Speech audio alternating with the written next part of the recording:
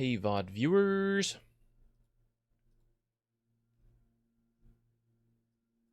Easy assists. Hard part's winning the game. Let's see what else. Observers, why not? All right. We're going to play one game before getting into replay reviews. We ended the stream on the stuff not working, so apparently the next thing unlocked, and there's actually a Slithering token needed, so we can actually make some progress. Let's do this real quick. This might determine what hero we play. Midgate Guard. Doesn't he look a little bit like a Meepo in human form? No papers, no passage. Don't waste my time. Next. This is hilarious. The Meepo chicken outfit is lore. Nice. Squawk, squawk. Whatever you say, boss. Let me see. I just told you. Out of my line. Caw, caw. You don't have to tell me twice. Next. Papers. Hey, Ugly, you want to see something? He's got a knife! One knife? I got a tons of them. Show 'em, boys. Nice. Got a loading screen. Oh, we got the tokens for the next one. Let's go. Hey, Ermia. Hey, Mikcha. You redeemed? All right, we'll do that later. Slice. More guards just showed up. Dice. Good. Over here, Ugly. Eye gouge. Ha ha ha. Yeah, that's right. I gouged your eye. Utter chaos. Whatever they're doing, it's working. I've never seen Midgate in such chaos. I hope it buys Shen enough time. Oh, check this out. We're flying up. The Meepo. 3 Crownfall coins. I hear a cat. Come here, Joopy.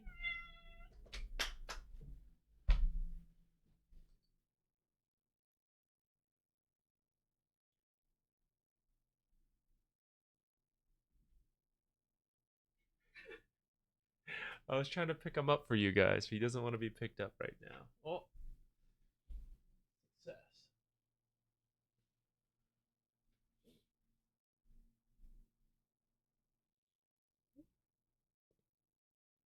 He wants to go.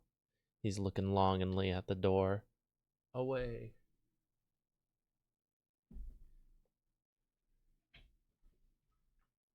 Are you trying EU for the game today? I was thinking about it, Porky. We like hard games. We like challenges. What is NA if not the hardest way to climb MMR? Truly the challenge, right?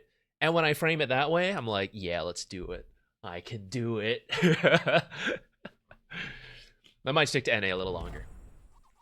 All right, walking token. We're making significant progress here, finally. The cage is bigger than I thought. You see my brother? Can't you sense him? Hey, Meepo, get me out of here. Who's that? Thank you. There he is. Hey, Meepo, I'm working on it. Hello, Absorb Mr. him faster. Streamer. We didn't come here to join him. Yo, Hugo, what is up, dude? It's been a while. I hope you're doing well. Get me closer. We've been doing more variety. The RimWorld stream might actually happen one of these days, Hugo. I just need to finish Final Fantasy, and then there's no variety stream lined up. No plans. Teleport! All right, let's get out of here. Is she flying with 2 Meepos now? What do I need? I need a floating token. What's this encounter? We don't hand our thieves over to the Queen's Guard around here. You steal from us, you answer to us. So I get to free one of these guys? Or I pay to free them? How's this work? Oh. You got Skriok with you, so I reckon I can trust your word. Can you vouch for any of these thieving maggots? Choose quickly. These bums won't have a hand to shake by morning. Ah, I see, I see. Don't we need a floating token? So we should take Lich, I think. You free him and you get them. You ended up buying a house, dude. Nice. Unsub for a month just to reel back. No, dude, I totally get that. Honestly, don't even sub. Save those expenses. I know. Houses are a lot, man. That's awesome. Congrats, dude. I hope it's going great. Get to decorate it up.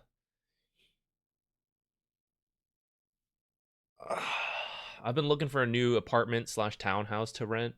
We'll see. We'll see what I find.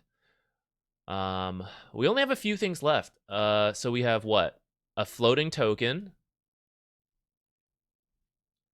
Floating token, range token, floating range token.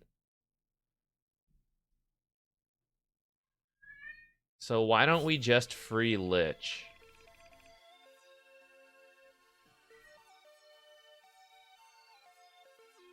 You started getting into gardening? I've done a little bit. Not like gardened in the garden, but we got some like pots for the apartment. I have some curry trees growing from my mom. I use them when I cook. I started growing some mint. What are you doing, Jupiter? All right, if you say so. This one's free to go. The rest of you are getting back to death. All right, let's finish off this branch. I have to admit, that was actually pretty fun. I told ya, we're not liars. We are thieves, though. Yoink. God damn it, my coin first. She got meepoed. All right, so we got ranged, floating. And we're done. No, not done. Well, we're almost done with this path. Maybe soon to be done with this path. Let's play our game. I think we have enough tokens to trade. Let's play our game. See if we can win, get a floating range token, and then see if we can trade in enough tokens to just end this. Free me. Free me. Growing mint plants. So the reason I grew mint is because it's so expensive. So we went to the Asian store near here, 99 Ranch. It's like $5 for a bunch of mint. So I never buy it from there. We were trying a different recipe, pani puri. I think it's like this Indian dish where it's like it's got these like shells, like this fried batter shell. It's kind of like a cracker, and then you like fill it with chickpeas and some like seasons and flavorings and like stuff. So I got a so mint from the Indian store was only $1. Fantastic. I sprouted 2 of those because I was like, I'm not paying for mint again. Mint's easy to grow and I barely use it.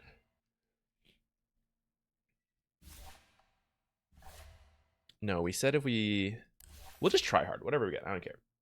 Lich is floating and ranged. Yeah, we might play Lich. No, I think Lich does not count as ranged. AA does, but AA is not very good. I might do it. We'll see. Onions, potatoes, garlic. Dude, I would love to grow garlic. Garlic is one I use a bunch. I think garlic's where it's at. No Dota for a month and you buy a house.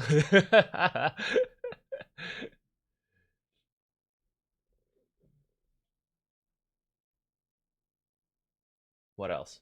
Yeah, I want to grow different seasonings. I would love to grow some chili peppers, which I probably could in a pot. I think that's one of the next things I will try because I mainly just freeze them. Like I have a bunch of Thai chilies frozen in my freezer whenever I want to use them, but it's just not the same as having it, right? But I need to check what's safe for cats around, which fortunately they don't really look at plants. Like when we went home to North Carolina, my mom has a bunch of plants. And they were curious at first. They kind of like batted at some of them, but they didn't really eat anything, which I'm glad. But still want to be careful about what we bring in. Right now, the plants we do have are pretty high up, which is kind of scary. I'm kind of worried to get to it, but they never go to the. It's on the windowsill above my sink in the kitchen, so they've never gone there. They can't really reach it easily, so I feel okay about the plants there. I'm worried about having them elsewhere. So I'm going to have to make sure we only have like cat safe plants in other spots and see how they interact. You can go catnip. So we didn't grow catnip, but we did buy some cat grass and we have fed them some. They're really into it. That feeling when cilantro tastes like soap. Rip the gene pool. For some people it tastes like soap. I didn't like cilantro growing up. I'm warming up to it a little bit.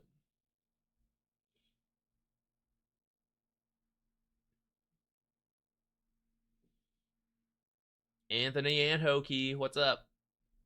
I'm doing good. I'm feeling ready to play. We're only gonna play one game. We dropped a little bit. We've been on a losing streak. But I was thinking about it last night, guys. I feel like my laning stage as a support has really declined. So I think coming up here today, it's whatever. We're playing one game. I'm not gonna worry about it a lot. But tomorrow, I'm going to try to stream tomorrow and then Friday. And I think we're just gonna I haven't fully finished. Friday we'll definitely try hard and we'll work a lot on our laning stage and communication. Thursday, I can't decide if I want to commit to more Dota tryharding or with the patch in theory coming out soon, if that's like our last chance. Not last chance, you know, but like we should take a little more moment away from Dota before we're like full in mid-May patch comes out. We're all in it, you know?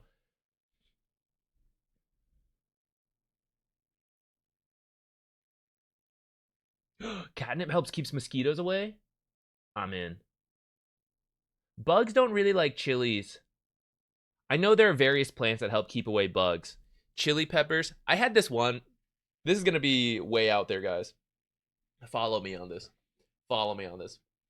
Wait, I'll tell this story. I think there's an ad running. Hold on. It's about to start. I'll tell this story in a moment, guys. When is mid-May? So supposedly this was originally planned to come out, I think today or tomorrow, actually. Tomorrow's Thursday. So that was in the original code people found, but this whole thing was delayed like 2 days compared to the original code. So maybe it'll be, delayed that farther, or maybe, they'll delay it further than that. Who knows? But April 18th to August 8th is about I think 16-ish weeks. So in theory, 4 weeks between each would be pretty good.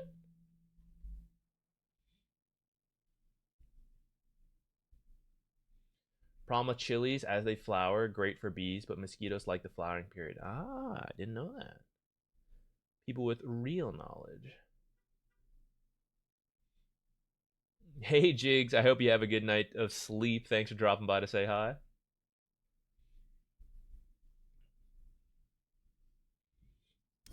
Oh, we got treasures, guys. Let's see what we get. Are you ready? Ultra rare chicken. We just finished it. Give it to me. We'll play Meepo and unranked if it gives us a set. Ah, damn. There it goes. What can you do? Dang. Could have had an ultra rare Crystal Maiden set. What's the other one? What's in here? What's good? What do we want here? Our Hoodwink set is pretty good. Oh, I want this Naga set, even though we never play Naga. Although there was a brief period of Naga support. Maybe it'll come back. Okay, I think Naga is the one I want the most here.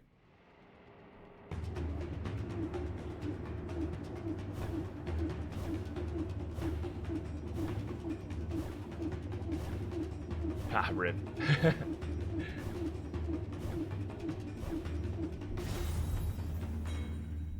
Pugna. We don't really play much Pugna.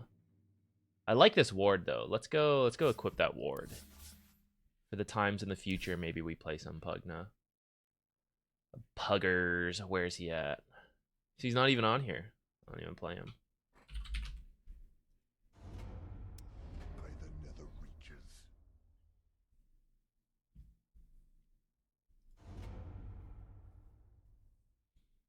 Got the Immortal. Wait, what's the effect on the Immortal?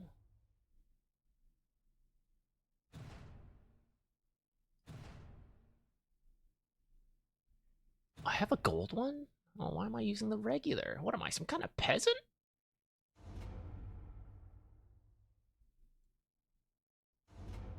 Oh, I had no Pugna sets? Apparently not. Is this what we want for our one game of the day? Let's not. Let's see if we can get a better one. Oh yeah, I gotta put the gold on.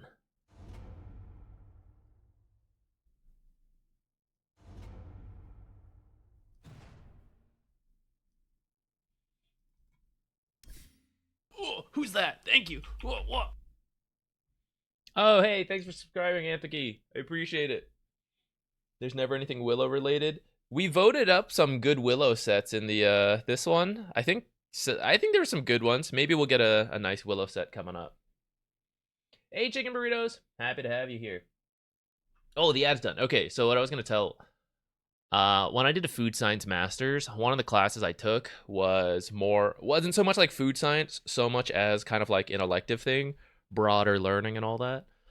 Um, so I forget what it was called, but it was a very interesting class. It's not really something I would typically do or be that. Let me. It's something I would find interesting, but not something I would want to fully commit to or anything like that, and that I don't go out of my way to learn more about. But it's interesting to hear. But it was about we covered a lot of topics about how food and human culture evolved together, and like without necessarily thinking about it or planning for it, how food may have impacted a culture's development.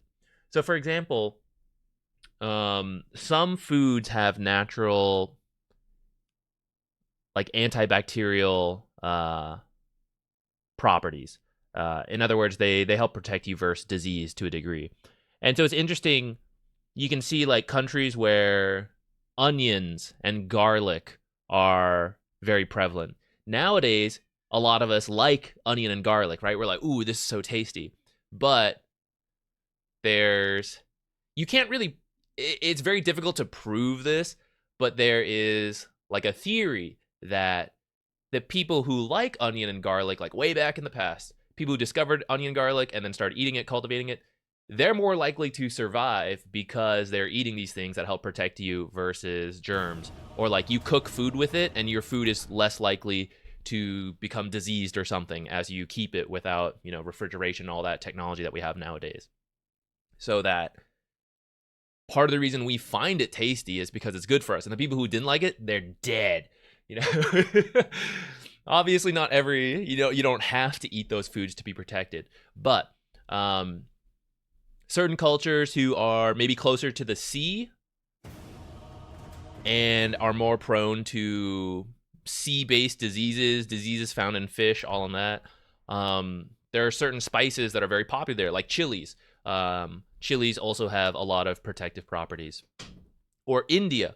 India has the highest average amount of spices per dish, and they have a lot of conditions that are good for bacteria. It sounds weird to say that, but there's like high humidity, high heat, and the climate is, most bacteria dies to high enough heat. That's why we cook food, but we don't get hot enough in nature to typically kill those bacteria. So hot in the environment is typically good for germs and various organisms that are bad for us. So it's very interesting that they ended up using a lot of spices, which probably helps protect them versus many diseases, which is potentially why when us as outsiders go to India, we did not grow up with those diseases. We don't eat those types of foods. So we have less natural resistances to the like various diseases that might be there. There's a lot of cool stuff about that. Anyways, so one thought I had in that class is that chilies. So chilies tend to repel a lot of insects and bugs. So I thought it'd be interesting to see like where people cultivated chilies. I'm trying to remember how this went. Wait, let me think about this.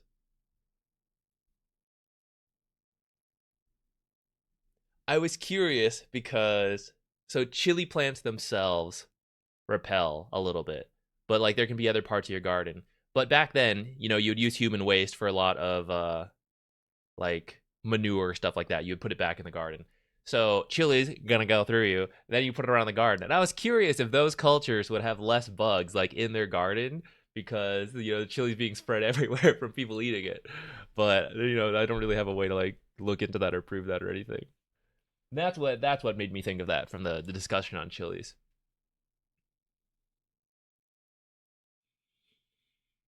Waiting for space sets for everyone. They did introduce a couple more space sets, I think, in the voting. Didn't we have like a 4 quality game pop up? How did someone not accept that? Thief, what's up?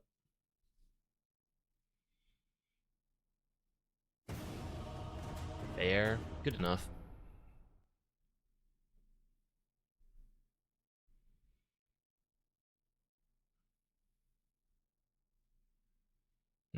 Do I want to play AA? We would get the tokens, but it wouldn't be great because he's not very active, and we don't believe in our teammates.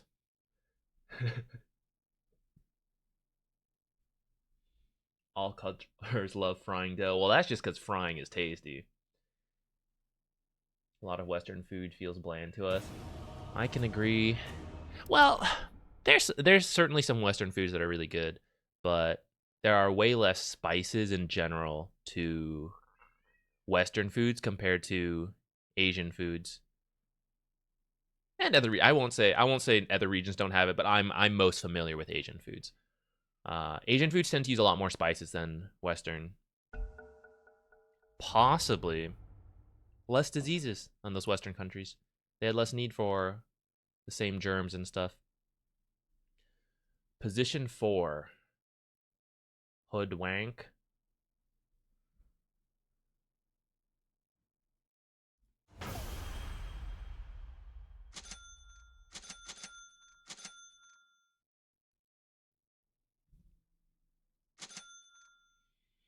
Let's see what else comes up. Blightstone opening is still tempting. Ooh, we think this is a treant?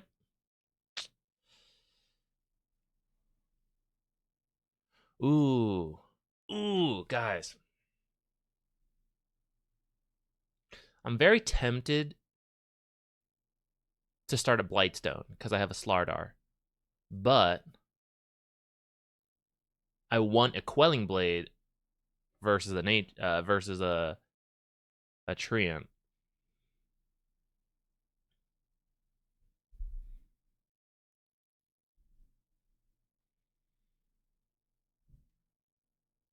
Let's see who the carry is and decide. If the carry is low armor, let's do it. It should be a ranged carry now that they see Slardar, like Drow. I guess they also have to deal with the Naga, though. Troll. Okay, Troll's kind of low armor, but I don't know if we're really fighting into Troll. He's probably like one of the only melee carries who would be like kind of willing to fight Slardar because of the bashes. I think we need this Quelling Blade, though. Here we go, guys. Let's go. Let's go! Ultra green start. I will buy the tangos. We'll buy 2 tangos coming up here to share to our Slardar, because he's gonna take the brunt of the damage. Turmeric. I appreciate a little bit of turmeric in the food. I don't love the taste of turmeric, like if there's too much. Gotta say.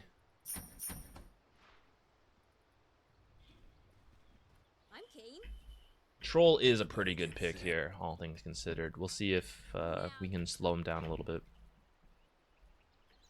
Man, if it's Gyro down here, Sag.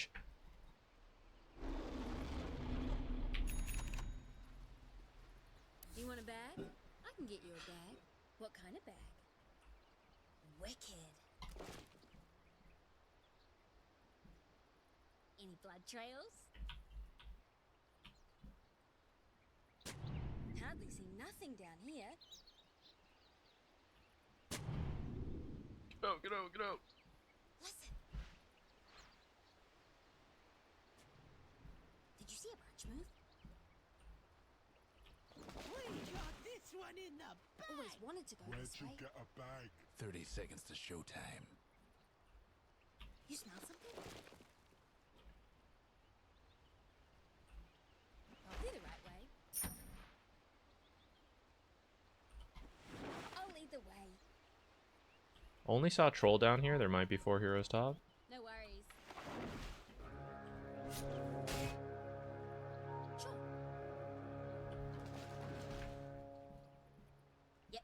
And away we go. Gyro's actually down here? Are you kidding me? Some people score now. Gotcha. Ripper. No more bets, please. It wasn't totally wrong. Oh, Gyro only walked in here at the end. nah, yeah.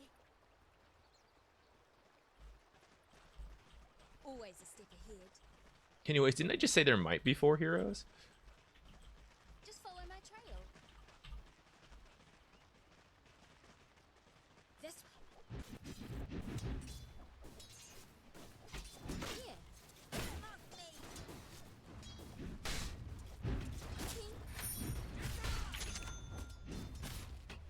Your mid tower's in a bit of a bind. Yep.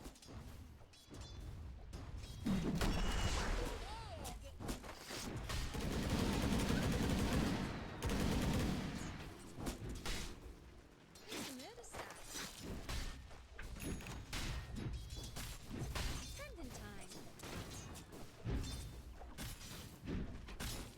Anyone know where to go?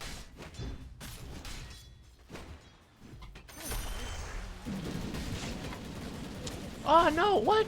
I misclicked that? Holy shit, guys. My courier aggroed the creeps.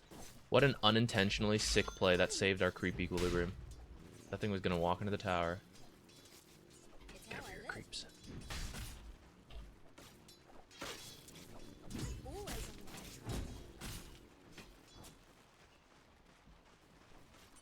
Now you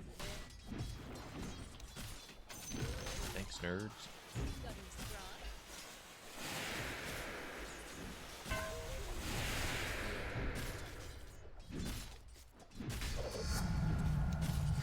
Just follow my tail. Who we got? Tails are still. I should have left it to him. It's all on the way. You couldn't stop me. Uh-huh. Okay, we saw where it is. Leave it. That's the one. Here, rocket on me. I don't know if we're gonna be able to make it in time for the block. I have to like run right through here, which is pretty dangerous. See it. With Gyro here. Yeah, he's gonna try to zone me off. Uh-huh. They'll probably get the small camp to spawn. We should go for the, what's it called? What? This way. Lotuses? Time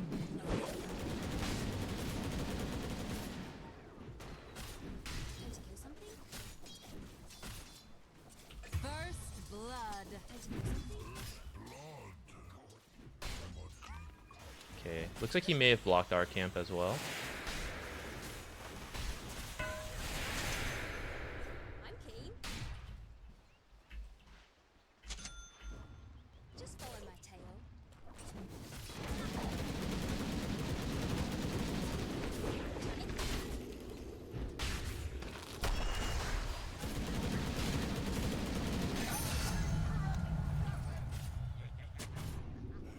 Value, guys.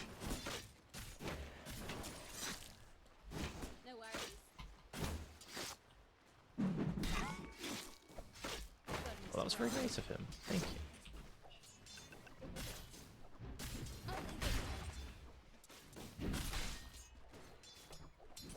I'm always on the right trail.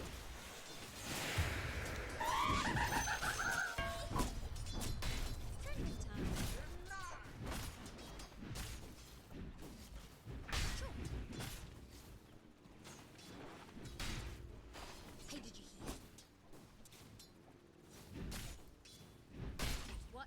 This way. I didn't see where he placed his sentry. Go this way. That's the one. Aw, man. I did that too late. My acorn shot's powerful. I should have done it sooner. Ripley is still there. You couldn't stop me. You're the right way. Oh, when's the murder start? Ouch.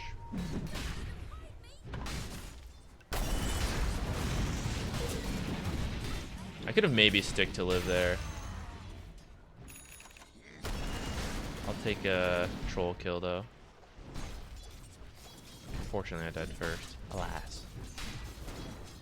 The worst timeline. What on earth was that all about? Looks like this is goodbye. It's all on the way. Yeah, I see it. Tails is tail. Just follow my trail. Well, we did get the mid fill, which is Who we fighting? important. Unfortunately, troll double kill. So back in it in this lane. I'm king. Oh no. It's how I live. One in the moon.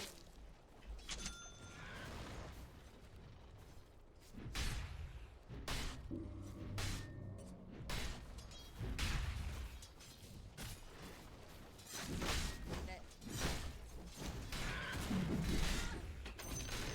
Hey, you have a shot? Radiant structures must be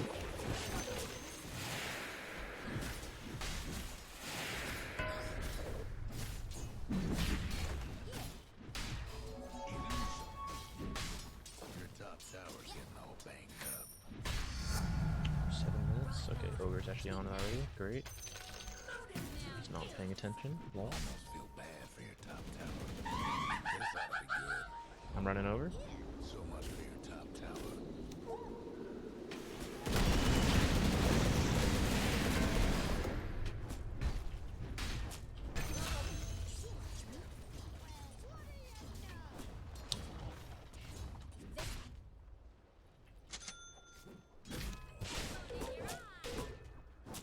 Not yet.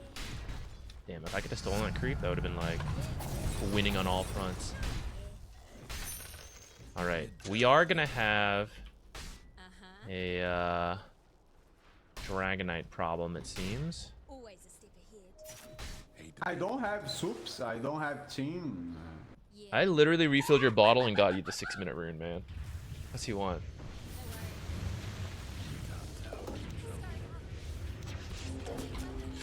No shit! Ah, I didn't have enough mana.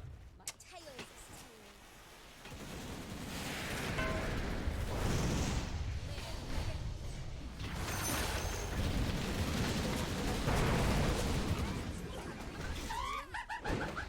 What?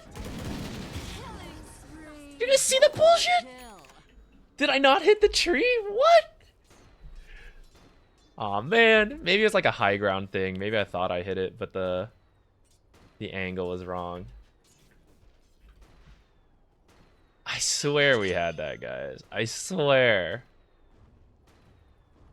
your mid tower ain't doing too well. The last laugh? The Dire went and I'm fortified not their gonna be structures. laughing after what I do. Just follow my trail. Alright, I screwed up, though. I could have gotten that arcane rune from him. Time to kill something? I didn't realize I didn't have enough mana. Your mid tower needs a little help. As your mid tower. This way looks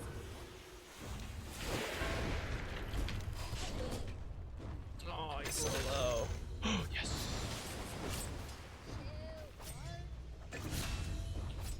I'll lead the way. Listen. You smell something? Wicked.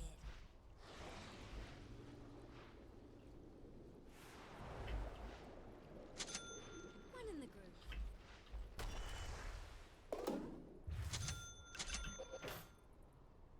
Got any scrog?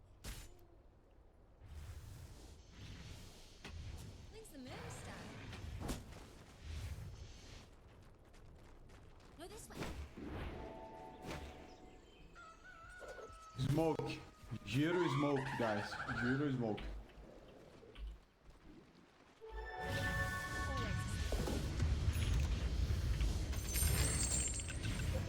I thought he said you wanted to smoke. I misunderstand. must have. Whatever, you can farm while smoked, I guess. Mana, bro. Mana, please. Yeah, throw that please in there.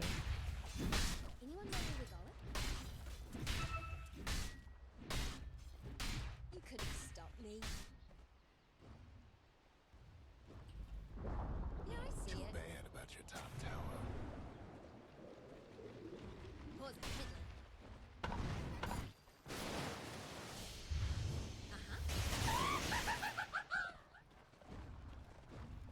Yep.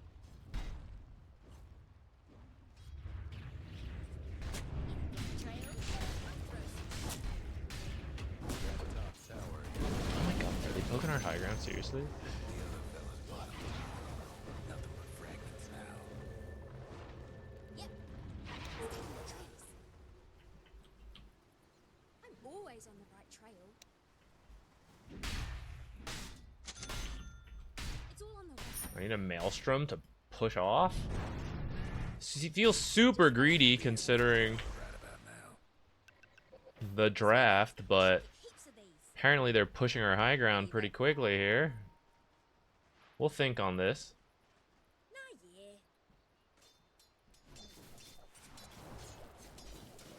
Dragon time. I'm keen. The other fella's aiming to wreck your bottom tower. Heaps of them. We can fight bot, guys. We can fight bot. Make him twin gate. Bottom tower.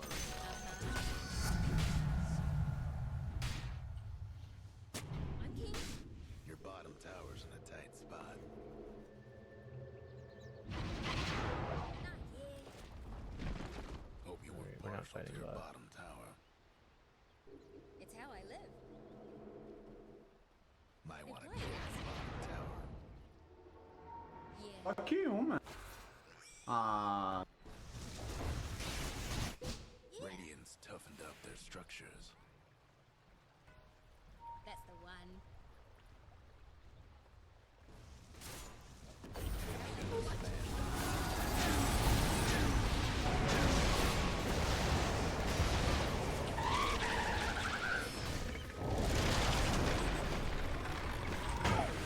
No! Shit.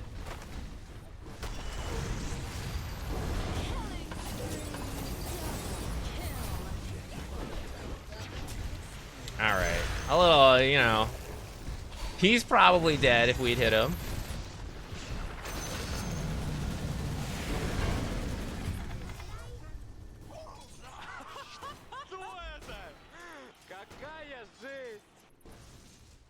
Maybe I should have just shot one of the other guys.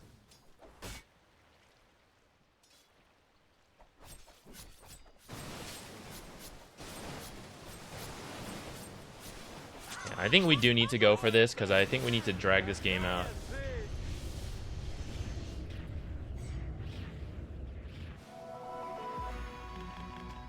Dragon Knight versus Naga is a tough matchup if he doesn't have like a decent enough start to be able to just push waves. Then it's kind of okay.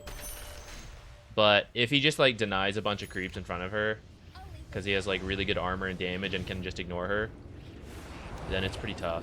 All right, surely we can stun this guy and then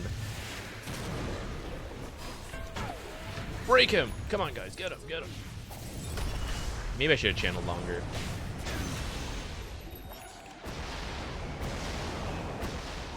It's what I do. Always a step ahead. Your mid tower's coming apart. Now they go. Ah, yeah. Man, we're missing some bushwhacks, guys. I gotta say. Please no hit.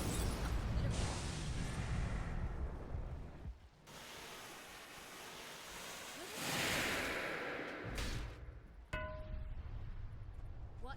This way?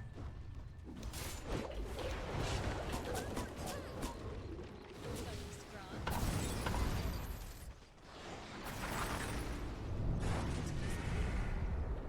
I can acorn shot even faster now, guys. When's the murder start?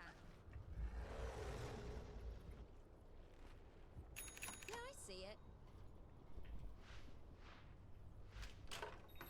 Anyone know where we're going?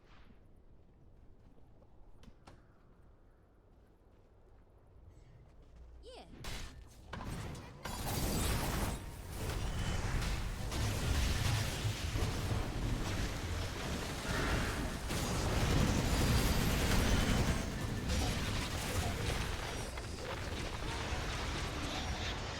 I think my ult or my scurry ended just as I was pressing W, so I lost the cast range, so I didn't stun as quickly as I wanted to. Your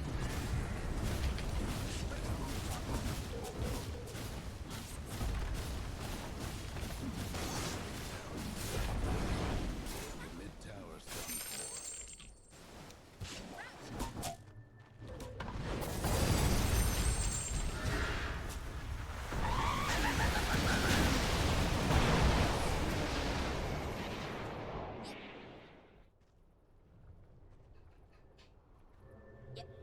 I gotta say, I think we did pretty good in our lane. I think we had a lot of improvements over my usual weak laning stage. My regret is not being better about this, but we did kind of get zoned by Gyro. We had it on our mind. We were thinking about it. We secured some creeps with acorn shots, stuff like that. Missed some bushwhacks this game, but this is the direction I want to be moving in our better laning stage, plus rotating mid a couple times. It wasn't perfect, but we were sort of there for like 6, 8, 10-minute runes, which I think is some of the most impactful ones because it kind of determines the early game.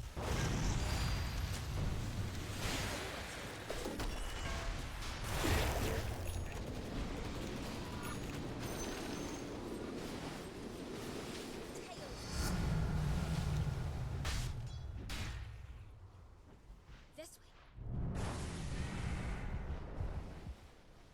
Nah, yeah. What we didn't do was communicate a whole bunch.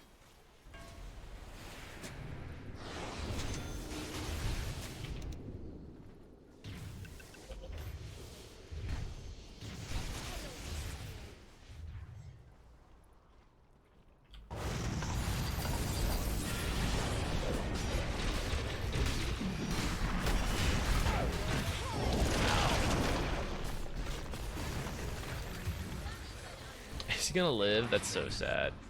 Maybe I could have channeled for like a second longer. Big Sag.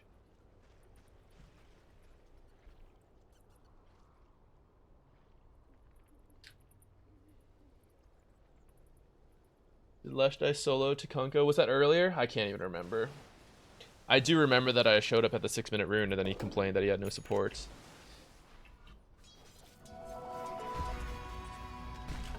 I've always got another stash.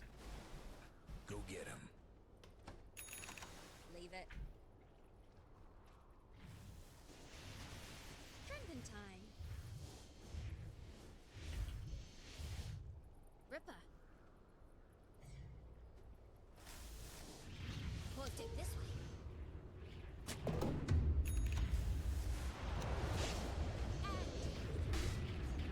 Who we got? I'm not gonna arcane boots him. Awesome. Treant is unfortunate in that it's pretty annoying for us to... Roche is gone. Shit. Run. Guys, what has better wave clear? Orb of Destruction or Dragon Scale? How much does it do? 22, extra 66 damage. That's probably more than Orb of Destruction. But Orb of Destruction probably synergizes in the fight with Slardar and Negative Armor Naga here. Got any scrod? It's probably better to do that. I'll lead the way. I'm always on the right trail. Doing my part. Let's just go sit in the base. Not in an AFK way, but like literally they're pushing high ground and my team's not here, so Just follow my trail. I am the wave clear.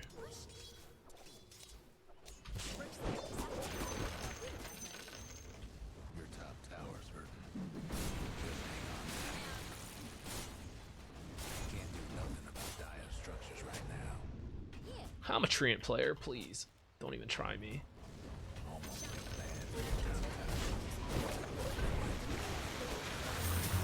Oh shit.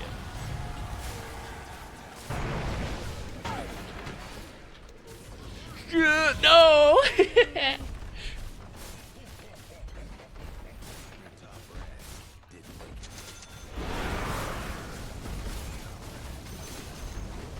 He did indeed try.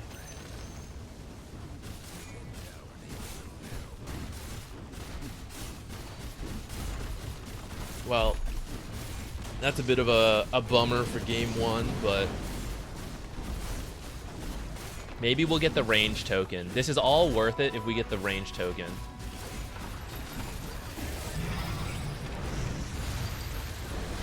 And if we get that Treant in revenge!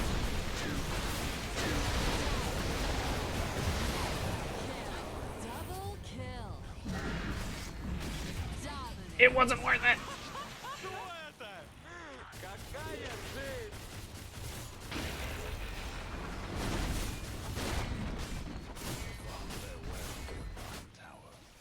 Your bottom rags is bad. Your bottom rags didn't make it.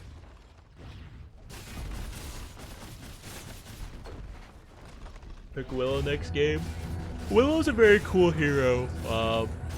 But we're probably going to switch over to replay analyses because it's Wednesday and I have to leave early today for a vet appointment for the cats. I think it's shots.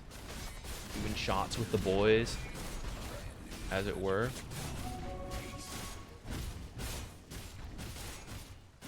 Hide me in the back here. Oh, I see. Whoa, okay. Just gonna have to throw the reports everywhere here.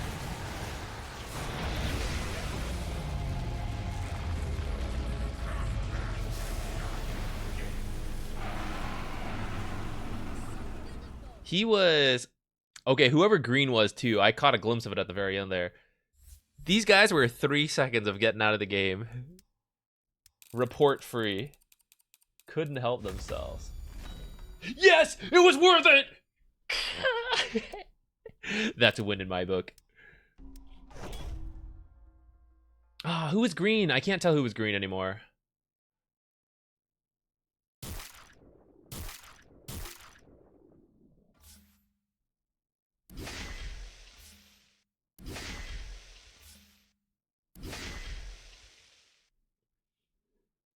Who was green? Was Ogre green? How does replay review work? Can I submit one or do you have them in advance? No, typically I don't have them in advance. Rare cases. But this time Mick just redeemed one, so we'll start with his. After that, we do raffles. Or if you have the channel points, you can redeem one as well. There's a timer on them, so it's not all redeemed replays, but typically it's raffles. You can tell on graph. Bless, you're right. Who is green? It was Ogre. Saw some offensive stuff come out at the very last second there.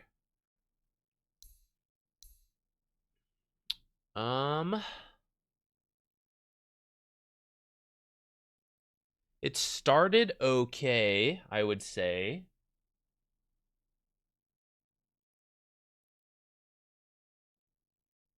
Troll, it was a pretty close lane, which I think is fine considering that Troll is a really strong laner and Slardar usually wants to be dumpstering, but Troll is like one of the few plus Gyro who's like strong enough to maybe fight back.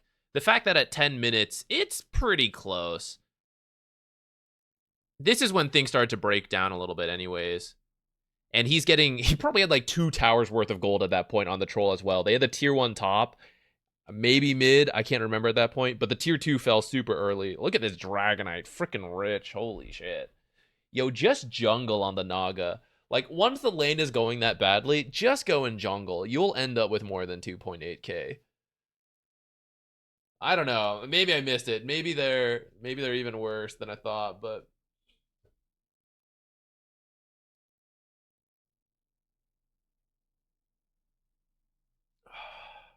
yo, Steven Johnson, what's up? I loved your guys. If you haven't watched it, He's streaming LA Noir. You got the costume, the black and white camera. It was hilarious. I love it.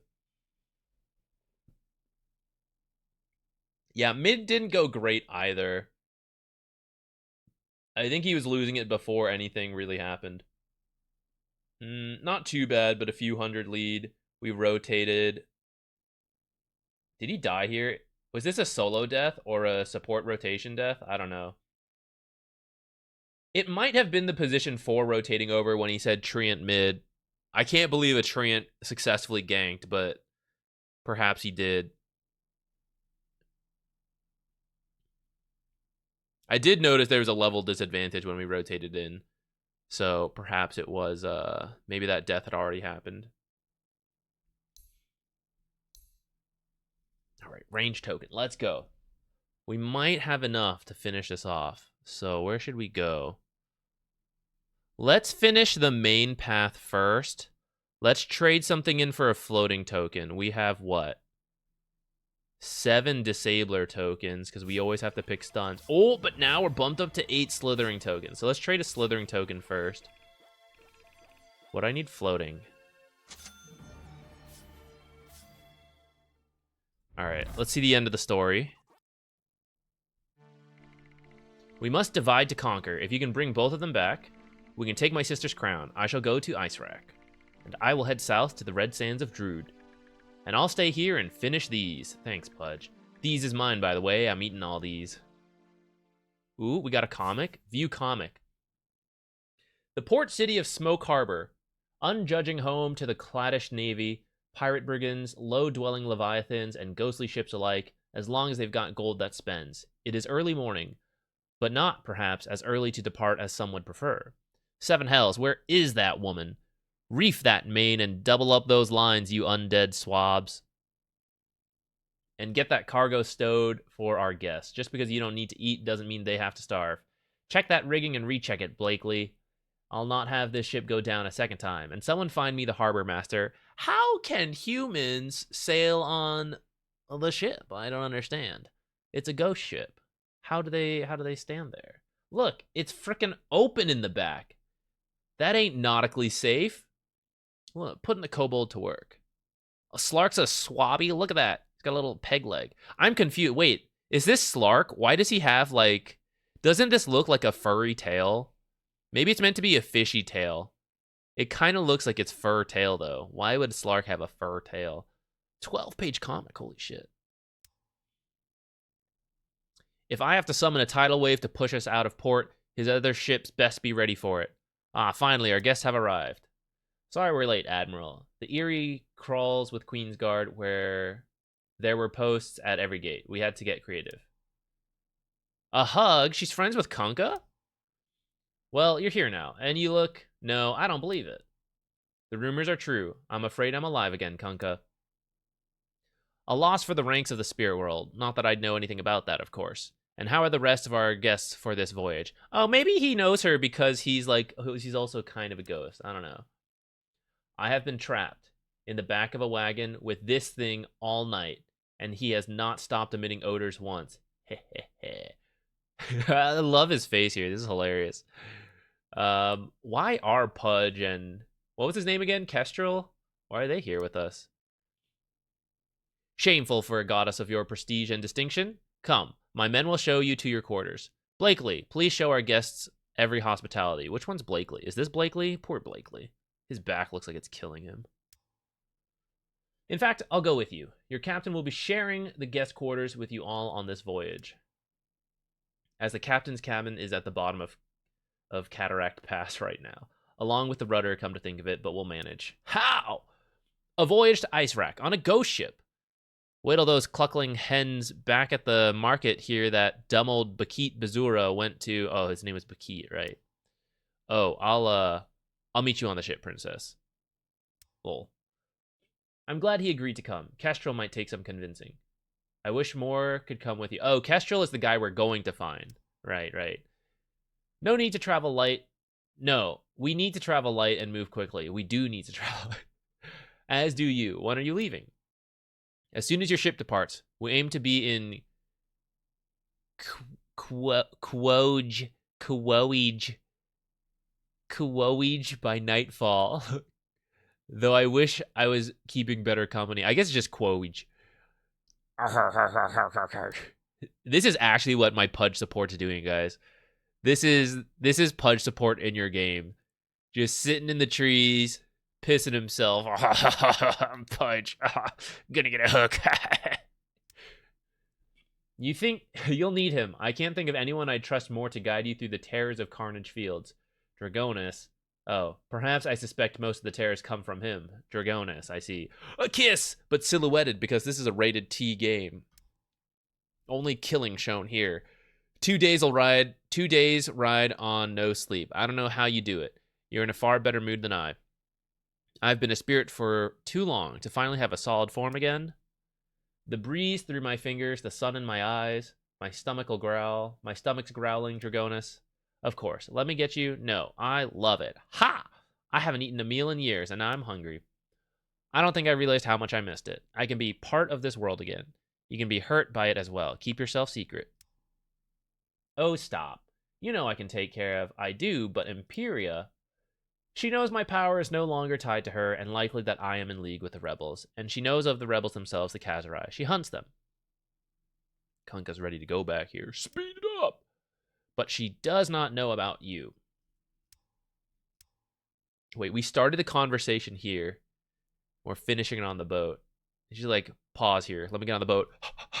But she doesn't know about you. Not yet. And that is our greatest weapon. Keep yourself secret, my Shen. Keep yourself safe. End comic.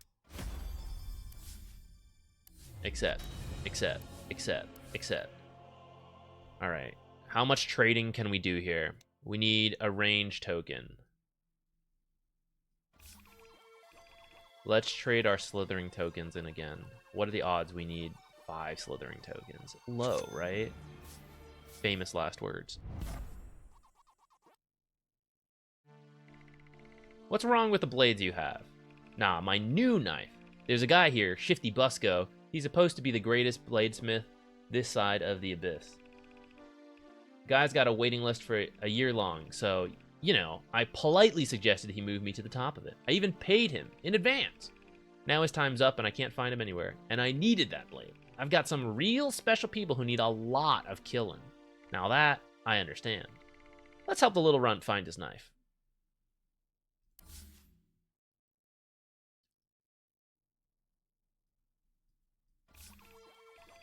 How do we always need the same tokens?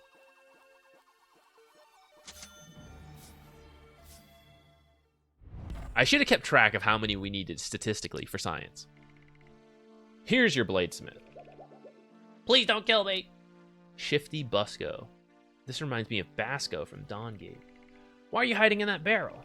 Because a week ago he threatened to kill me if I didn't make him a knife. That's honestly a very good reason to hide. I don't know if I threatened to kill him. I politely suggested I would. I knew he'd come back, take the knife, and then kill me for the bounty. You dumb bird, I wasn't going to. Wait, what bounty? Uh-oh. Walking tokens, guys! Of course it's a walking token to end us off. Might as well have been walking melee token to end it all.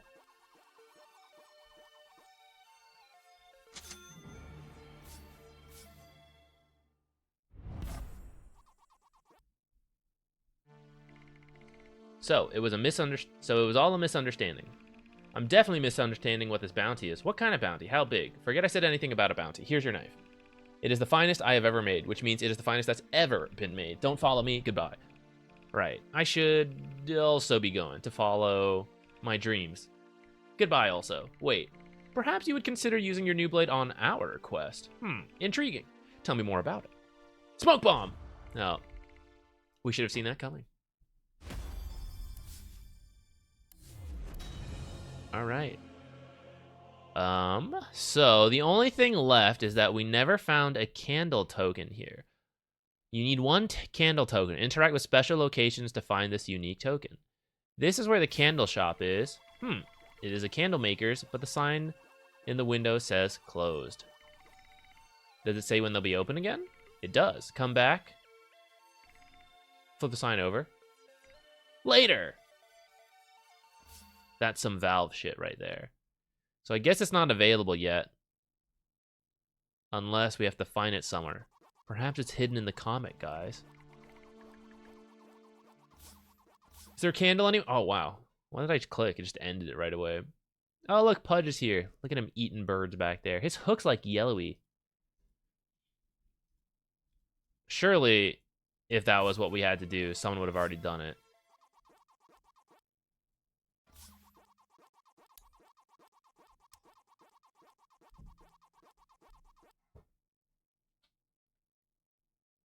Maybe it's in chapter 2. Mayhaps, mayhaps. I've seen nobody with the Candlemaker token yet. Everybody's sitting at 52 out of 53.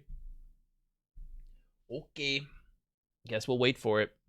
All right, Mikcha. I think you already sent it. Let me scroll back up.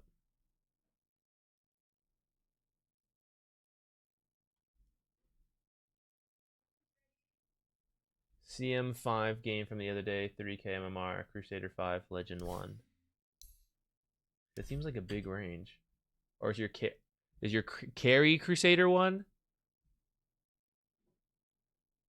This is Archon. Hit in the middle. Oops. Wrong one. This one.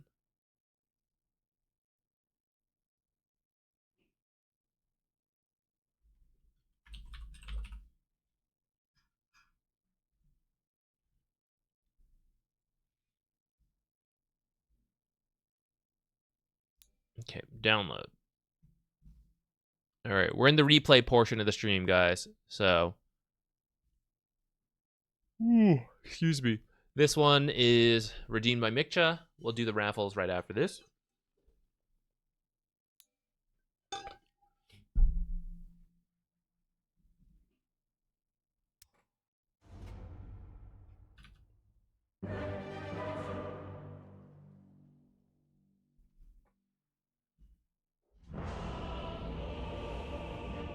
Roll position 4, but Venom asks you to swap. Are all the Arcanas available in the Candy Workshop? I don't know. I don't know which ones are available. I imagine the ones that were ever for sale normally are available, but I don't know if like some of the Battle Pass Persona stuff, I don't know if those are in there. Off the top of my head, from the posts people have made, I think I've seen Lena, Terrorblade. I think Monkey King. Pretty sure I've seen Techies. What have you guys seen? I see someone say Pudge. T. Davis has seen Pudge. Got Monkey King Arcana from the candy shop. Too bad I don't play Monkey King. It's a good one. Maybe you'll pick it up sometime. Crystal Maiden. Yeah, I think these are all the ones that you can buy. I don't know if we'll see like Wind Ranger, Queen of Pain, Wraith King, Arcana / Personas in there. But if someone has seen it, then, you know, let me know. All right, let's get into Mikcha's game. Let me know if there's anything in particular about this game. It is in the 3K invade from the Radiant. Truly a brain dead NA moment. All right, let's see this. This one, my friends, is in the bag. In case 30 seconds to go. It's in Neither side is particularly strong. Or, like, it's very middle grounds. Because, like, Spirit Breaker's kind of good, but also kind of not. Because you kind of want to start with the bash, so you don't really want to start with charge. If you start with charge, it's just like, okay. Spectre, Necro aren't really the greatest. DP can be kind of strong level 1 with Spirit Siphon, but you can only hit one hero, so it's like not that great. Rubik Fade Bolt's like kind of useful.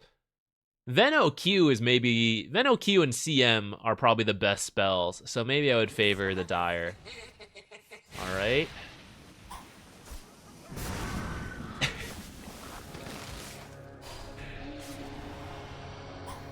First blood. Charge in. We're all coming in one at a time. Nice. Triple kill. Let's go. Double kill for the Maiden. I never know what to do with this much money. You're laning against Spirit Breaker, Necro, I guess. Or maybe I see I'm cheating. I see Rubik TPing here.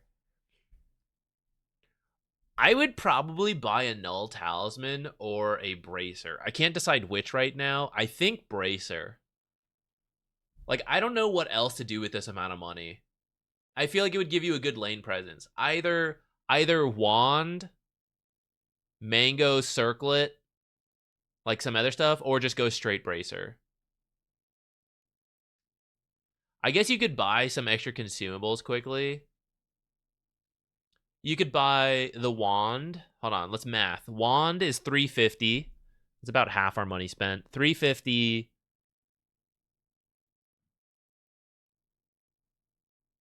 Maybe 2 more mangoes. Let's hold that for a second. So 350. Could get a second sentry preemptively, so that's 400.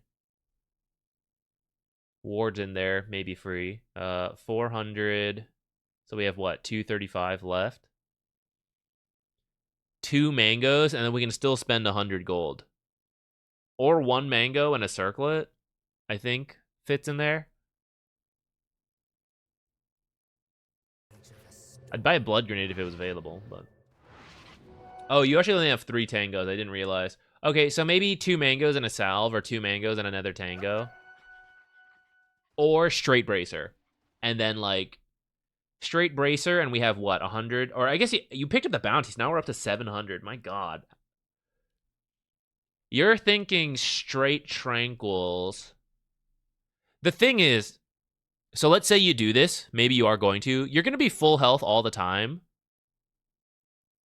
But until you hit level 2, and even after hitting level 2, you're like barely going to have mana. So like, what is a full health maiden really going to do besides tickle with her right click? Like, it's not going to pay off that well, I think. I think the tankier items will be better. Because the thing is, you could get tranquils and still be killed 100-0 against certain heroes. All right, let's see how it pays off. The instant tranquils. I think Wand into other items or Bracer into other items will pay off better. You can't see the... How come this camera keeps resetting? I'm sorry, guys. I used to have it, like... Oh, actually, I'll tell you what it is. I changed a little bit of it, and I guess it's been resetting my camera position. This should now fix it, though, for... I think just about everything should be good now. All the different scenes we use. All right, there we go.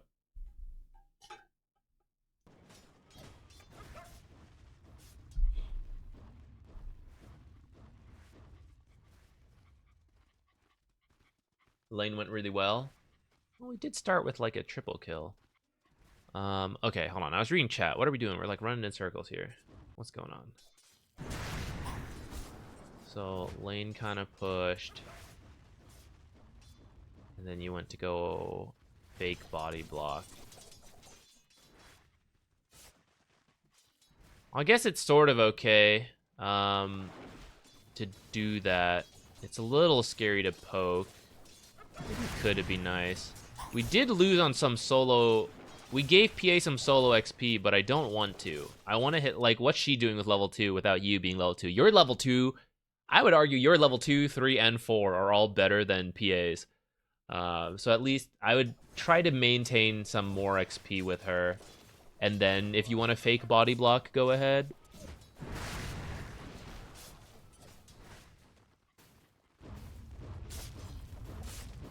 I'd probably just stack the medium camp at this point. Medium or small camp. But yeah, looks like it's blocked. You haven't noticed yet. Because you can farm the medium camp with Frostbite or use it later. Like, PA will farm it at some point. Alright, we can get past this in a moment. Because I think I saw you say the lane is good, but the mid game's weird. Okay, there's the unblock. We're gonna lose the Lotus for this, though.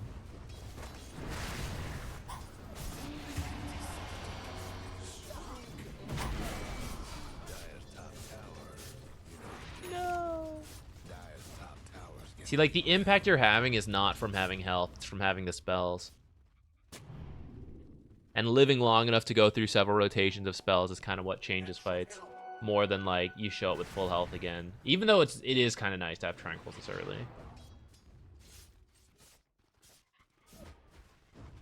I think on a Nether hero it would be more okay.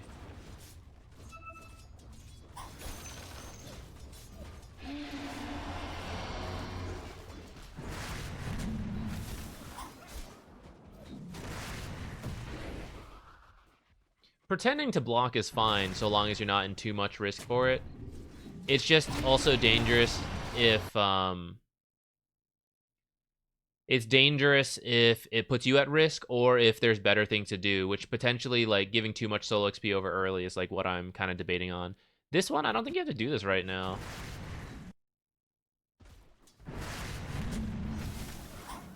So you saw him kill this. This is where you're low. This is where you tango this tree. Just tango this tree and hide in this corner. You may not have made it. It's pretty close. But the camp is spawned, so it doesn't matter anymore. Or, like, it might, because I know you have an observer here, but you shouldn't put yourself at risk for this. So, like, I would just, if you want, block it again in this corner and then see what you see. But, like, running this way is, like, super risky. If you block it in this corner, then stand here. You can do this. Check from this side, and then you'd live.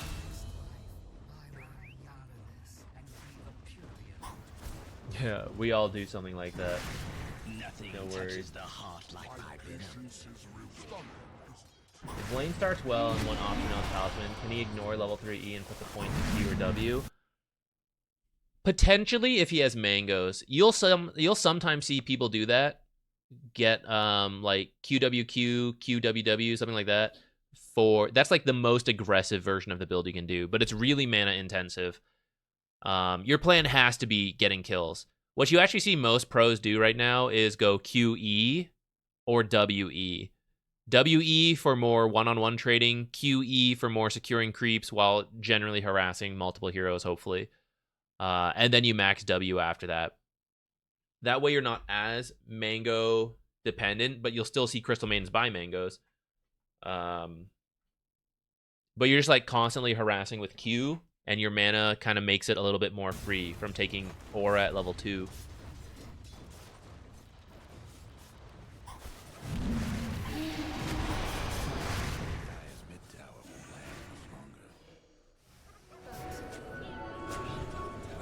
I think even with a Null Talisman and full mana, it would be a really close fit on whether you can actually use both spells twice.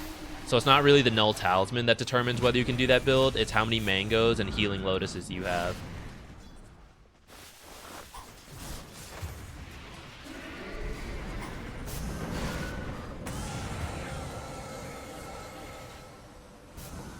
We also missed out, like, if we had gotten the stick earlier, there's a lot of charges we missed out on this game. And, like, mana is Crystal Maiden's issue more than health because it's so low.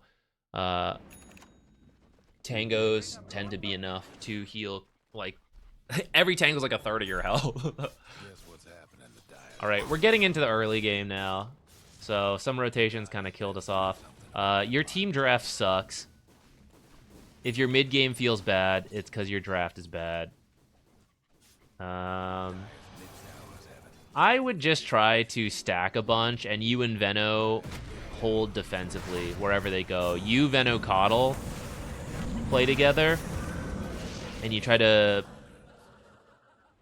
delay them from pushing, which is like what you kind of tried to do with Death Prophet, or play like tower.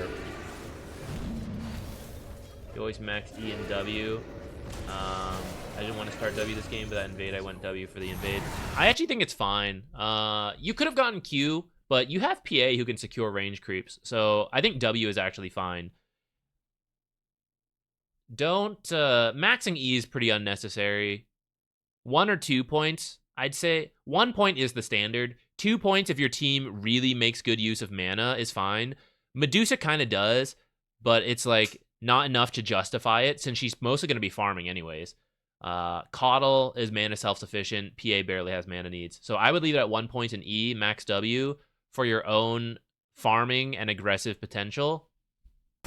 Or, since we're talking about just delaying the game, you can make a case for maxing Q this game, though I would say Veno Wards and Coddle Blast should be enough. So using W for lower cooldown, spare jungling when there's a moment, and also having like one of the only disables on your team, having it up as often as possible is important. What's happening to Dire's bottom tower? They thought they were all in different roles. RIP.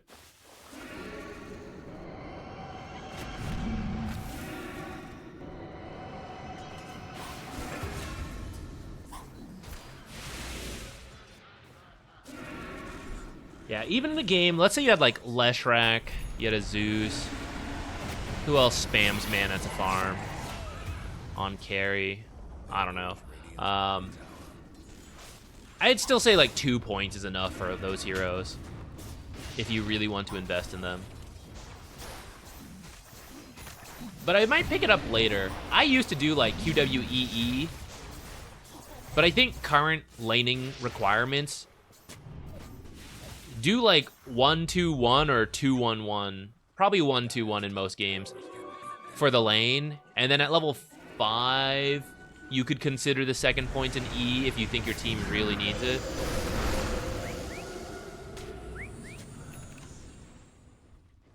Alright, the fact that we're making any kind of aggressive play is pretty cool. Looks like we overextended a bit though.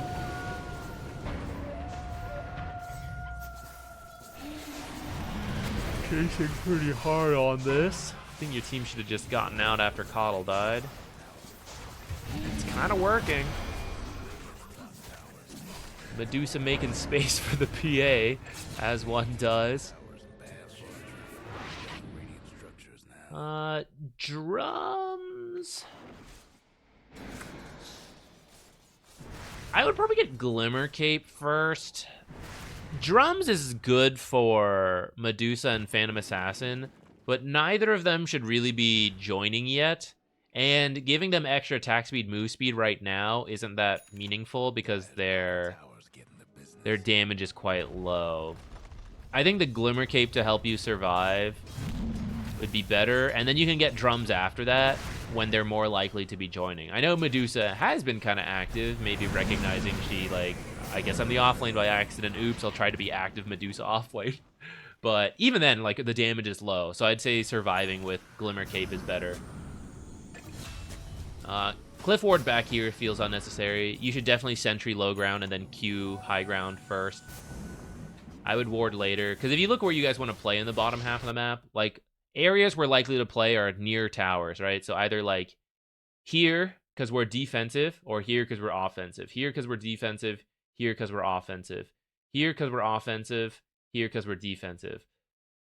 So technically this will help you if you're defensive on this side, but you already have this one, which kind of helps you play offensively. And aside from, like, pushing into towers, there's also just, like, holding parts of maps and farming. And you'd be, like, holding this area, which is, like, in front of this ward. So this ward should be more, like, here, which would allow you to play aggressive, allow you to hold this area, and in a way it would help you play defensive because you would see people coming in. So you cover, like, more bases with a deeper ward.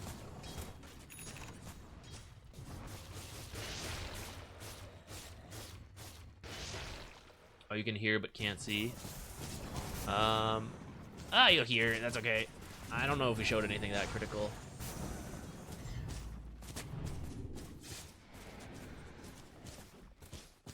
Yule's good for Bara. That's true. I probably wouldn't get it first item, though.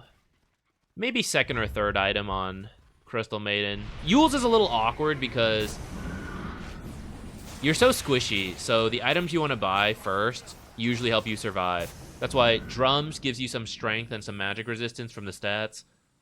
Glimmer Cape, Barrier plus resistances, Solar Crest, stats plus Barrier, Force Staff, some health on it, and Mana Pool. Like, health and Mana Pool are your main issues to start. Mana regen is eventually needed to a degree, but not that much. And health regen's never needed because you're almost always going tranquils.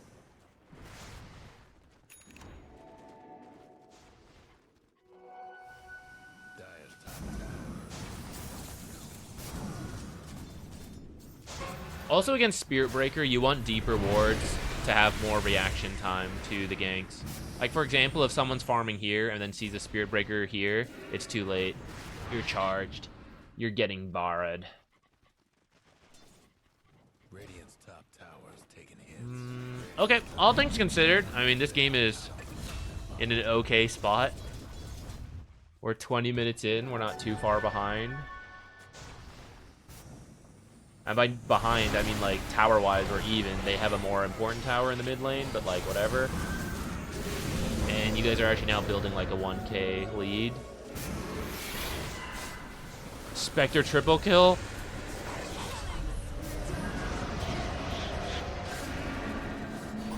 This is a play I don't think you guys need to make. I think you guys got to recognize like how greedy the draft is with a Medusa and a Phantom Assassin. She's what? Battle Fury on the way to Deso. Where's Medusa? Medusa has a Manta. Probably just farming instead of pushing this tier 1 mid. Like this right here.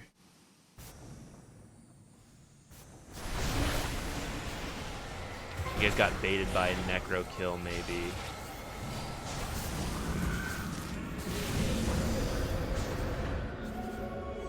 Or bugs. Maybe see the heroes.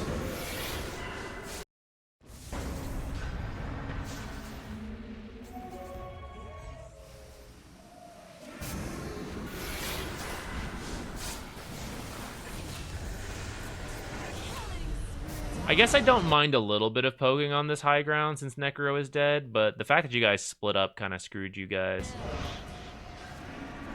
And the fact that you were like up there. Like, you and Venomancer being here is too far up. You guys should, like, be further back, because you guys are the slowest. So you set up all the Plague Wards, you blast people up here, and, like, Coddle and maybe PA or Medusa are the ones in the front.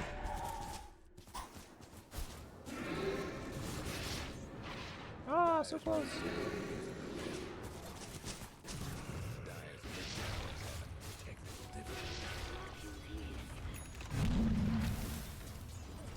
What I think of Aether on CM, it's pretty greedy, but I've seen some position 4 CMs make it work.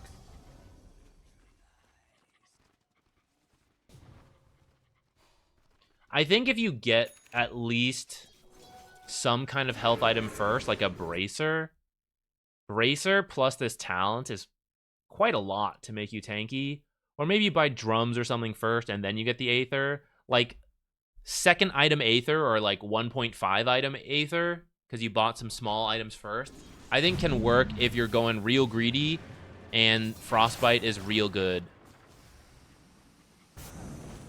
I think on position 5, it's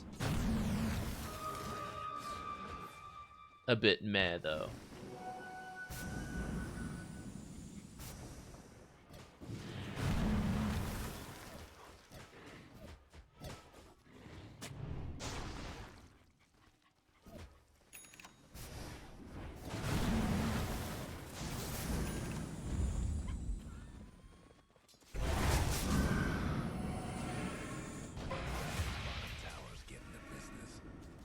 From this point, I think you guys are in a decent spot. Like, this should have been, the last 10 minutes should have been your worst part. Lives because of Glimmer. Let's go. I'd say you guys should win from here, so long as you go through the motions. Radiant's mid tower's getting banged up.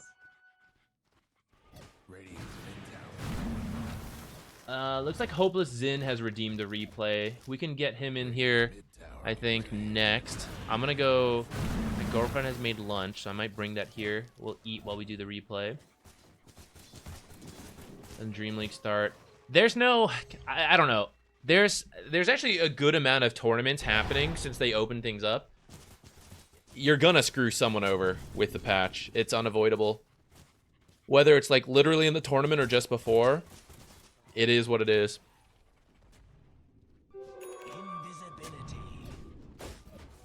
Oh, put your sentries on the low ground.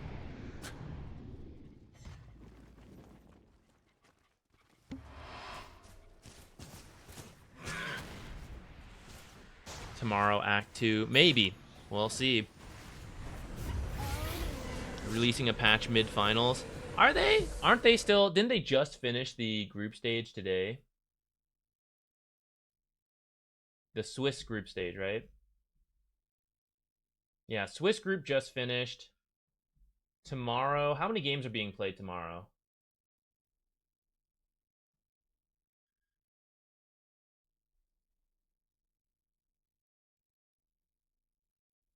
$11. No, they could do it after all the first upper bracket games play if they wanted to.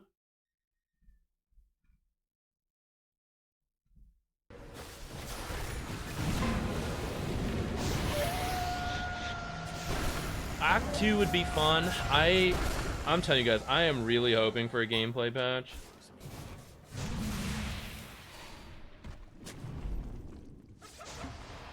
I'll kind of understand if they don't, but I'm dying.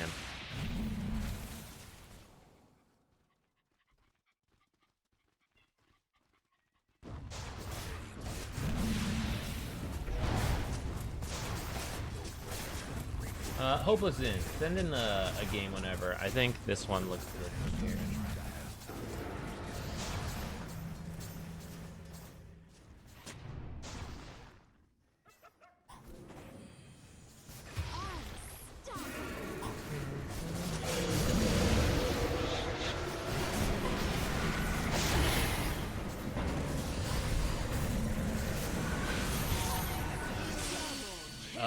Mikcha, let me know if there was any like questions you had that we didn't quite get to. Monarchy. Deadline is Friday and you just started writing it. I hope you've been doing the research up to this point. Writing is by far my worst strength, which I guess is a weird way to say my greatest weakness.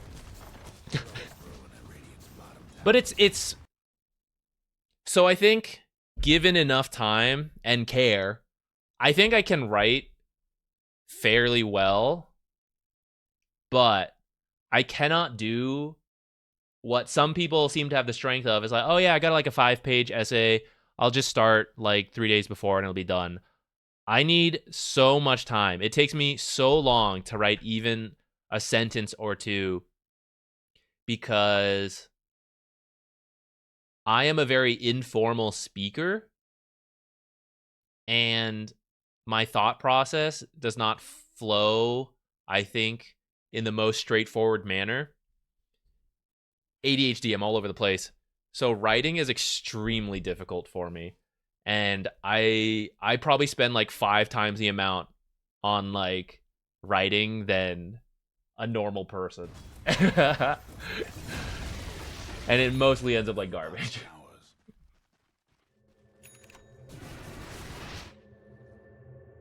Sounds like a cool topic, though.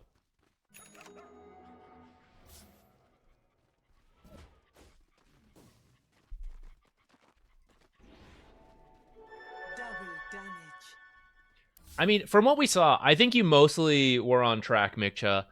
The thing is, like, you will never feel great about this kind of game. It will not feel clear because it's not clear. This is a bad draft. So you trying to stack is about right. I would actually tone down the calls to make plays. Maybe around Caudle if he's having a good game, like the 3 of you. But, like, this draft is really greedy, so it should just be more like, just hang out till around this time, honestly. Like, 20-plus minutes is when, like, okay, now we have, like, 1 to 2 items on the super greedy cores, and now we can start doing things. But you should, in theory, outscale the enemy really hard because of this draft. So you just have to get through the early game. So it will feel weird.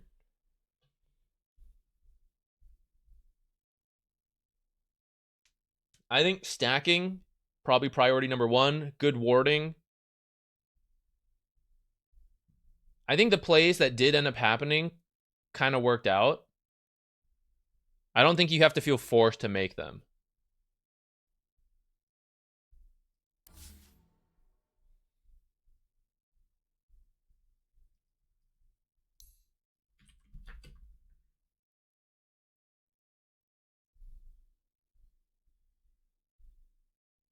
Still be happy with a letter patch? I wouldn't mind a letter patch, but I want some kind of gameplay patch.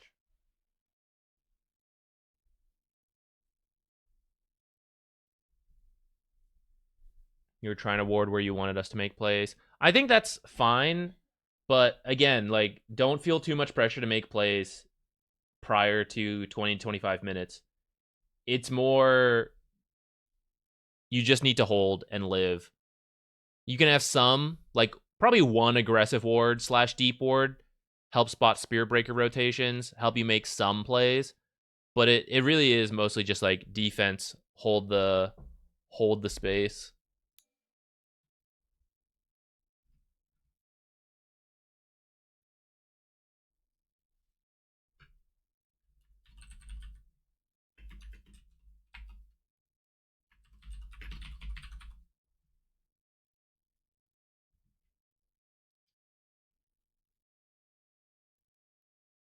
Divine 5 dropped from Immortal yesterday. No! It's okay. You'll be back.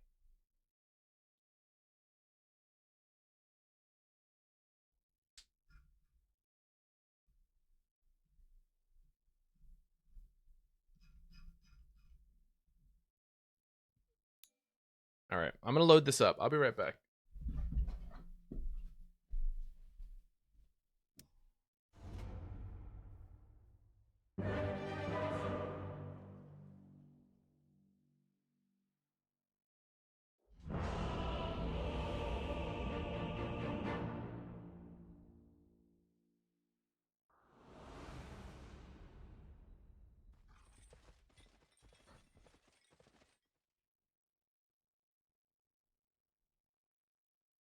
Places, everyone. My associates is in the bag. The bag in flames. Who holds it?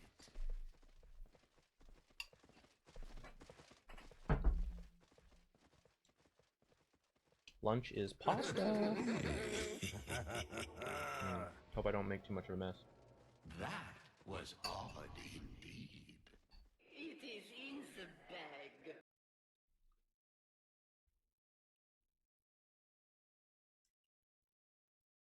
You let off the gas. The thing is, I think so that is a very common problem, but you also have to adjust to your draft and like play it. So the danger of like making an aggressive play when your heroes are theoretically weaker and they're the theoretically stronger heroes and you're making plays on their half of the map, they're more likely to get what they need, which is that they need to be aggressive. They need to like find kills and fights. So it's technically a problem, the passive retreat, sit still, but with that draft, that's actually the game plan. Like, it's actually what you want to happen. And for it to just be like casual, everyone farming, not doing anything. It's boring, but like that's actually the plan when you end up with like Medusa offlane, PA carry. You can try to make plays around with Coddle, that's fine, but you can't do too much because you can only bring 3 heroes and they have a Spectre, Spirit Breaker, plus other heroes, right?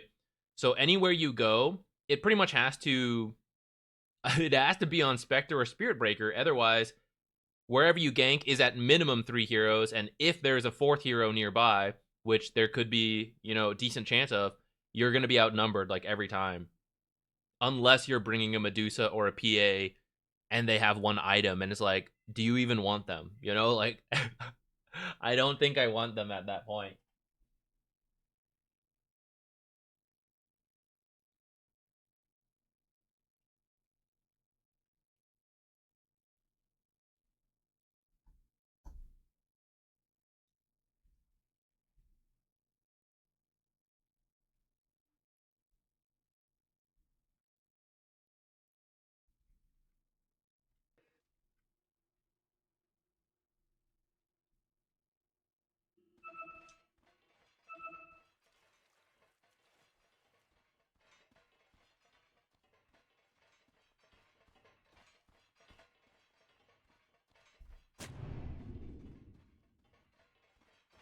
The gods themselves must agree.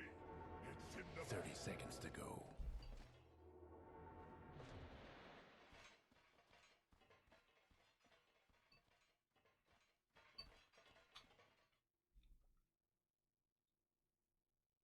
It's in the bag.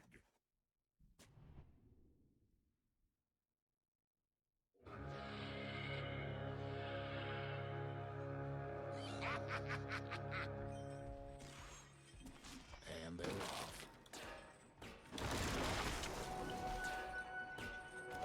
What are we laning with? Oh no! Death Prophet? I'm pretty sure Windlace is really common on Clockwork now. First blood.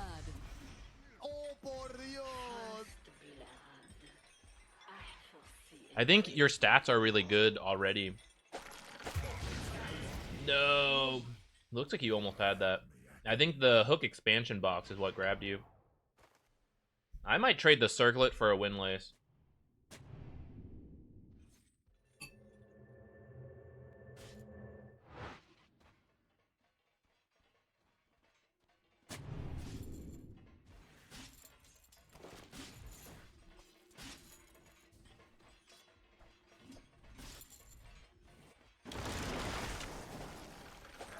Yeah, finding the right balance between like letting people sit AFK and doing stuff. I mean that is the challenge, but space crab.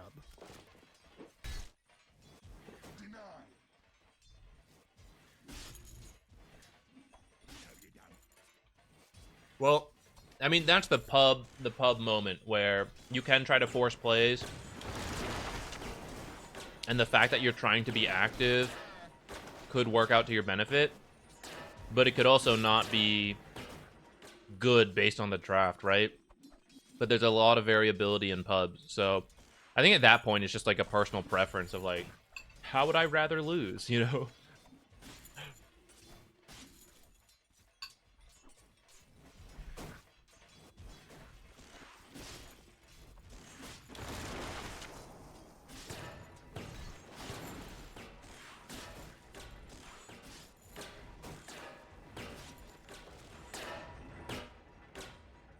This is a lane where I think mostly I think the Windlace is important because it's you're mainly just trying to drag the lane back. Death Prophet's really strong in this one-on-one. And then you just block camps, do creep aggro stuff. And once the lane's back here, all you need to do is get close to them, Battery Assault and Cogs, and Death Prophet will do the rest of the damage with Spirit Siphon at like level 2 Spirit Siphon plus some Crypt Swarms and right-click damage. Plus Clockwork is one of the best rotators to the mid lane. With your Ember's going to get dumpstered.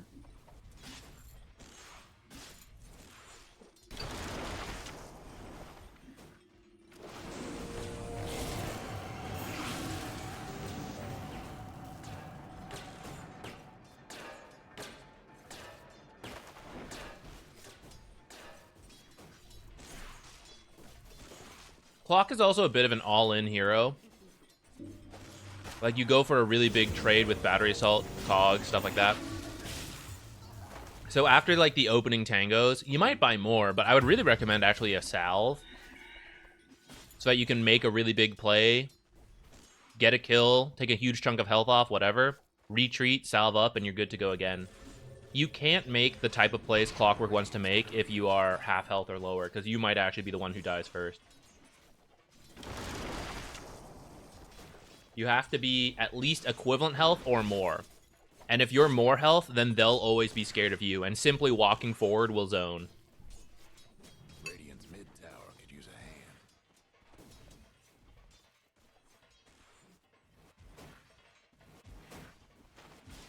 How do you play melee support versus natures? Kind of what Hopeless has been doing. There's just a lot of walking around. Walking back and forth. Buying a lot of regen. Making him focus you more than your core. This lane will turn. Like, now that Death Prophet is level 3, she's fine in the 1v1. It's up to Natures to harass Death Prophet. And now that the pressure is on him, now you threaten to walk up to either hero, and Death Prophet will connect, and they'll die. Not all melee heroes are like that. If you take out the core matchup, like what should a melee support do versus Natures, you kind of just have to buy a lot of regen, do a lot of like creep aggro stuff, and whenever Natures rotates, you have to punish. So you have to be ready to punish anytime Natures moves. So you can't let him harass you too low, you don't have health regen, he rotates, and then you don't punish at all. So you have to have enough regen, either through enough tangos or enough salves, stuff like that. And always have that quelling blade.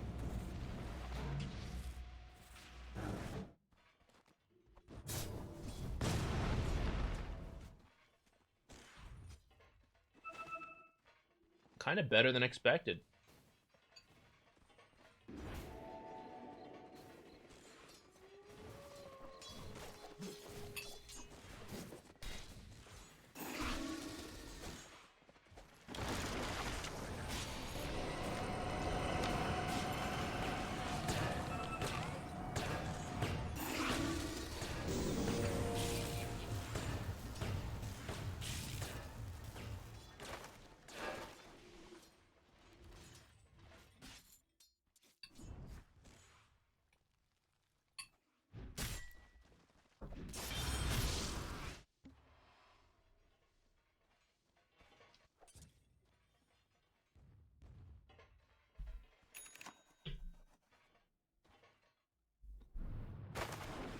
In my opinion, especially for pubs, try to get level 3 really fast on Clockwork, because this ability's whack.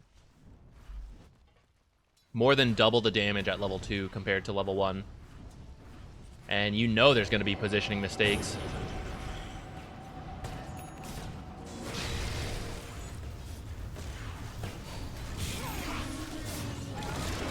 Worth it. Super worth it.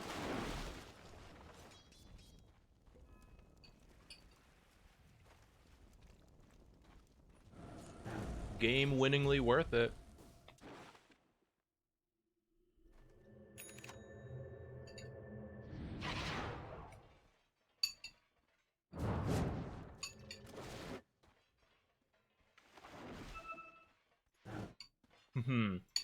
There's a new Disruptor video. If you'd like to learn it, check out the YouTube channel.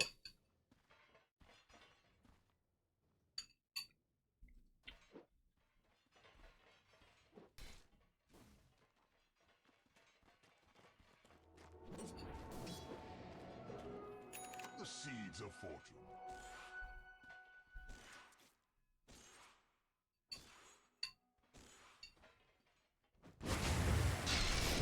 The flames rush forth.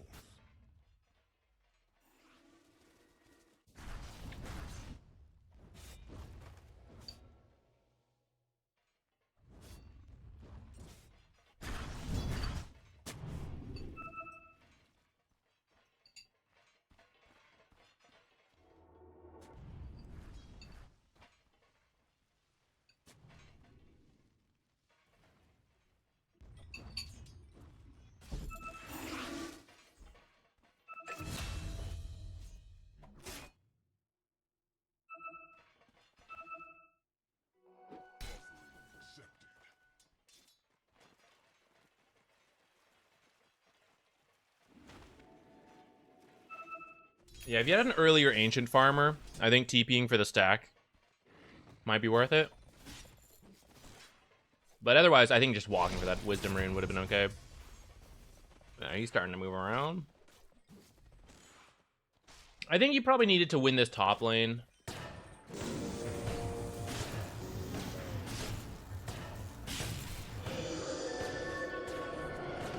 Outside of some really good hooks, I don't think Death Prophet should have been losing to Pudge. Which goes a little bit back to setting up the right creep equilibrium, being able to run around, just drag creep waves back, or like do whatever you need, the various tricks there are to get equilibrium back, and then just like run at heroes. I don't feel like I really saw that happen.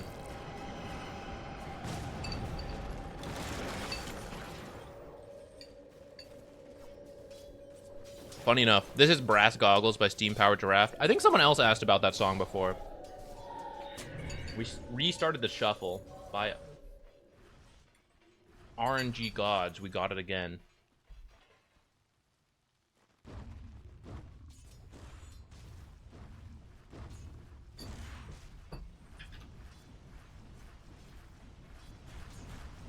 Hang on. I can share the...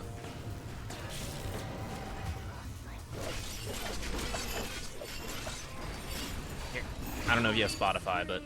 Oh, I look away, we're dead.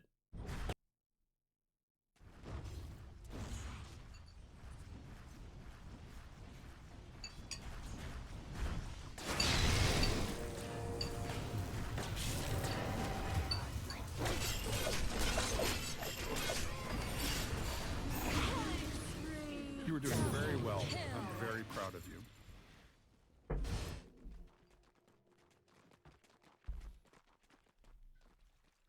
All right. I think your rotations mid were overall good. I think your main issue so far from what I've seen is the lane. We're now like level 3, almost level 4. 10 minutes. Is it clear what happened, or otherwise I would say we should just go back, look at that one more time before moving on. Because I think that's the biggest part to improve for this as a clockwork.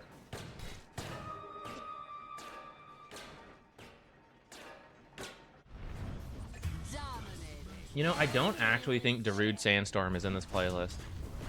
We can fix that. Fortified their structures. Radiant's mid towers coming apart. Oh, maybe it is.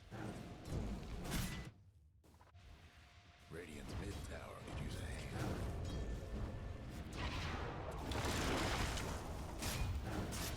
All right, well, it's definitely in there now.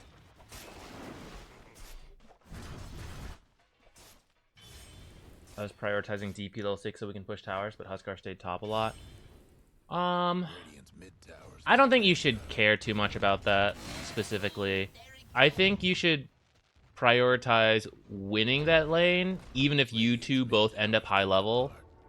Because you being high level early is also very strong. If you win the lane, like, let's take Death Prophet out of the picture. You have a different hero, Slardar. If you win the lane with Slardar, you can still take the tower, right? By the fact that they can't show up in the lane, or you kill them. So you're either farming heroes or taking the tower. So the fact that she can push towers really quickly with 6 is a strength of the hero. But if you can win the lane before that, and when I look at it, I'd say Clockwork, Death Prophet versus Pudge Natures can definitely do it. Like, I would just care about winning the lane, at which point, through getting kills, you will be doing stuff, or you can then start giving her solo XP while rotating around, and she'll catch back up to 6, and you're strong enough to do things in other lanes. But by giving her too much solo XP, trying to rush 6, you've kind of gimped yourself, and you can't do that much. You're level 4, right? So you're being killed when you try to, like, go do things.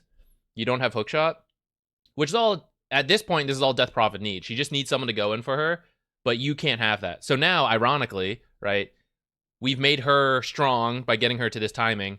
Now she's like, I just need someone to go stun that guy. And you're like, I can't. We need like 5 more minutes for me to hit level 6, right? So that's why like the timing should line up. Not just giving her 6, but like you also need to be able to follow up shortly after. You don't have to be 6 at the same time, but... You know, here it probably looks like, I don't know, 15 minutes till we're 6 unless we pick up some kills or something.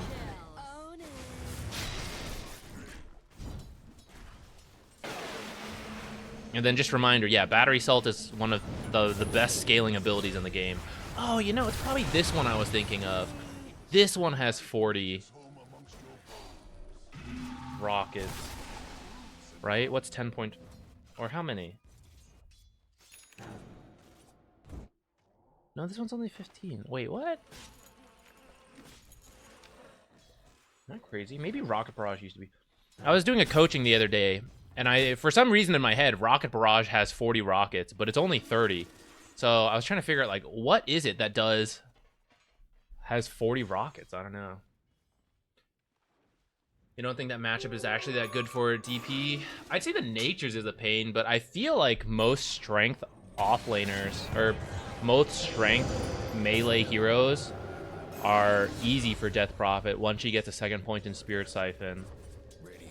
I could be wrong. I don't play that much Pudge, and I haven't been playing that much Death Prophet, though I've seen her a good amount, but that's my take on it. Leshrac Edict Explosions? Oh, you know, maybe that is it.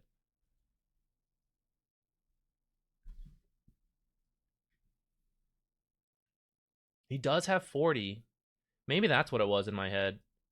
Because I was thinking, yeah, I was saying like Gyro. Where the heck is Gyro? But his only lasts for 3 seconds, and it's 10 rockets per second. Yeah, maybe it is Edict.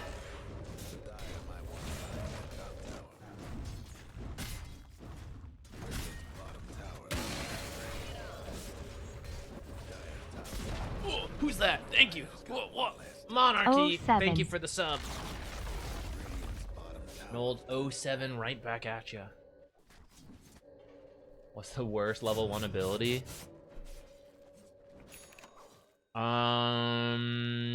Wait, there's one. Hang on. Oh, I'm trying to remember what it is. Maybe it's already been changed. I feel like there's an ability that synergizes off another ability, that there's like no point in taking it at level 1. No, maybe it's Night Stalker, Hunter of the Night. Maybe this one is the worst. I guess you get 1 minute and 30 seconds of value out of it. Oh, maybe Arcane Supremacy is pretty bad too. That one's pretty garbage.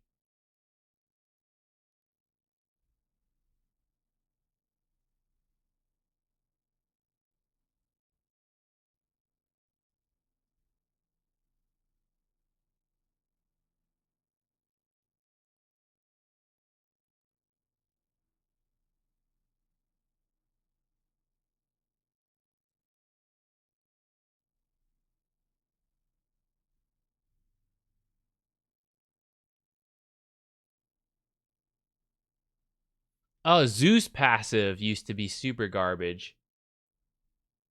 Zeus passive before any abilities.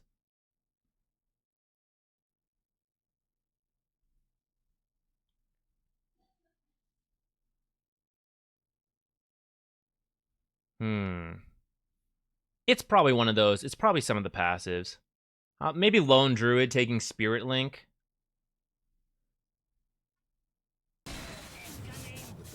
Actually, either of the abilities that isn't Bear would be pretty grief.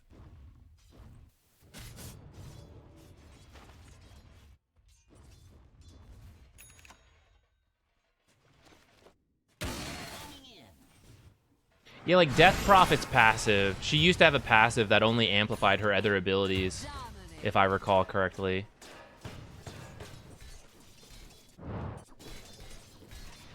Ooh, yeah, 7k at 14 minutes. I mean, at this point, if you can organize a couple Huskar kills, like off of Spirit Vessel and then your hookshot and all that, you do jump back into the game, but this Spirit Vessel is pretty late.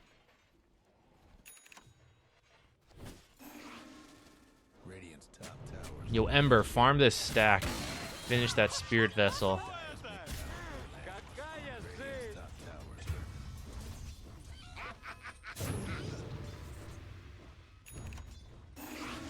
What if it's got to be an active?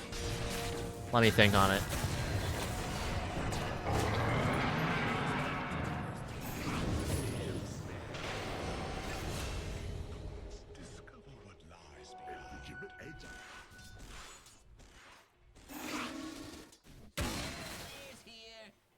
Oh, old Pudge. Pudge's old passive used to be garbage. Used to be pretty worthless.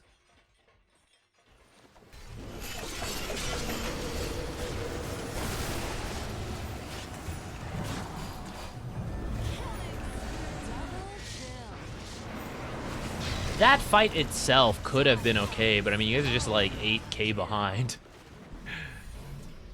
So yeah, I mean, I would just look back to the lane, like... So there's some First Blood shenanigans, which... Kind of good we died, because we get to come back full health. So if we go back to that idea of the circlet... So you're going to... I don't think you saw this. Sentry... Or maybe this is a replay bug, I don't know. Oh, there we go, okay. So you do get it eventually. But you should just be like in the lane right now, I would say, being the body for Death. Like, he shouldn't be allowed to walk at Death Prophet.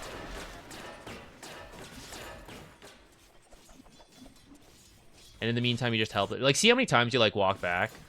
Just to like be up here, hitting things. Hit creeps, hit nature. You don't actually have to hit, you just like threaten. That's what the Windlace is for. So that's why you can like move back and forth a bunch. And then get the Lotus coming up here. This is like done, right? So there's no need.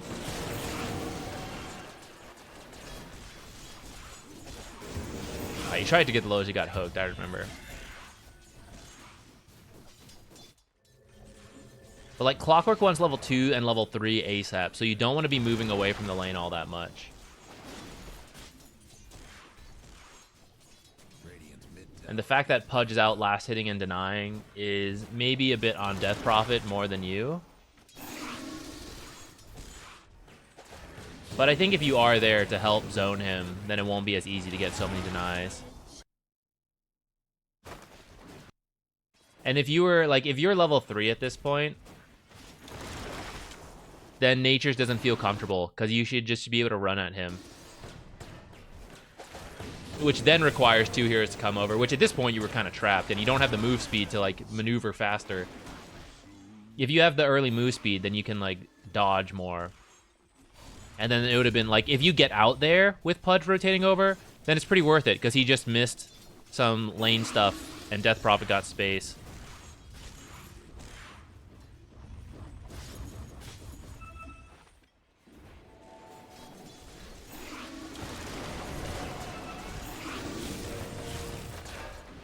Yeah, there's like a couple Pudge hooks that are changing the game.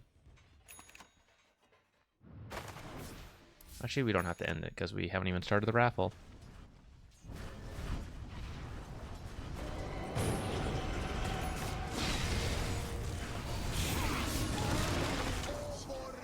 Okay, we start a new raffle. Type exclamation point replay if you'd like to join in.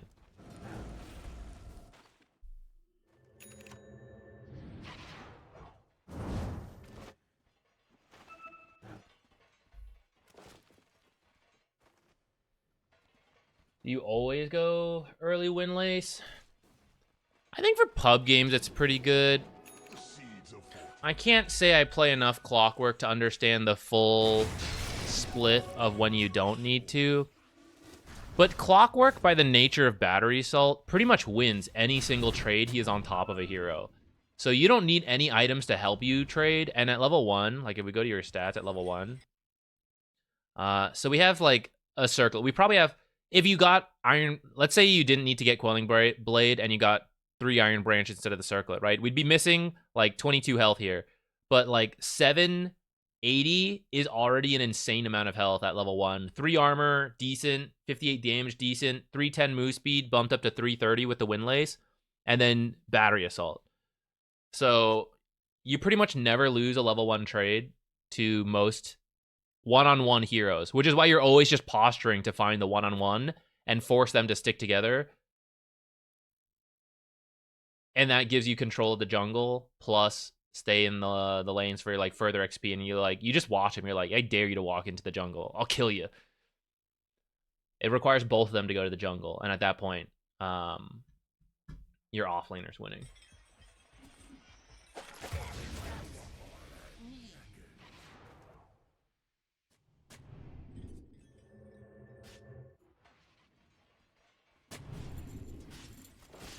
I think Brown Boots used to be more popular, and if for whatever reason your core matchup's really bad and you can't win, Brown Boots to creep drag would be fine. But I think, so not only, like, nowadays you're not going to find the one-on-one as much, it's going to be a 2-on-2 where you're trying to isolate one hero and you both focus it, but the other hero could be hitting you and you don't want to die. So the problem is with Brown Boots is that once you're on top of them and cogs, it doesn't do anything anymore. And that's where you need stats. And Windlace bumping you up to 330 is already really fast. Plus, it saves money to buy things like a Blood Grenade and then the Iron Branches, stuff like that. Which makes a big difference in being able to gap close. So I think you don't have to get boots. In fact, I wouldn't. I would say like the Windlace, the Blood Grenade are really solid. And then from there, you have 300 gold. So you still could have gotten like Tango, Quelling Blade, and then 2 Iron Branches, and that would still be like really solid. Or I don't think there's a Sentry in there, but like Tango, Quelling Blade, Sentry, Iron Branch, right? That's still really solid. Buy another Tango, buy another Iron Branch, buy another Sentry with like starting gold, or buy a Salve, depending on the lane matchup. Alright, you guys have seen it like 3 times now, but I'm going to get a little bit more to eat. Join the raffle if you want, exclamation point replay, and then I'll be right back.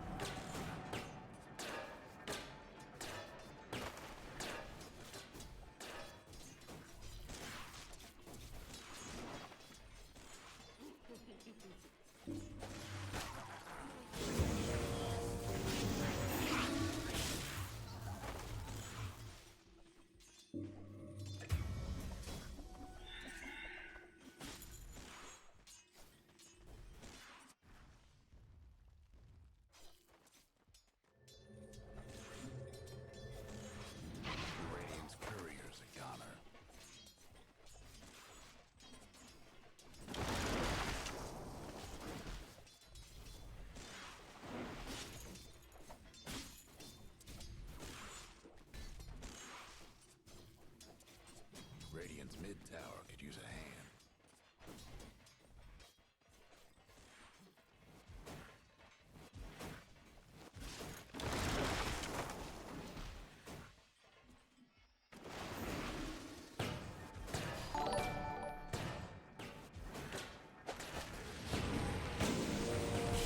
Someone took out the Radiant's courier. Is my coffin.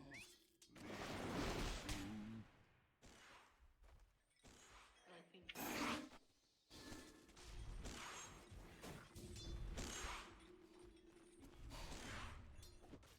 Yeah, nowadays, brown boot start is pretty rare. It has to fulfill a very specific purpose that nothing else will do. For example, there's no way in hell we're playing the lane, so all you're doing is creep dragging and rotating and stacking. So all you need is move speed for that, and you're not engaging with the heroes, like, at all. So you don't need any stats, anything like that.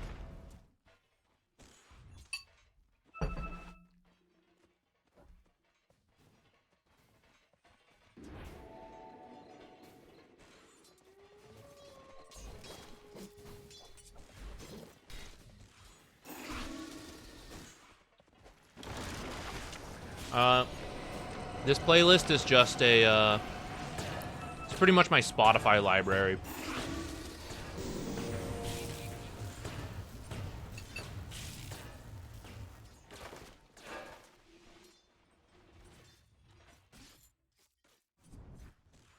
Bread accountant. Do this.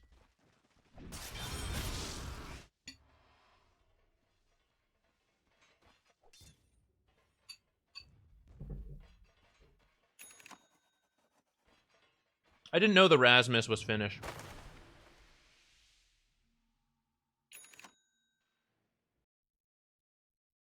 Item check at the end, sure thing. Oops.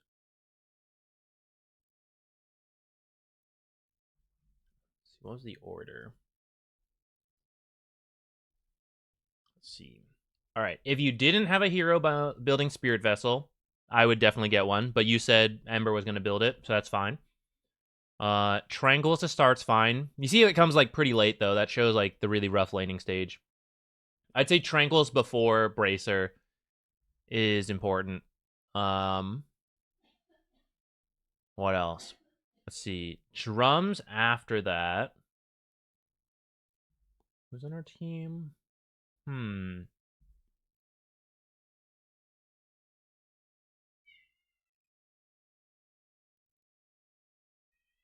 I kind of like it for drums to kill egg. At the same time, I think we're losing. So I don't know if, like, even with drums, could we win a fight? We'd probably just have to depend on ganks, at which point you don't really need the drums boost.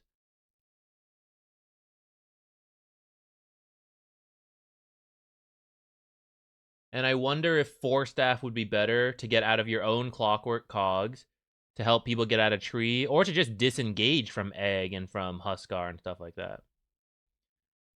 I kind of like drums, kind of torn on it. First item, I think, like, Force Staff maybe is a little better. But I'm open to drums, kind of open to Glimmer, but we're position 4 this time, so, like, meh. Halberd next. I think the time you get Halberd, he should have, yeah, he has BKB. And then Halberd's not really good versus anyone else. In fact, you're just taking more damage from Phoenix.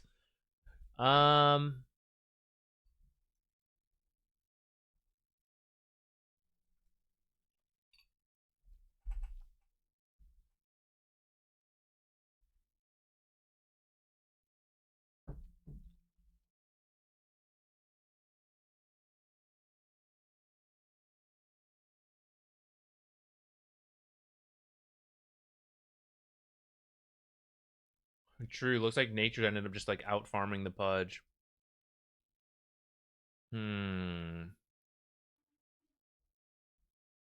Shard might also be good to get out of Sprout for yourself. Like 4-staff Shard.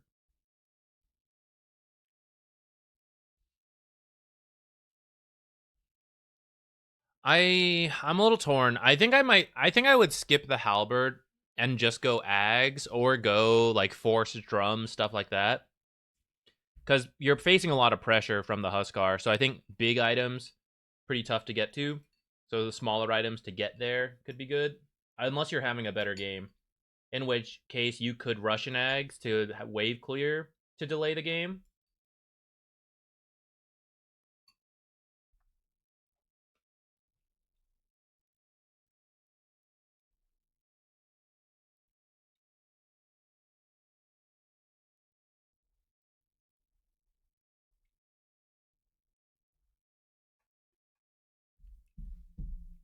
At the same time, you won't always have BKB.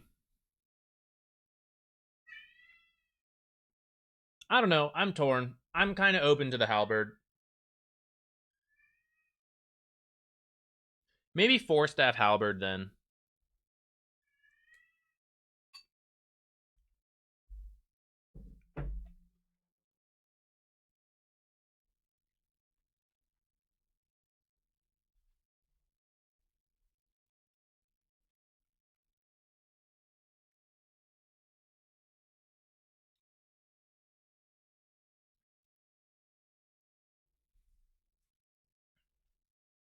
Huskar never got a free one. That's good.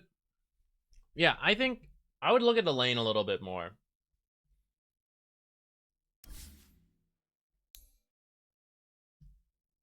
I think if you have a stronger lane, the rest of the game will feel much easier.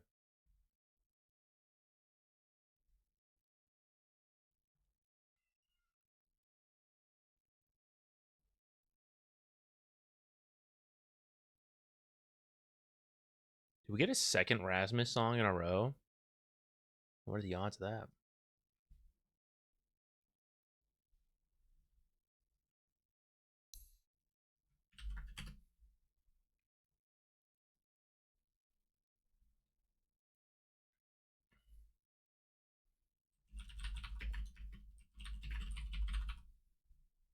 How many times in my life do you think I've typed support? I have to be in the top couple percentage, right? What are the odds? Who would have typed support more than me? Someone in customer support? What do we think?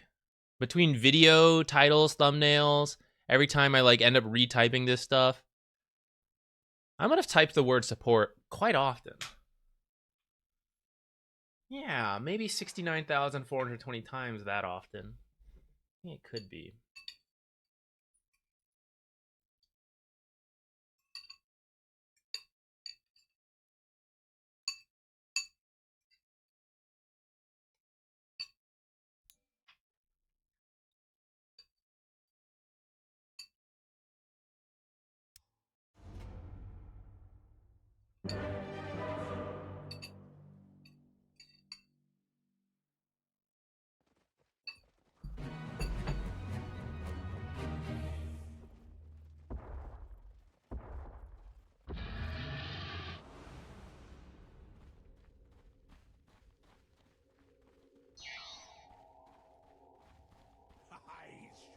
Better get ready. Yeah, dude, this was a pub IO. With a Marcy. Okay, let's go. Yeah, I wouldn't blame you if your team didn't really make plays. What can you do?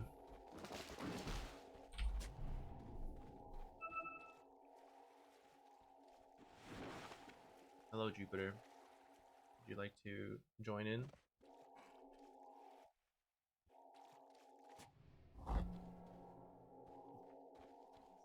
I suppose in the fear. He does not want to join.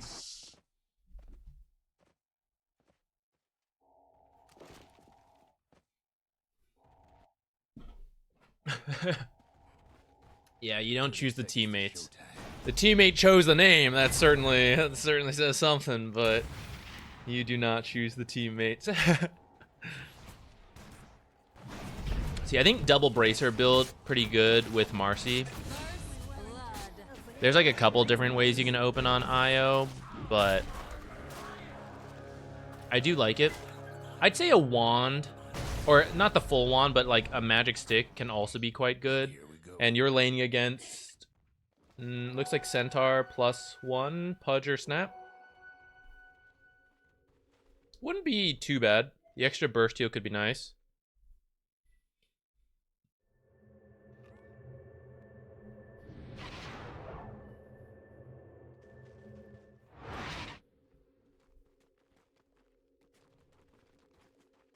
Let one through, because you don't know if they're blocking or not. Maybe you're making the call that you didn't see Centaur, so you think he is, which did end up being right. If you want to make that kind of call, go for it. I'll leave it up to you. But otherwise, be very careful.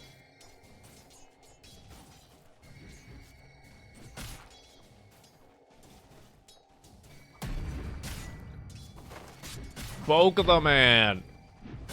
I think I've seen you attack the heroes once. Get in there! I didn't buy these circlets for show. Wait, what did Marcy start? Do Marcy's not start? I mean, I guess she used it for first blood. All right, that's fine. We'll wait for it later. Hold on. But seriously, let's go back at this.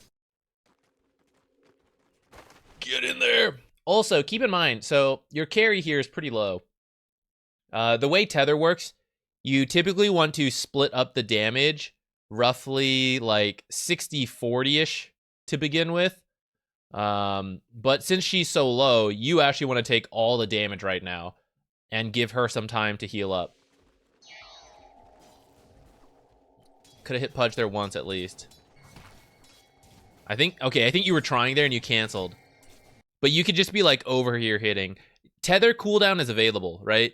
So pub coordination, I don't know, but you should not die at the start, because if you ever get scared from stepping up too far, your carry should step back, or the next creep wave coming in or whatever, and you tether back. Now sometimes they panic, they're like, I'm coming to help you, Io, and you're like, oh god, please don't, right? Because you can't tether away now, but you should feel comfortable playing a little more aggressive, especially if you need to take more damage. Like right now she's on the front, right? But she's losing health. So then, yeah, they managed to get her on the front, right? I guess if she hadn't gone for the dispose, this is like a little bit of her own mistake there.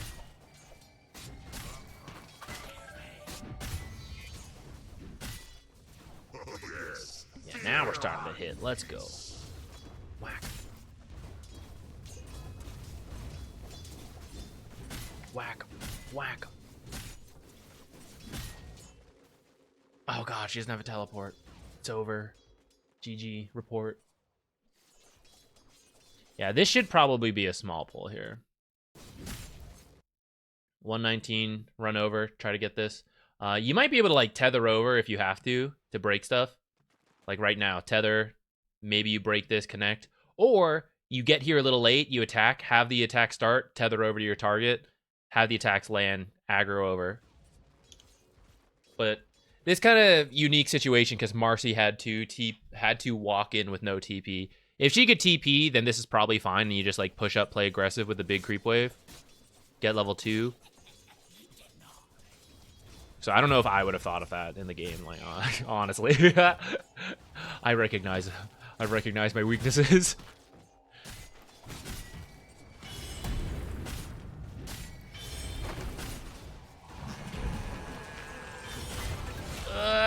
Okay, kind of worked out.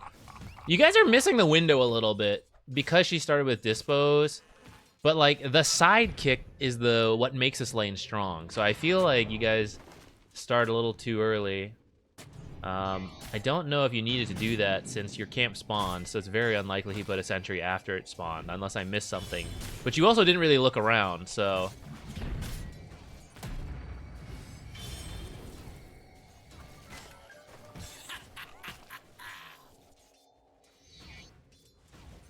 Okay, your damage with Marcy, like both of you have so much damage, I don't think you even need to pull. I'm pretty sure you can just hit creeps to fix it. Like either shove it in or hit your own creeps to fix it. If you both hit a creep, it's like half the health. It's absurd.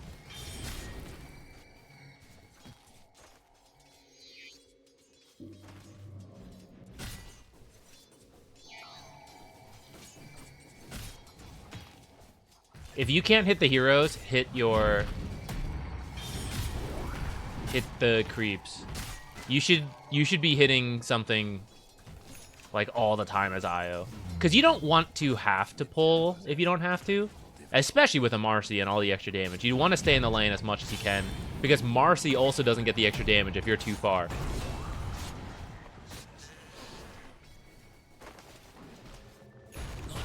Oh! Last second, thank goodness. Oh, guys! Aftershock level 1 is garbage. We did it! Maybe that's the one I was thinking of. I guess there's a couple like that, so. Just hit things, hit things. You can hit the creeps here too, because you have more creeps. And you need to heal. And you got the lifesteal from Sidekick. I'm scared!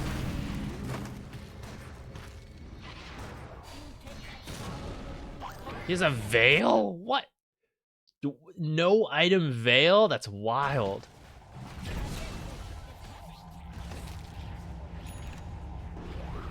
Run! Aw, close. Yeah, a little ham there. Kind of worked out getting 2 kills.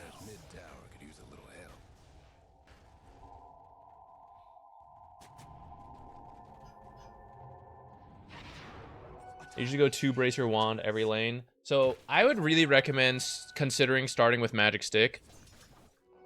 Just think of how many heroes look to start Stick right now, and then realize that Io is like the best Stick builder in the game. So if there's any excuse to like, I think I'll get charges, you should get a Magic Stick to start. And then you can still go for the bracers. You don't even have to build the full wand right away, but really consider whether a Magic Stick is worth it. It has to be a really bad Stick game to not start with a Stick. That would be my only advice there. Otherwise, I think Wand Double Bracer is a perfectly fine default build.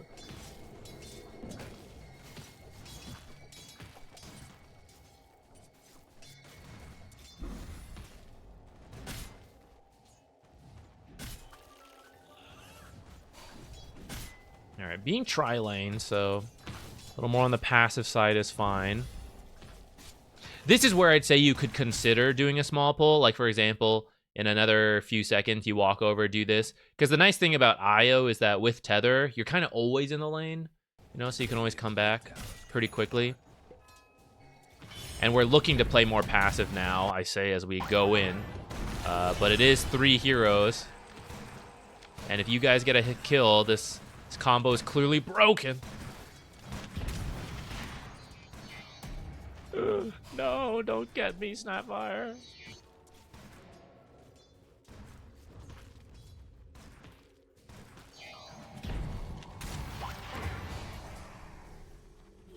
You know what I really appreciate about Nier? To suddenly change the topic. The song we're listening to right now is not some third-party remix. It's like an official remixes and extra songs.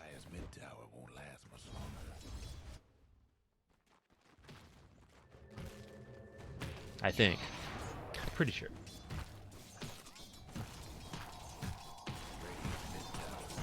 Whack, whack, whack.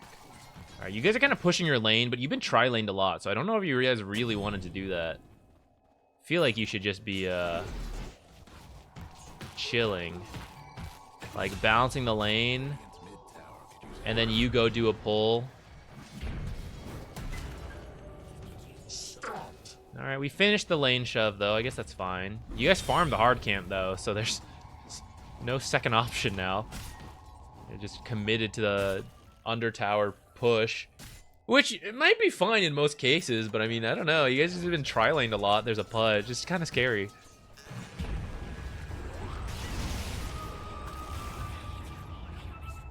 Might be time for the old defensive reload. Alright, we're just fast enough. It just does not matter.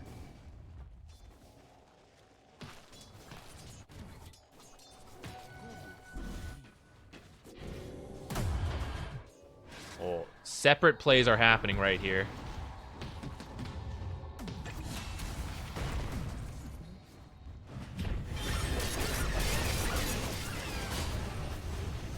Oh, you should definitely stay to Marcy. Or, like, retether her, but... Alright. Little bit of miscommunication there, I think. You were looking top while your team was looking bottom. Then Marcy committed to top when relocate was about to end. She should have saved dispose. As you guys come back. Ah, you were trying to rush ulti. Okay, I can kind of appreciate that. Radiant's top tower is hurting.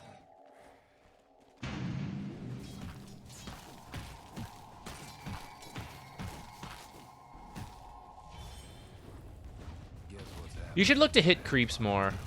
I saw that creep just like be there. Maybe you wanted to keep it alive for the tower, but at least in the early game, the early laning stage, you should look to hit. Think of IO as just like making your core more efficient, because you have to be next to your core a bunch. You can't give solo XP the way you usually do, so you're always going to be there, and your core will always end up with less XP. Rip. Less XP and gold than maybe usual. But the idea is that you then amp up the core. So for the time you are together, you want to make that as fast as possible. Not only because you already give them extra health, mana, move speed, attack speed, all right, which speeds up the farm they would have gotten without you. But then, in the lane, you like hit the creep so it gets low, they get the last hit. You do the deny so they don't have to and they can focus on the farm. You hit the jungle camp while they farm. You move to the next one, pull it into them as they finish off the last hits, right? You do a lot of little things like that as IO, just to make them more efficient. Yeah, let's get back to Marcy. Oops, awkward. I mean, I've definitely done that before. Good practice. SOP. Go up the high ground first before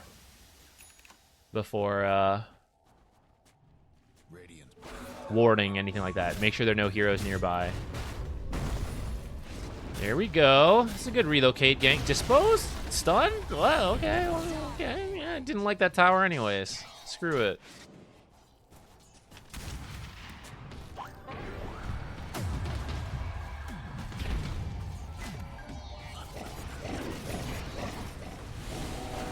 Ah, close.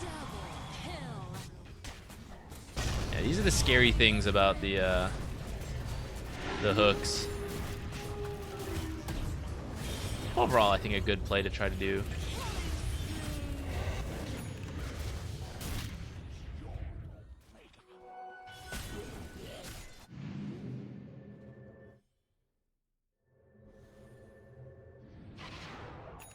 Dyer's mid tower could use a little help. No, I think going back mid was fine. Yeah, I just need to do that same level of aggression, but it sounds like Marcy is the one that went ham. And you're kind of committed, right? IO is a little bit ride or die.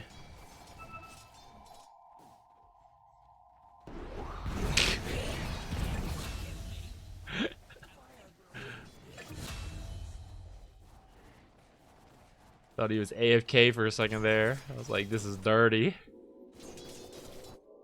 Oh, what's going on over here? Hello, guys. Don't forget, it shows on the map.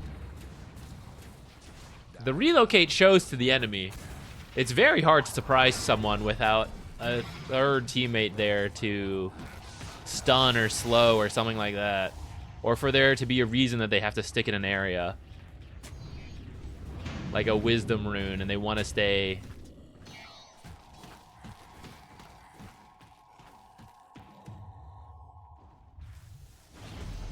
She pinged you to do it. I can tell you what, Marcy doesn't know. Oh yeah, look at that body block. Marcy doesn't know it shows on the map.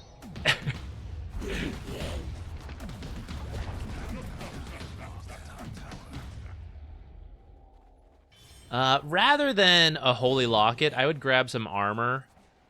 There's a drow in this game. You and Marcy are universal heroes, so your natural armor is not very high. Snapfire has some negative armor. I'd say a Vlad's is probably super sick.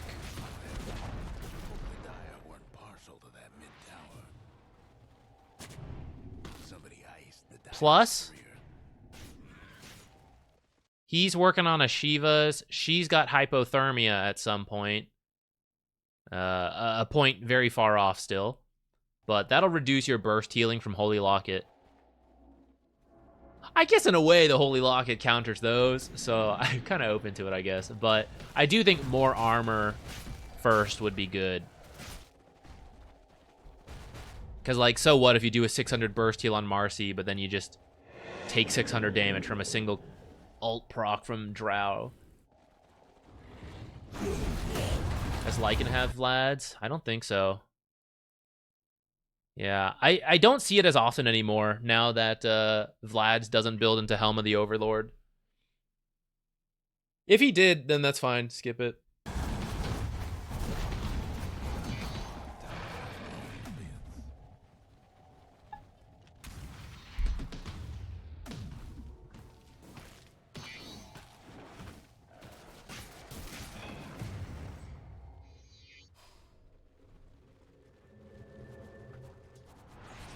Okay, you guys look like you're in a good spot.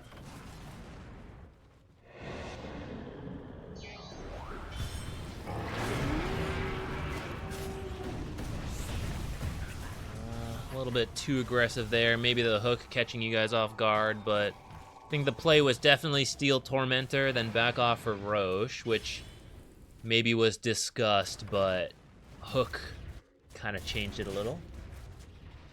What do you think of Vlad's versus Greaves?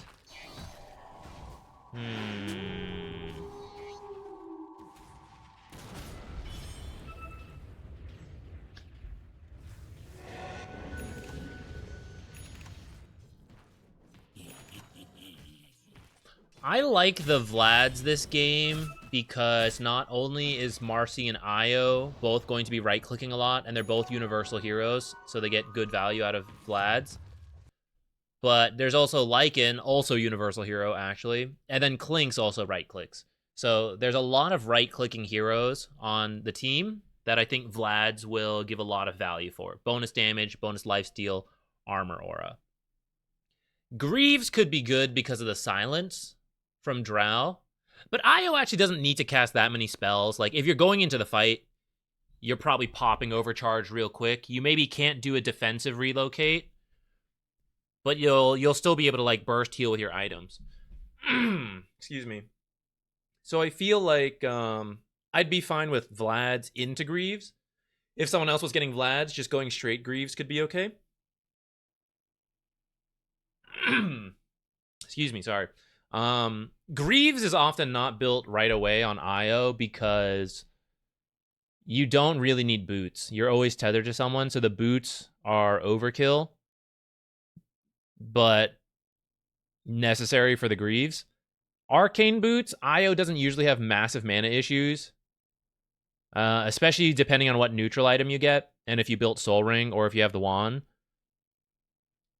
So it's more like the final product, Greaves, is good, but just a big chunk of it is not the best. So many IOs will try not to get Greaves unless they absolutely have to, because it's like the best item and all the other items are accounted for. Solar Crest could also be pretty good to drop on Marcy. Barriers don't care about the health reduction, heal reduction, I should say, from Shivas and hypothermia later on.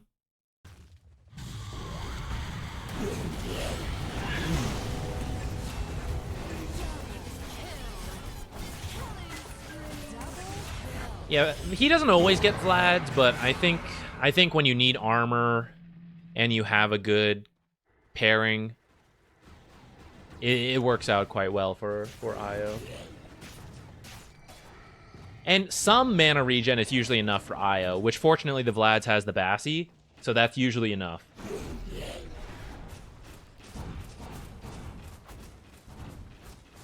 Does that change for other heroes that build arcane boots? Like outside of Io, if we're just talking about support itemization in general? Yeah, I would say for most supports, Greaves is more natural. Because if you think about the buildup, it's better. If you think about all the components of Greaves, old habits die hard, guys. I always click energy booster to get the Greaves.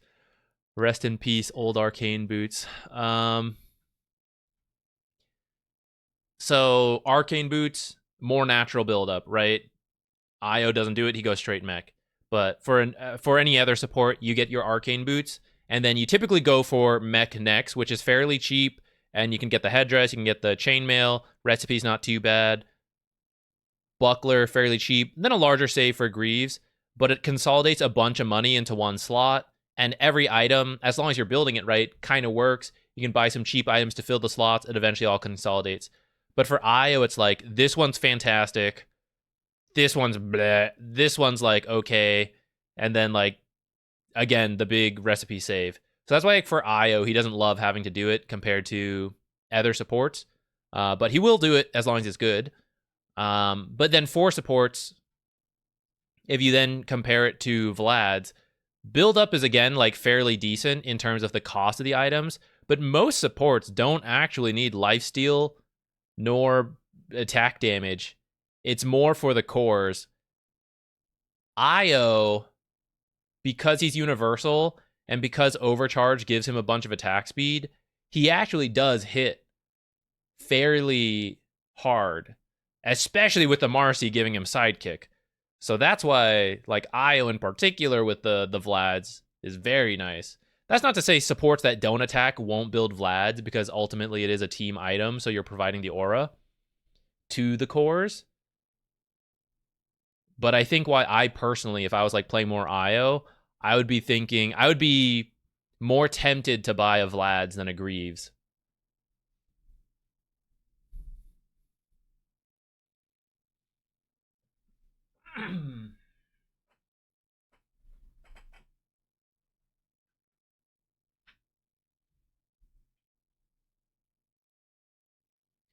I think Greaves can be good. It depends, like, who's in the game, though. And if you actually need it. So it's a really good item versus physical damage. The early group up is good.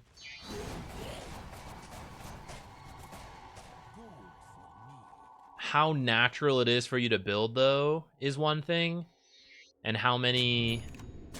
Like, the sooner you get Greaves, the better. So you have to have, like, pretty good farming speed to get it at a good time. So either an offlaner gets it, or a support who's having a good game. And you need to not need anything else. Because we could say, like, oh, Greaves is free, sure. But the mech is not. It's much cheaper than it used to be. But if you have any mana issues, like, the arcanes and the mech kind of cancel each other out in team fights. So in the end, it's not for you. It's like for your team that's going to get health and mana. And you'll get some mana back, of course, still. But if you have severe mana issues, rushing Greaves is like 5,000 gold where you're going to have mana issues. And buying other support stuff can be easier, such as Glimmer, which is going to strain your mana, but it's way cheaper, so you can buy something else that also helps your mana. Force Staff will help your mana. Solar Crest, Drums even have some intelligence. So I think if there's other support items that make sense and are cheaper, because if multiple people are buying auras, things line up better, right? Like if one support builds Drums, the other support builds Solar Crest, and then the core builds Greaves, that is a fairly good distribution in the pricing. And the items will all come online around the same time, which works out a lot better than an offlaner buying Drums Vlads, finishes the Drums, the Greaves are nowhere close, the mech's not even done, finishes, like, the Vlads, it's like, I've got mech and I've got the Buckler, right? We're still in the works, right? The aura timing just doesn't quite line up. So personally, I prefer when offlaners buy Greaves, if, like, you're trying to do an aura push. Or they build some of the auras so that a support like Mirana can just rush Greaves. She doesn't need anything else. The other support could maybe get something. I don't know where I'm going with this. I'm just, like, talking about things about, like, Greaves and my thoughts on it.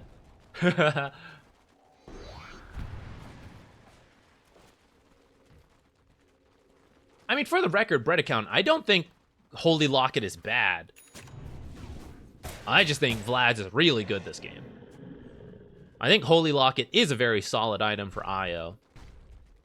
I don't Actually, I have to double check. I feel like I checked this and I forgot. I don't remember how this works with the lifesteal from Marcy, which I think is part of the reason you see it so often, because you get so much healing. I think it works. I don't know, actually, though.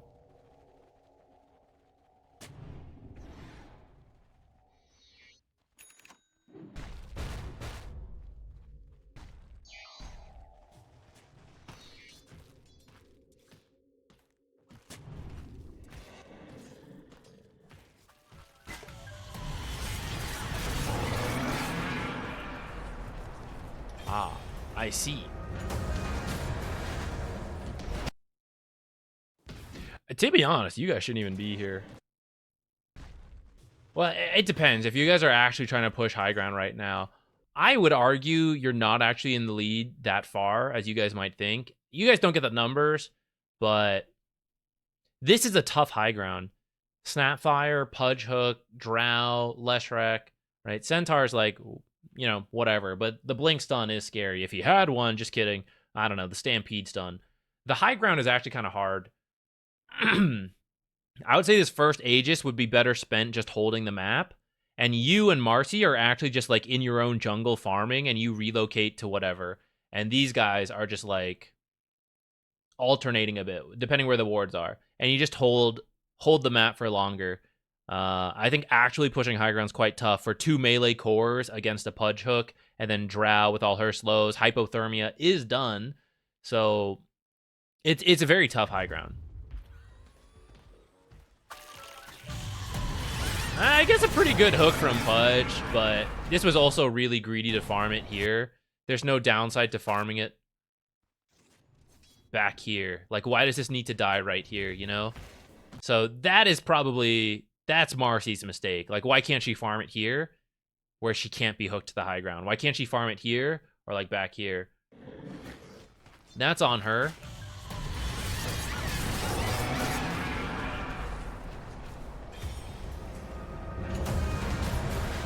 She has Aegis, so you should actually just let her die. Let her die, relocate out, tether to her as she respawns. That's probably the best play there. Get Marcy out alive, and then you die in her place. Thanks, Marcy. But that's probably the best play. Yeah. I mean, don't worry about it. It's part of the IO learning curve.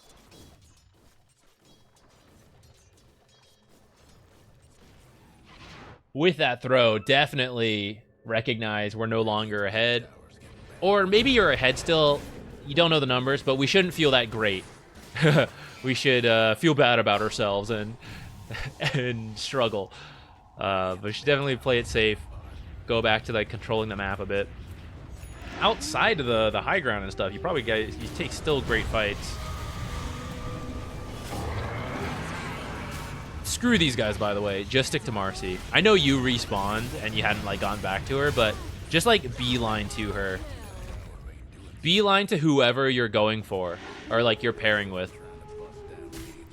It's like the whole point, you know, of playing IO. Like beeline to Marcy so you guys can farm here and relocate into this stuff. Map efficiency is a big part of IO, of taking fights that, or like full farm efficiency while also being able to join fights is kind of the point of IO. I'm gonna open the next raffle, guys. Type exclamation point replay if you want to hop in. This game went bad so fast. Yeah, I think it's a symptom, or not a symptom. It's like a sign of how, one, you weren't actually that far ahead, but two, why you needed to be careful. Let's say you were 10,000 gold ahead, which is, you know, pretty sizable at 25-ish minutes. The fact that, oops, one bad fight, and a hero like Drow and Leshrac, they could take all our stuff, right? That's kind of why you have to be extra careful.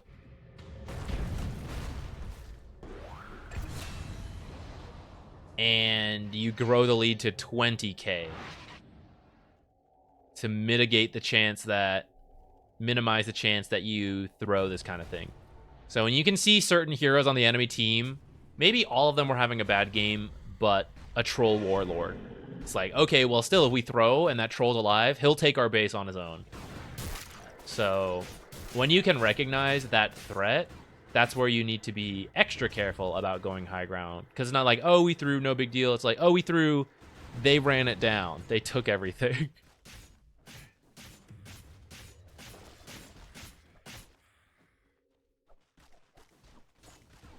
All right, well, we're in raffle mode. I'll stand up and stretch. I'm trying to be better about this. And why having a standing desk will be nice. The replays especially, I get kind of sleepy. I'm not going to lie, guys. I get sleepy during casting, too, sometimes. Because as interesting as Dota is, at some point, you're just sitting and watching. And it's not as active as doing things yourself. And I have sleep problems and focus issues. So it's compounded even further. Where if I'm not actively doing things, it's why I don't tend to watch as many shows and movies. Like, I can, but I have to be in the mood for it. I have to want to do it. Otherwise, it's like I'm sitting and I'm not doing things, and I'll just get sleepy and bored.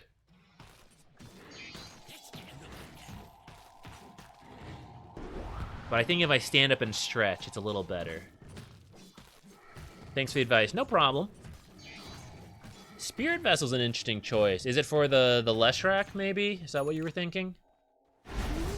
I can kind of see that, but I don't know. Third item, Spirit Vessel, seems really weird at this point. It feels too late. Standing desk changed your life? I hope it'll change my life, but only in good ways. Don't change it for worse. Do any of you have recommendations on, like, a really large standing desk? I was thinking what I could do, someone mentioned it last stream as well, take a look at the IKEA tabletops, like dinner table size, dining table size table, and then buy the custom standing desk legs that you then attach yourself. That, or maybe go to like a Habitat for Humanity type store, see if they have, I sometimes see those stuff. I would just have to be careful that there's not some like flaw in it or defect or whatever, but that could be another cheap way to get a large tabletop area. I think I have enough confidence that I could install it without it being like messed up, you know, so I'm not too worried about having to buy a pre-made kit, although that might be easier. And if there's a really good pre-made, or not pre-made, but like set piece, you know, you just screw in all the stuff, that's fine. But if I have to attach it myself, I'm like willing to try that if it'll get me a good sized desk, because I want to attach all the lights. So I have a triple monitor. I want to be able to put the lights on it. I want to be able to put the camera on it. I think the desktop, I can probably find something middle height to stick off of the standing desk. But all of those, the rest of the stuff I want on the standing desk, so that when we go from like sitting to standing, the lights and the camera follow, and I don't have to change it all the time. Yeah, the Bloodstone. So, I mean, you're not wrong. The heal reduction versus a Bloodstone is fantastic, but at this point, with the Dispels, it's kind of like not worth it. It's why if you get first item Spirit Vessel, you get a period of time where they don't have Dispels, hopefully, and it's good. And then, like, it's good later on as well, even though they have Dispels. Because it's nice to have, right? But it's like, at least I got value earlier, and I'm still getting value now. Versus getting it at this point, it's like, I'm getting some value now. It just doesn't feel as worth it. I would say someone maybe think about a Scotty. Your draft is kind of one-sided. For the same reason that Vlad's is amazing, it's also a draft issue where, like, no one wants to build Shivas, no one wants to build other stuff. That also goes back to why you guys have to keep a lead and stay ahead. Because once you reach to the point of the game where it's like, ooh, we have to like diversify and like build unique stuff, and everyone's like, I'd like to build Daedalus, I would like to build Butterfly, and I'd like to right click. You're like, God, you know, please, someone build some utility. Rad Love is pretty good on Amazon. Wait, let me open up a side window. Let me write it down.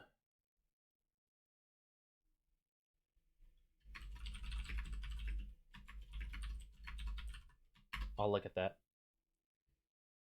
You should mount hydraulic arms on the wall, and you can put a monitor on one and a key stand on another. Ooh, that's an idea. Mounting things to a wall is something I've never done, and it scares me a little bit, but I probably have to buy the tools for it, and I could probably do it. I might consider that. That's an interesting idea. That forces me to stay in a certain area, though, I will say. If I get a standing desk, I have a bit more freedom to, like, move that setup around.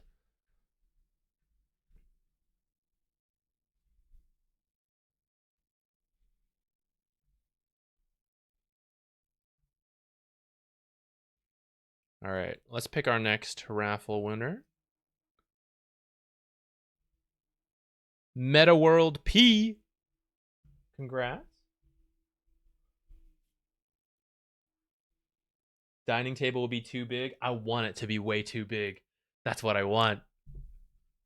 Yeah, maybe. I'll have to measure things out and see. What I have now kind of works. I think I would like it to be just a little bit bigger.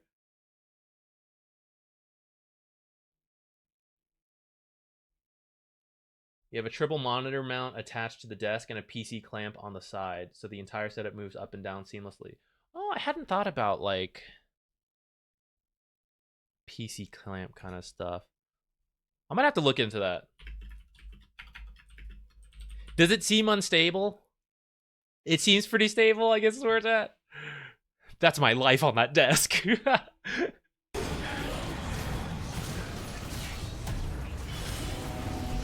Imagine me standing and I'm getting excited while casting, or I'm watching one of you play and I'm like, what are you doing? Am I gonna tip my desk over? Where the hell's my chair?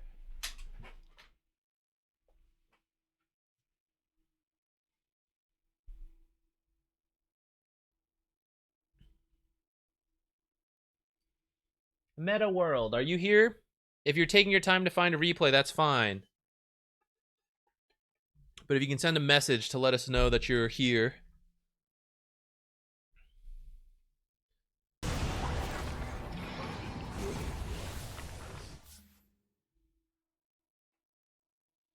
Fairly stable. Haven't had any issues so far. No, I will not. I will not do that. Oh, I will say the cat sometimes jump up and jump off the desk, though. So it's got to be at least stable enough for a hefty 13-ish pound cat. Two of them. Sometimes they chase each other.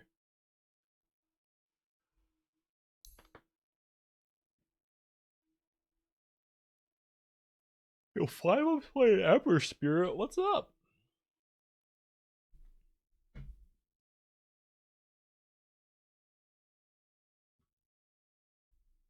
Meta World, are you here?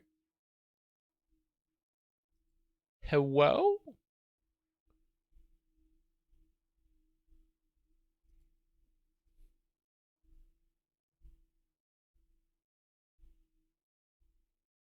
This is beyond what I can speak to. Kiki and Pomps, what's up? Hold on, let's see if let's give Meta World a little longer. Let's do a little fishing while we wait. We've now finished all of this. Tide Hunter. All that's left is to claim the high score on fishing.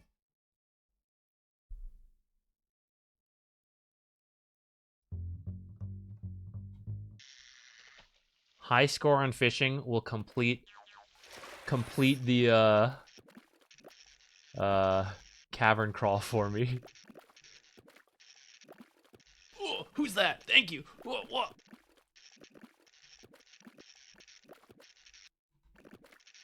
Yes!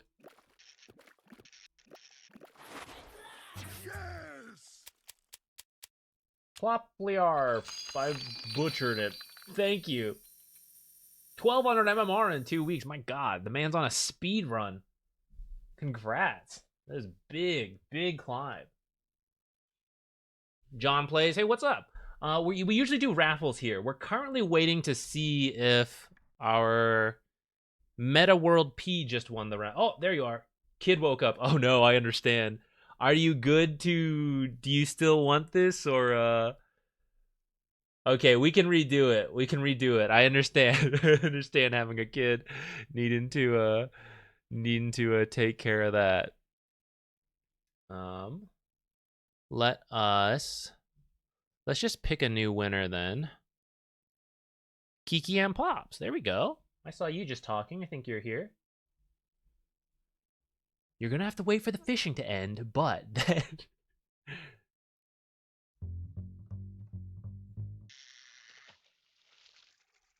Send in a game whenever you're ready.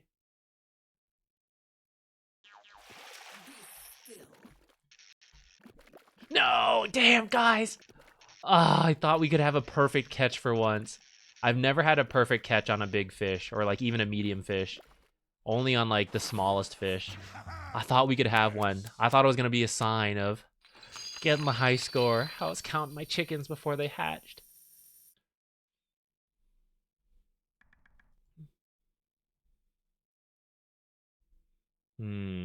There's no large shining fish. Where's the other one? There's usually two.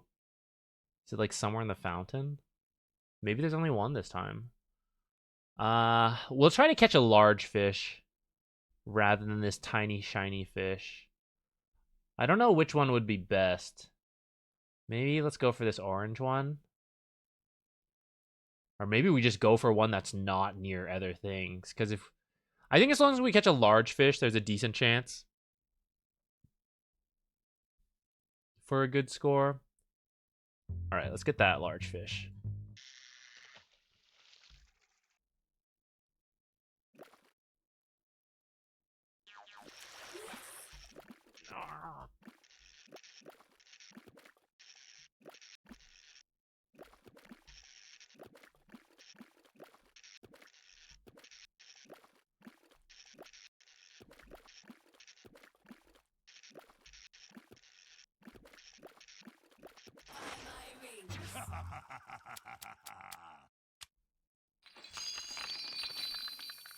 $10K are only tokens? Yeah, but we're doing this for honor.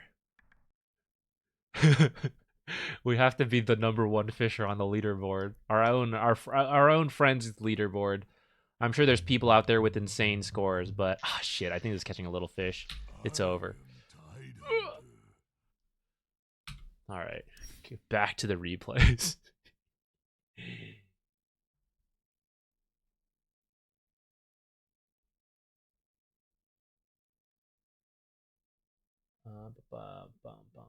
The raffle. So once we start it, we just type !replay. Yeah. Oh, Kiki and Pops, are you here? You were just here.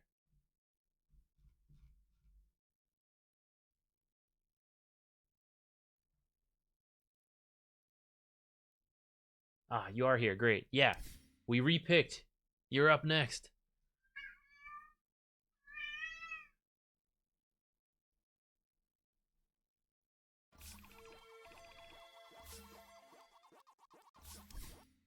So we just have to win to get rerolls, right? Win for rerolls. Do you think we'll be able to regularly pick up Slither tokens? Whoa, who's that? Thank you. Whoa. Where do I trade? Oh, here. Range tokens again. I guess we can slowly get more candies here. Like maybe we finish stuff in Act 2 and there's nothing like this. Maybe we... I don't know if you set it to like Act 1 to keep winning Act 1 tokens. I don't know how it'll work. But I guess we can keep slowly earning candies through here.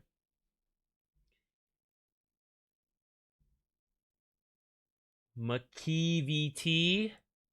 How the 2 E's are throwing me off. I don't know. Hopefully I didn't butcher that. Thank you for the Prime sub. Thank you for the support. Appreciate it a bunch.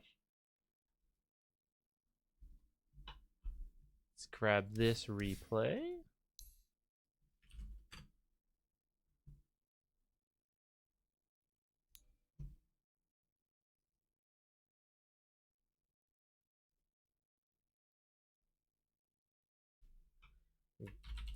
Guardian.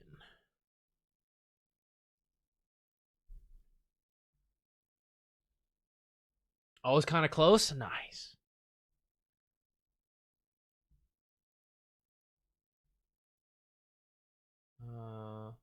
You want to change? That's fine with me.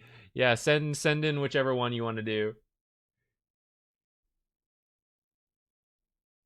Is it good to spend coins now or wait for Act 2?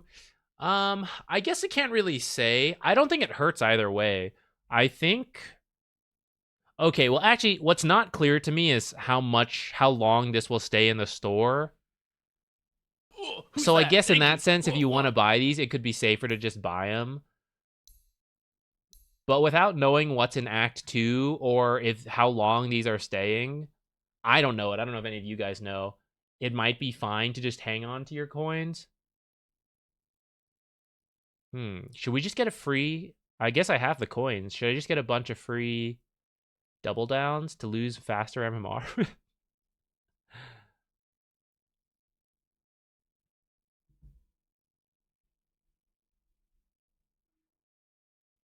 C. Casarella, thank you. Oh, thanks, guys. I appreciate it. Everyone's subscribing. Thank you so much.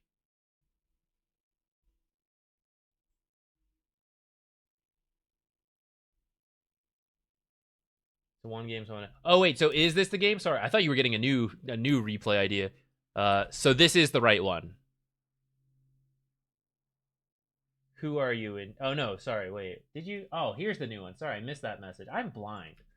I'm old and blind. Forgive me. Here we go. This one? No, this is the same one. I think. Oh, this. Okay. Hold on. We're getting there. We're getting there. I'm gonna make sure. Copy and paste the newest one. Okay. This one. Who are you playing here? I think you said it's a one. No, wait. This one.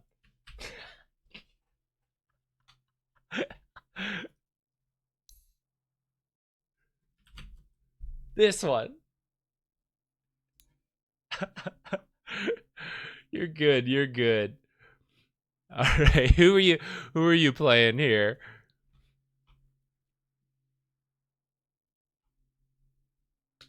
Long-time viewer, first-time caller. Well, thank you very much. Dropping in with the Prime sub. Thank you. Making sure the radio show gets to stay for longer. CM. Sounds good. Hard support. Okay.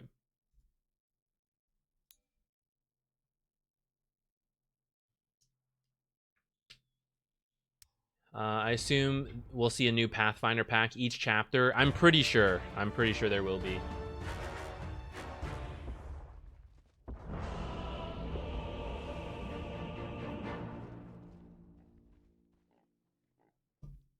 Let's see. It's a one game, so I know that making you, especially in there in the game. This one was the one game? Oh no, then you changed it, I think. Well, either way, we'll just go and we'll see. Hey, Nessa, what's up? Everybody get set.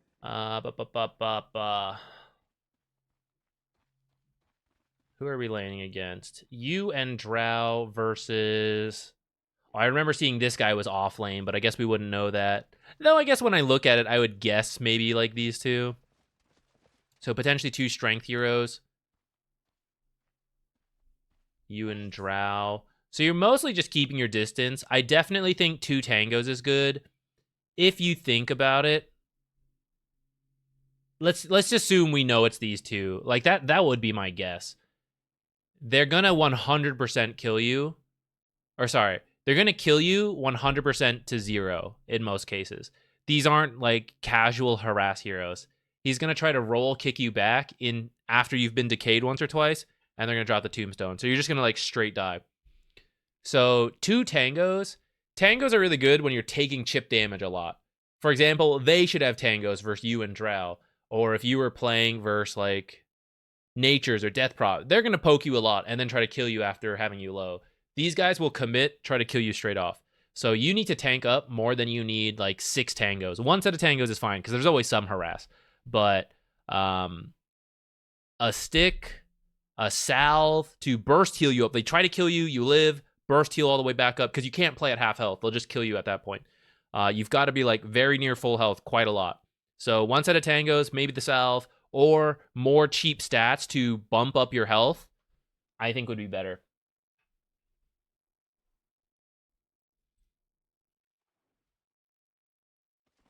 You also hate ads. Me too. I understand.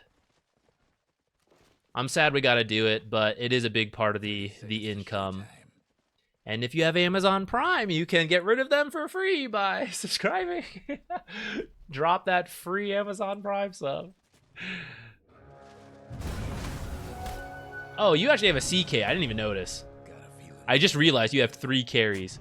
All right, well, you had a Chaos Knight. I think it still stands, though. You still don't want to be the one to die.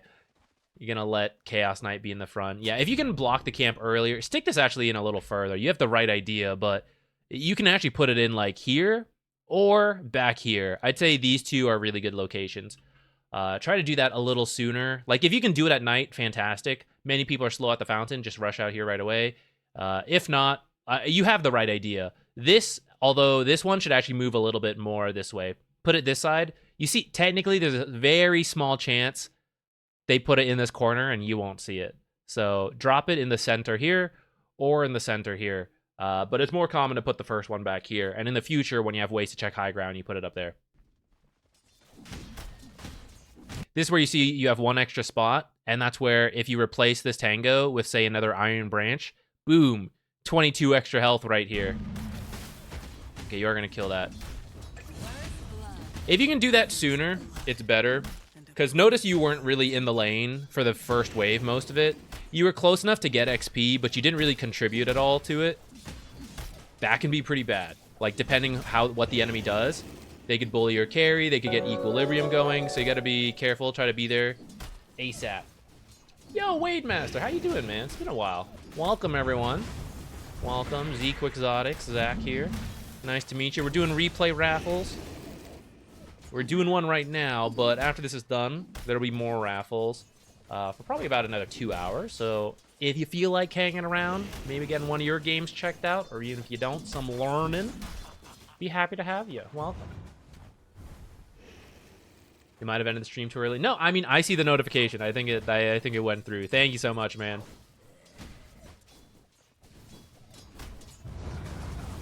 A little distracted there from the raid. I think this pull should not have happened, though.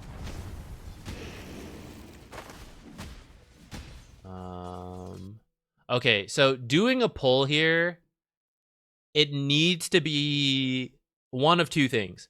You either need a stacked small camp to completely kill off this creep wave, or you need to do a half pull with a single camp.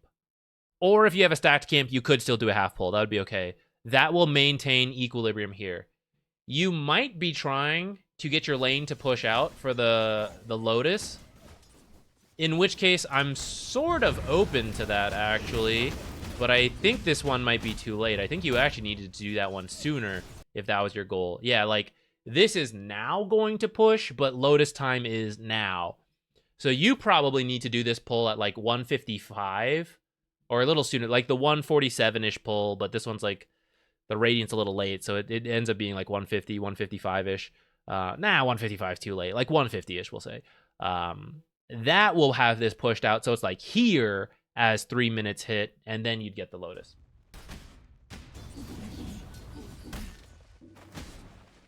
Replay criteria? No, it can be anything. I mean, if it's too high, probably can't do too much. Or like, you know, my advice is there's limits to it. But otherwise, any rank, any roll's all okay. Final Fantasy has been fun. I haven't gone back to it yet, though. I've been meaning to.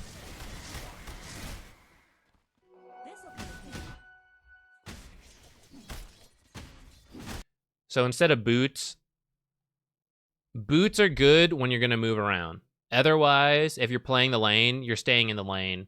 So you want items to help you in the lane. Boots help, but consider what we talked about earlier. This guy rolls on you, kicks you back. They're trying to kill you. So will boots keep you alive at that point, or will more stats help you stay alive? Typically getting like a wand first, maybe some other cheap stuff like raindrops. It depends on the matchup. This game, I would say you definitely want a magic stick ASAP. Maybe you didn't know what you were laning into. That's fair. It's a weird draft a little bit. But once you see an Undying, you know he's going to use a lot of decays. Earth Spirit, every time he commits to a fight, he needs to use like 2 to 3 spells. You want a magic stick ASAP, so I'd buy that before the boots. we're not really moving around this game, especially for like sniper mid, drow off lane. Like we're not really, I ain't really ganking a lot here.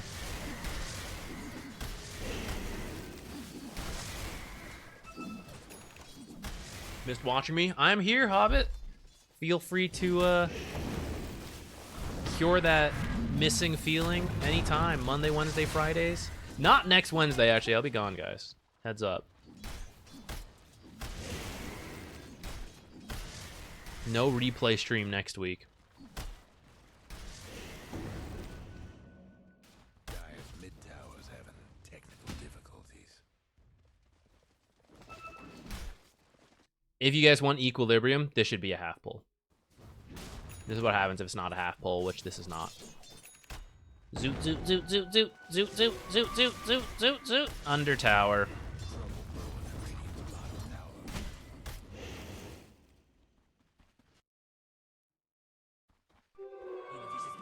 Okay, you left at this time, coming over here.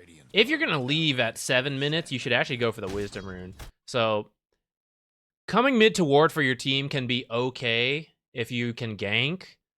The position 4 tends to do it more than the position 5. Crystal Maiden can sort of gank. It's a little scary to do this blind, though, especially if they match the rotation. This is pretty risky. You don't even have an Observer or Sentry on you, so you can't actually check anything here. So rather than do that, I would go for the sneaky play, run through here at night. A bigger loop if you want to be like real safe. Or if you started on this side, like go this way. Go for the 7-minute Wisdom Rune steal. If we go back 1 minute, it's like 5 minutes, 40 seconds, then this rotation, perfectly fine, because the power rune might spawn. But there's no power rune. I'd be really surprised if it was still up. Or maybe not that surprised. I guess this is Guardian, but like it shouldn't still be up at this time, right? So you don't want to make that rotation for a rune that shouldn't be there anymore.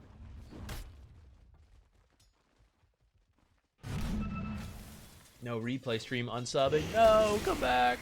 I need you.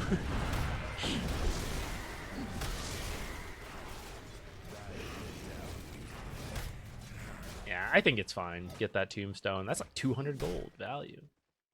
Or maybe it's not maxed out. I think it starts at 100, it goes up, right? That was maybe like 125 gold. Pretty good. And it means they're not going to play aggressive, or they probably won't play aggressive for a while. Sick. Was that Earth Spirit kicking him? Must have been a misclick. Or he hates him. One or the other. Oh, no. Here's what it was, guys. Look at this. Look at this amount of creeps coming up. Oh, we got a replay bug. Hold on. Look at this amount of creeps. Earth Spirit saw this, and he was like, this could be mine. These could be my last hits. Get the hell out of here. You're missing the last hits, though, Earth Spirit. Get him, get him. You're missing them last. Earth Spirit. No, Earth Spirit. Oh, God. Okay, you got the 3-3 ranged. Maybe. Maybe there's some griefing going on there. All right, so you came up here. Ooh. The old ganking Crystal Maiden. Sick. Great rotation, actually. After you got that kill, big wave, that was a good time to move. Unfortunately, you got... Well, not unfortunately, you got the kill, so it's pretty good. I was going to say, if you rotate through here and you can, like, place a deep ward unnoticed, that's really nice. In this case, like, we'll take a kill, and then, depending who's in the area, like, if no one showed up, you could maybe then move deep to place a ward. In this case, you saw support, so they might see you doing that, so I'm okay backing off here and not actually warding. See, with some of these movements, 4-0-1 is Crystal Maiden.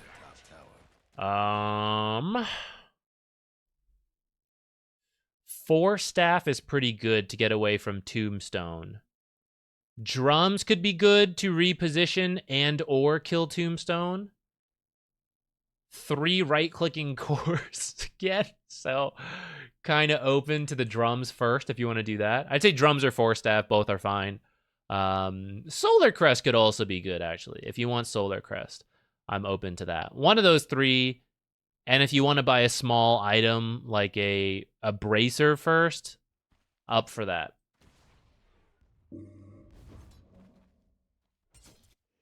Why am I so good? Why do I keep losing if I'm so good? Actually, I kind of know why I'm losing. I've just been really lax in my laning stage.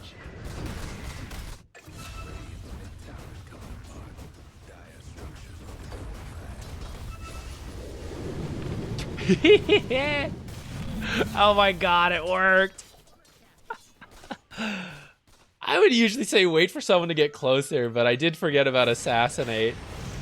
It was a pretty ballsy attempt. It was very close to not working. Ah, damn.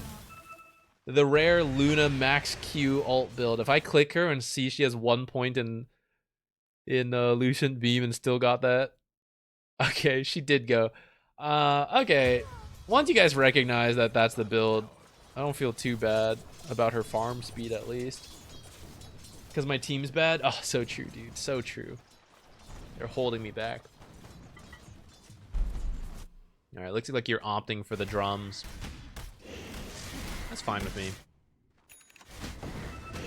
Chaos Knight is actually your most active core. Believe it or not, the carry here. So I don't mind if you keep playing here. Though it seems like Sniper is doing well. Or maybe we could play around him. Money!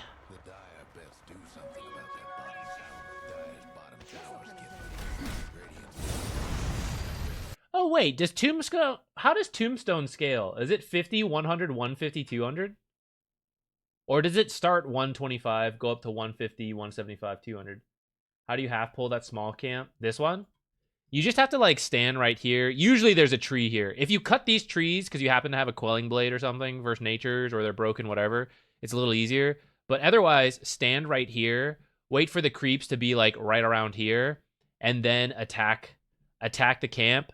As their attacks come to you, step out a little bit, get hit as like the creeps are now here, so you aggro the back two, and then keep running this way. If you run into the creep wave, more attacks might hit you, and you might then aggro the next two.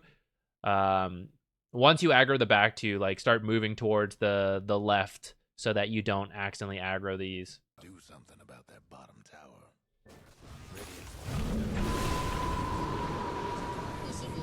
We looked away, you did it again. What'd you do? You TP'd on him? Hilarious. You actually, the ultimate is actually overkill there because he was under the tower, but that's fine. Guaranteed mid kill, we take those. Dire's mid tower could use a little help. Them Dire buildings are tough as nails. Radiant's top towers in bad shape. Yeah, I might go play an EU too. Now, we're gonna try NA hard mode a little longer at least. I don't know if I want to start tryharding before the patch comes out, but I don't think I like where my laning stage has dropped to, so I kind of do want to focus on improving it a bit, rebuild some of the habits we've lost. It's mainly looking at the time. Thinking and looking at the time. We might do a stream without music and just, like, focus. If I can do it on command in one stream, then we'll go back to slacking off. I don't care. But I need to prove to myself, you know? It's like, it's not me. It's that we choose to goof off. But if we want to use that excuse, it means once we choose to try hard, it needs to be, like, on, you know? And then it's like, oh, yeah, I choose to be bad. And then the ego is protected. But if we try hard and we can't play well, then it's like, oh, no, I'm bad. Then we gotta take a couple streams to work hard and rebuild habits. Death Prophet support. I mean, it's certainly viable. I know you can do it. I don't feel like it strictly calls to me. If it was super broken, I would do it just because it's broken and I need to know about it and all that. But right now, I think it's more of a niche thing that if you like Death Prophet, you can make it work. And I don't think I like it enough to, like, want to do that.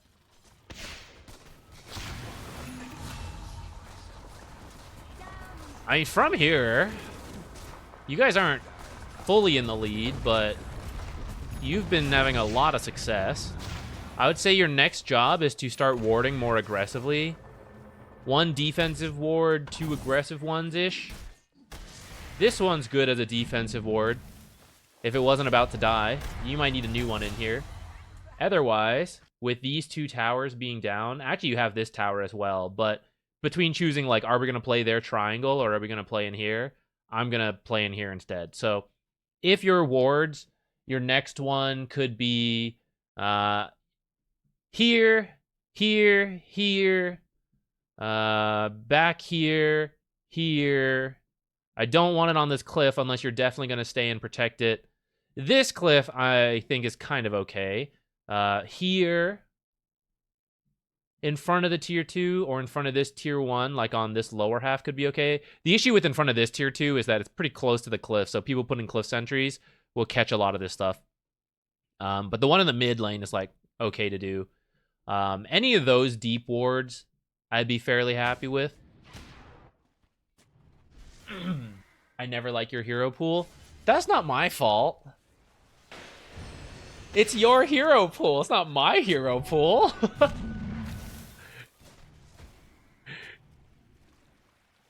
You like your heroes. I like my heroes. That's how it be. It how it be. What can I do?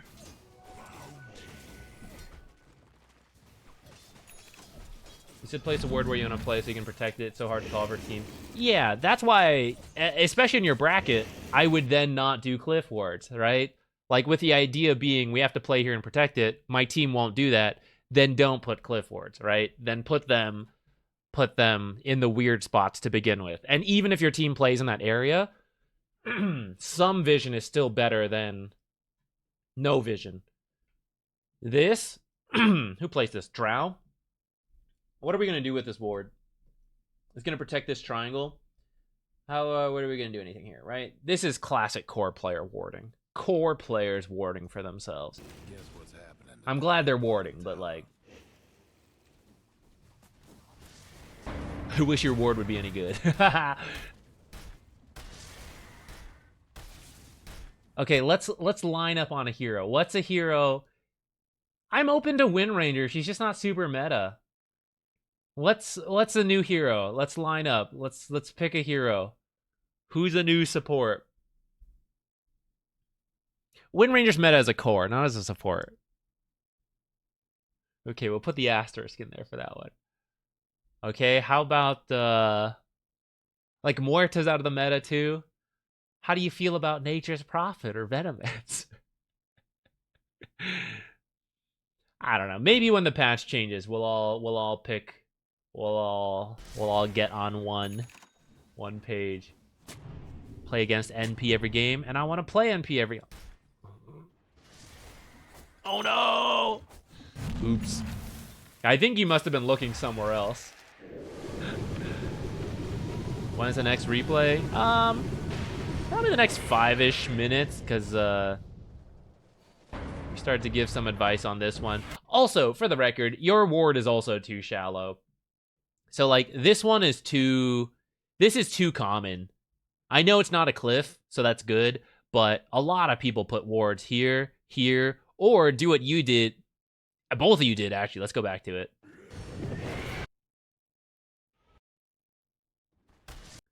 Want one more? A lot of people get lazy, don't even place them, like, in the center, or, like, at the edges. So, theirs... Let's actually go to free cam, because I bet they have a sentry somewhere here. See, I don't know, guys. Look, the observers along the ledges are the best. Ledges are the best, because they're at the extreme. Because if you try to put a sentry in the middle, you can't cover both edges, so you have to pick one. So by nature of picking the edges, you give yourself at least a 50-50 chance that they're checking and they still miss your spot. If you put it in the middle, they can put a sentry top half, sentry lower half, sentry mid. They'll kill it every single time. So don't put it in the middle. Same with them. Theirs is like kind of towards the correct edge, but it's still lazy. A sentry checking the top ledge will still get this one. So you gotta be putting them here. You gotta be putting all this stuff. And your sentry, yours is actually okay because checking this area is actually fine. But your sentry should actually go lower. a little bit. Actually, it's conflicting advice. So I would tell you the correct meta of warding. Your sentry should go low enough to check this ledge, this part, and then this bottom ledge. So your sentry can go like right here, because people should not be putting wards in the middle at the ideal way of warding. But then you go in circles, right? Where they're like, oh, he's doing this, so I'm going to do that. Or here, where it's like, oh, people do tend to put him in the middle. So for now, I'm fine with your sentry still being like more in the middle this way. But your observer should be like closer to the edges, and more of your observers will survive. But also, back to my original point, this observer is not deep enough to help us do what we want next, which is like hold this area and farm this stuff. So like if you're farming here and they're invading this way, it's their own jungle, but they're coming in this way, then your observer's not going to see them. So your observer needs to be deeper, and then you play this area, and that way you see people coming in, or you see people you want to go kill. But back here is like, I'm standing here to farm. I see the same thing my observer sees, so that's not like very useful. I do like Io. I think he'll be nerfed next patch, though.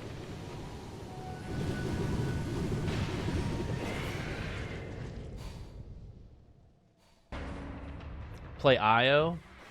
Before the patch or after the patch? What rank is this? Guardian. Killing spree.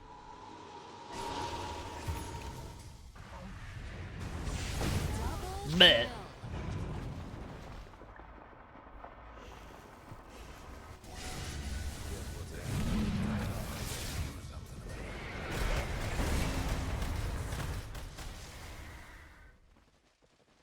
kill. Okay, this is where we follow. Okay, round 2.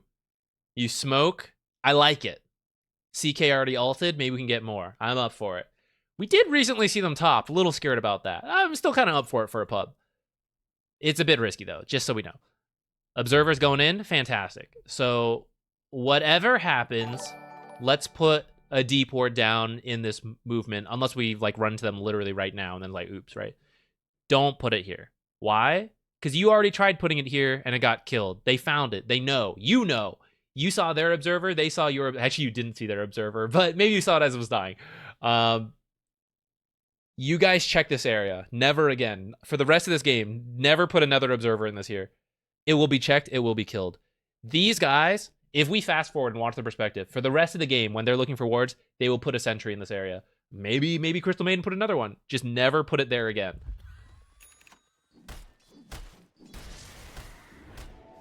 You're thinking about putting another one because you're doing the same thing I'm explaining. See, like, oh, maybe they put... Well, you actually have to because you know they have an observer here. Hopefully. Is this a replay bug? You're going to get it, right? Yeah, okay. You were just waiting because you're smoked. Good, good, good. Now we go place a deep ward. Chaos Knight up here. Whoop. Walk back in with him. Plop it here.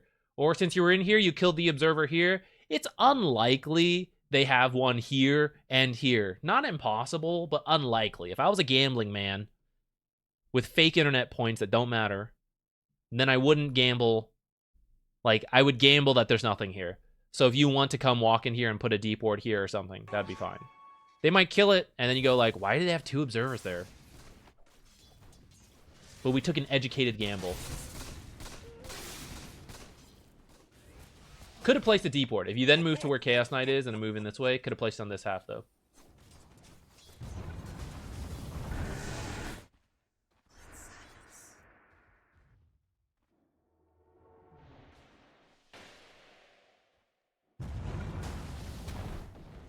Batrider? I'm open for playing Batrider prior to the patch.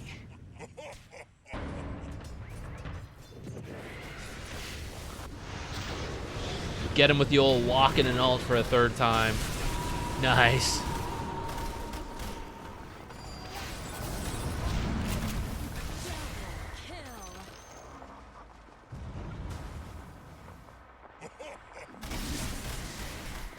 I think 4 staff is pretty good this game. I'd probably get it before the Glimmer.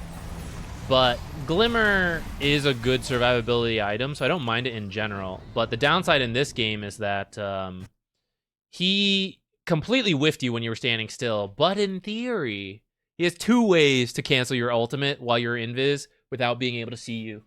So it's kind of not worth, or it's still worth, but like it's less value. if there's something else with good value. And I think Force Staff is good. Having said that, I guess Drums kind of gets you out of the Tombstone. So maybe we could do, you know, maybe we could get Glimmer instead.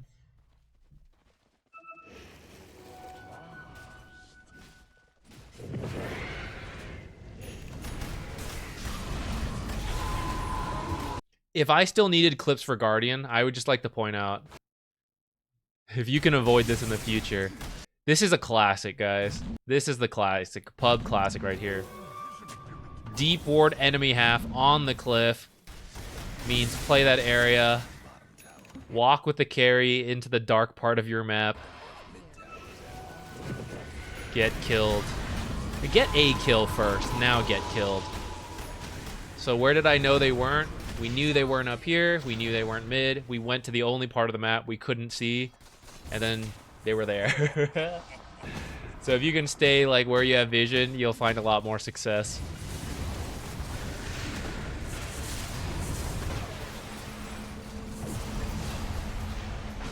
Have a good night, Nessa.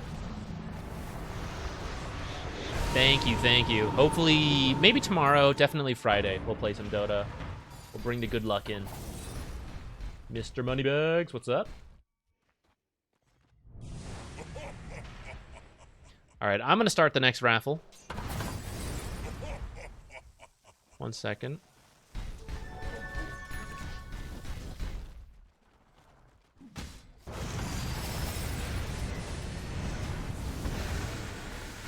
I feel sleepy. Did I not sleep well? I thought I slept well. Now that I'm thinking about it, I slept like 7 hours. That's not the best. All right, the next raffle is now open. So type exclamation point replay to enter in, if you would like. Only Guardian? No, any rank is fine. Any rank, any role. I'm better at support, but for a lot of the ranks, I can still give some useful core advice. I can tell you what I wish my cores would do. I think that might have been a misclick. I think you meant a sentry there. Don't say anything if you weren't. Let's just... You meant a sentry there. It was just an unfortunate misclick. Unranked? Yeah, that's fine with me. You can improve in any Dota game. We can say that unranked is wackier and has silly stuff, but if you've watched me stream enough, the ranked games are ridiculous at times, so who cares? Am I a coffee drinker? I think that's part of the problem, Aramiar. I think I've been drinking too much coffee. I used to not be a coffee drinker, but lately, for the last year or so, I've been in the habit of like drinking coffee in the morning every day. And I'm pretty caffeine tolerant. And now I've been drinking it every single day. So I'm pretty sure. So fun fact, guys. The way caffeine works, I forget all the chemical names and stuff. I forget the exact specifics, but this is generally true. I believe so from what I remember. So you have a receptor in your brain. And as you stay awake, there's a chemical that your body produces.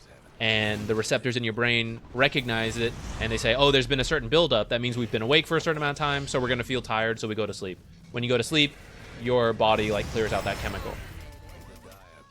Caffeine bonds to that same receptor.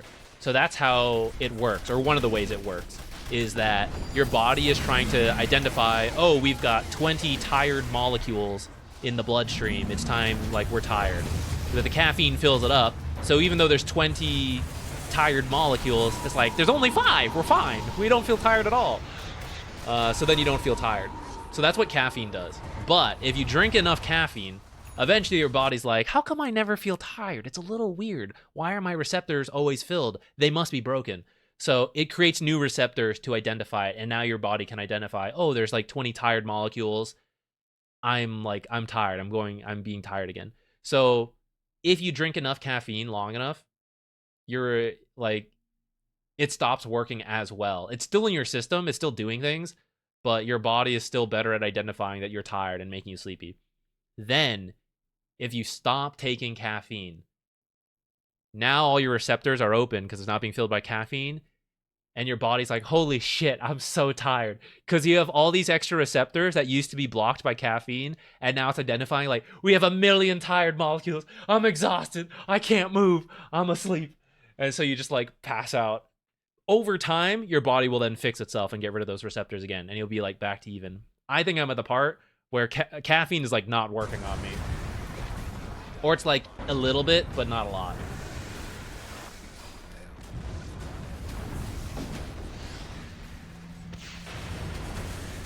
Yeah, some people get headaches because of that. There we go. Monarchy with the real knowledge.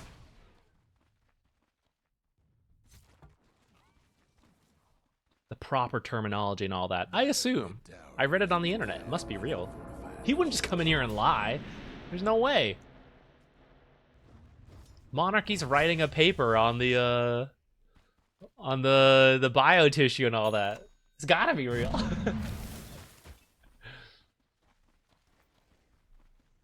I don't even know what was happening in your game while I was talking. Can't even remember if you were paused or not. Alright, your homework is to stop putting them on cliffs all the time. Check the cliffs, don't change that. You're putting your ward, your sentries on the low ground, you're queuing the high ground. That's good. Put your observers on the low ground. Like, mix it in more. You know, I know that we all know the cores do not always play where the cliff vision is. So, just don't. Until it's, like, critical. You know, like, literally team fights happening now because they're here by chance. Drop it. If not, and you just want general vision in the area, put it somewhere sneakier. Low ground. That's your homework. No Kaze, thank you.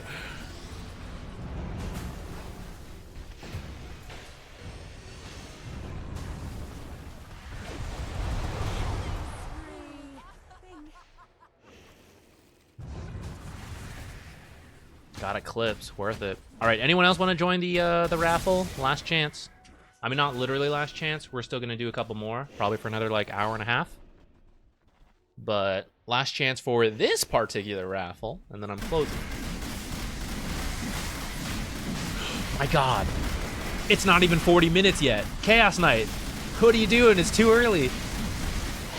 Smurf detected, guys. There's no way a Guardian would do it so early.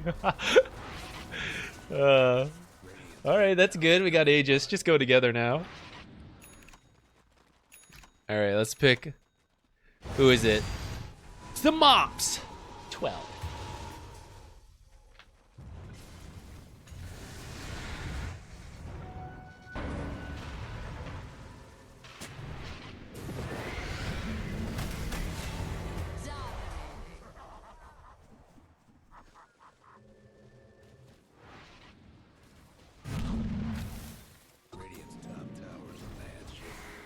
Psych had a Karma Chameleon joke that made me laugh.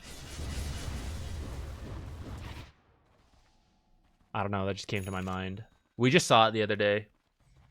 We're now in Season 4. Oh, look at that efficient movement.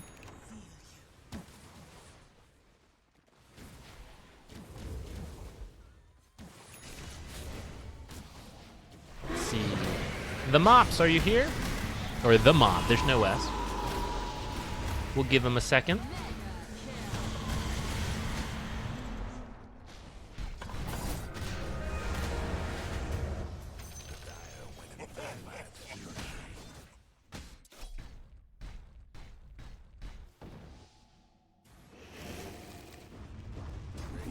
Which support here do you enjoy playing most this patch? Nature's Prophet was the best. That was the best shit. I think I'm gonna go back to playing it. Even though it's nerfed and not as good. I think it's just so fun. I have a blast. I think it's because I get to do what the cores want to do, and I get to blame them. I'm supposed to be farming here. Go do something. That's the best part, I think. I think there's also just a lot of individual impact with Nature's, being able to rotate around to make my team, or like to help the lanes a lot. After that, it's a bit on my team to go do stuff, and I show up, and that's where it starts to feel a little frustrating as natures, because, like, I'm not supposed to be doing this. You're supposed to do this. But often in pubs, I have to be the one to, like, buy the smokes and say, like, come with me, hold my hand, come on, we're crossing the road, put your hands up so the cars can see your little tiny kid body, you know, over their giant truck, and they're not going to hit you. Right? Stick your hands up so they can see you, and come with me over here, right? I have to lead them. And when I'm jungling here as Nature's Prophet, as I'm supposed to, not grief jungling, actual jungling, right? There's no one to hold my carry's hands up. And then they just walk across with their hands down and get hit by a truck. It's like, what are you doing? And it's like, I didn't know where to go. I didn't have a support to tell me, like, how to be active. And like, man. So, that's the struggle with Natures. But he's pretty fun. I like him. Who else did we have a lot of fun with this patch? I enjoyed learning Enchantress. We should go back to that at some point. Hoodwink was kind of fun. When you get to be greedy, it's really fun. I think that's the thing. Getting to farm is really cool, guys. Getting items, sick. Hoodwink feels bad when you have really greedy cores, though. I like Veno. Yeah, Veno's really fun as well. I'm hoping he gets buffed. His pub win rate is really good, though. But the pros don't play him at all. Maybe a change. What could we change about Venomancer? Good, but not broken. The Mop, are you here? The Mop? Bless me with the repick. It's not me. Pray to Cloudbot. I go by whatever Cloudbot picks. Let's see. Ooh, stuff can't be denied. So here's my trouble with it. I appreciate that we have a mechanic that can deny heroes. I think it's cool. As someone who loves one of the only 3 heroes who can be denied, it feels really bad. It feels terrible to be denied. Maybe should denying heroes be like creeps? You just get 50% value. At least give me like 50% XP. You know, no gold, that's fine. 50% XP or something. It feels so bad to be denied. You like commit so much and then you don't get anything out of it. I think I'm open to that. But I don't want them to totally kill the deny mechanic. It would certainly lead to more consistent, we can say, games. But I like that it's there. I like that there's a chance to like outplay the enemy and deny them. It's cool. It feels bad being the Venomancer player, but I think it's cool for the game. So if they don't touch that, I'd be okay with it. If they do change it, you know, I won't complain. The Shard feels pretty lackluster. Perhaps they can make the Shard a little better or more applicable. There's just like, it's just like so specific on when latent toxicity is good. If they increase the cast range, that could help too.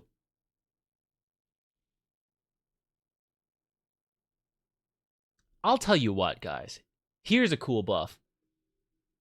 Plague Ward. Let Plague Ward cast latent toxicity. So it can come from me or a Plague Ward. That would make it easier to like cast the Plague Ward further and then he casts latent toxicity, or they're walking through and the latent toxicity hits, all that.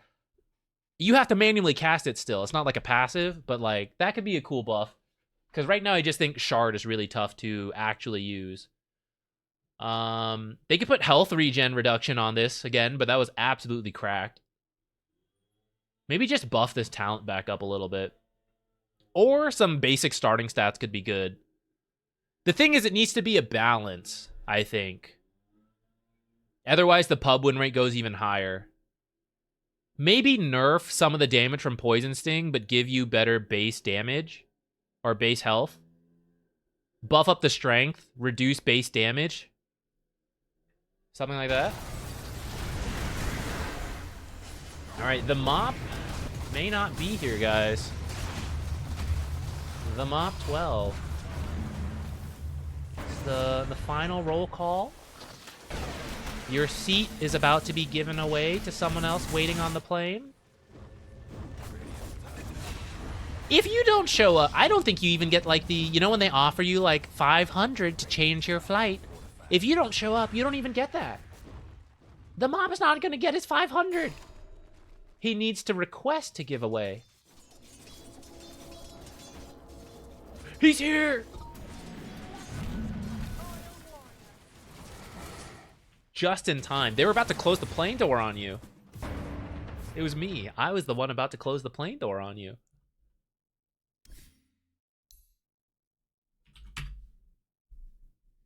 Do you think that's fun?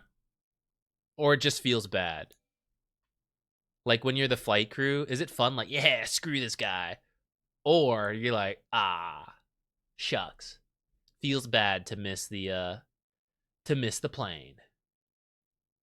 Grandmaster Bane.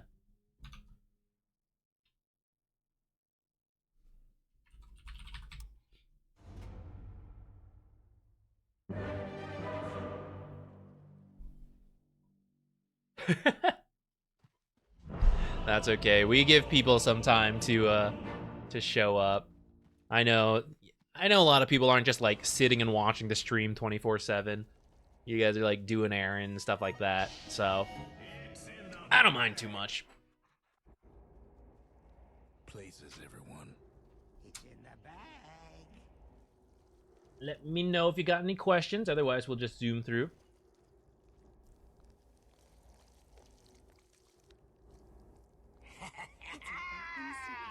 All right, Bane items One is in the bag. look okay.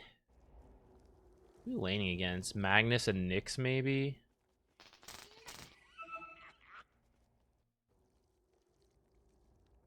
Seconds. Triple. That's okay. Still gonna get the kill. No one here to deny him.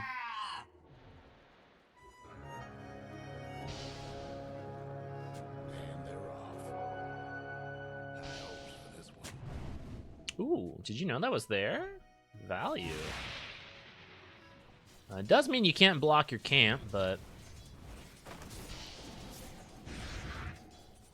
Alright, little bop-de-boop on the Rubik. I'd say Magnus is a better focus for you. You do have a Weaver, so ranged versus melee, Weaver should be kind of okay. But Magnus has some solid damage, and he's melee. Weaver, ranged, but can be still annoying, so like poking Magnus before he gets too tanky. Like, this guy gets nuts. 2 bracers is like impossible to kill. So tanky. Weaver squishy too, so if Weaver takes some poke damage while you're gone, it kind of like it's more significant than the other way. Get some aggressive nightmare use.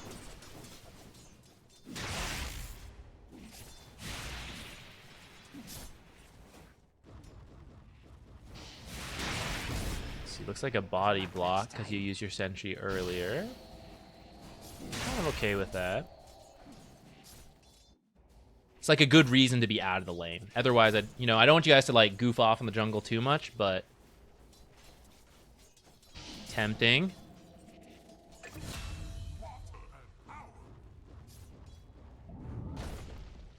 Ooh. Yo, high level unranked game here.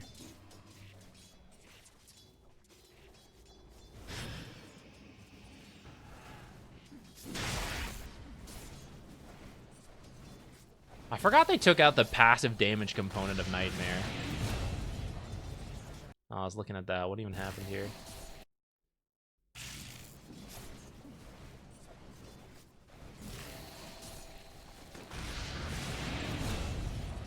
It's just bopped them. Nice. I would probably grab another sentry. Maybe you have it on the courier already. No, not yet. I would grab another one since things are currently good. I kind of want to maintain that status quo and not give them, a window. Things they should do: keep this camp open and kill the lane sentry so that they can see Weaver and keep damaging him. Because Weaver got low, right? That was from being able to see him, being able to hit him. Now you've killed it. Now things are going well for you guys. That's like an oversimplification, but Still, it's like kind of true, right? So they want to go back to what was good. When we can see Weaver and hit him when he Shikuchis, that's really good for us. So they should bring a sentry. You do now have a sentry, actually, so that's good. I was talking about it for nothing. But for anyone else, this way, let's say Rubik got his sentry now. Or let's say we didn't buy a sentry. Rubik brings a sentry, kills it. Now it's like, oh, now I need a sentry. Now you gotta wait for the sentry to get here. Maybe you just spend your gold. You gotta wait for the gold, right? So now we have it ready. Soon as he does this, you go like, okay, you got me. Haha, sucker. Put another one, kill it. And then you're back. And now he goes, oh, shit, I need another sentry. Now he's got to wait for the money. Then he's got to wait for it to come out. And so you get to maintain this advantage. It's the same way if the pull camps matter a lot to you and you're not someone strong like Bane. You see the mob's been body blocking a lot, which is good since he didn't use a sentry. But if you can't, you're weaker, and it still matters a lot to you, you don't want to wait to see them unblock the camp and then go, oh, I need another sentry. You can be like, that camp block matters. I blocked it. Here's my second sentry. He comes, unblocks it with one sentry. Like, idiot. I had a second one.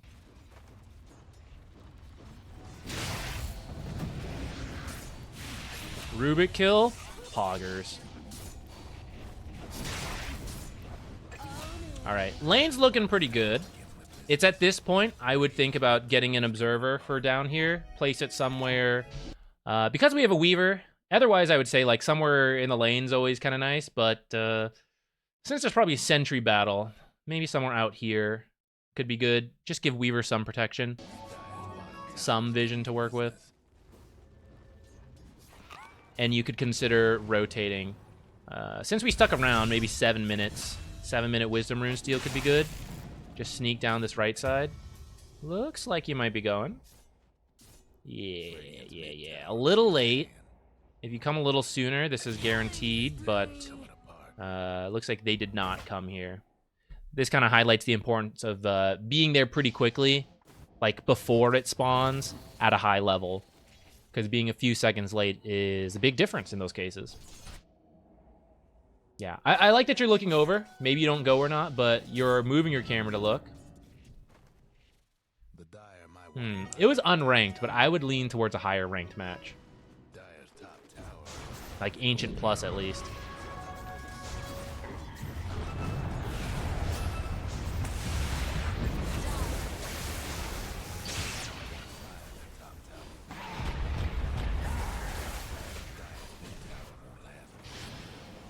Get away from me.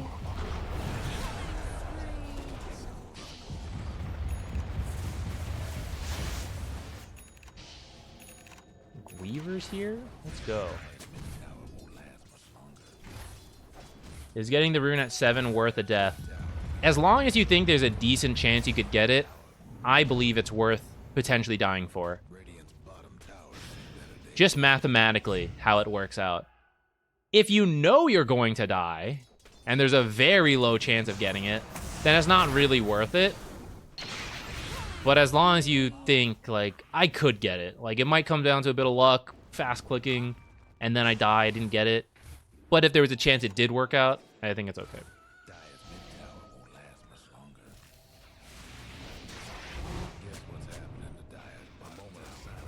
Cliff Ward, but it's early enough that it might be okay. Cool. Pretty deep. I don't play that much Bane, but I like the Max Nightmare build in general. I feel like 2 points in Brain Sap is good for the laning stage. But beyond that, you're not really about damage. You're more setting up for people, saving people, high skill ceiling with Nightmare. Bring it down to a 15-second cooldown. Or 6.5 seconds, plus the 1 second of invulnerability, I'm pretty sure, of... Would you like to charge up a full duration onslaught? You can wait 4 seconds and then start, right? Like, I think the setup is way better than the Brain Sap.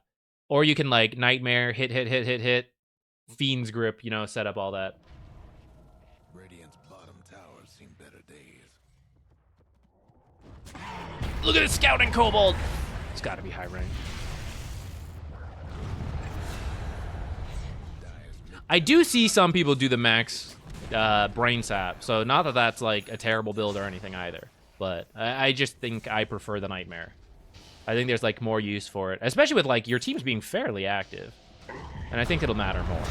Like your team's got good damage. Weaver, Primal Beast, TA. Like you're not gonna have damage issues.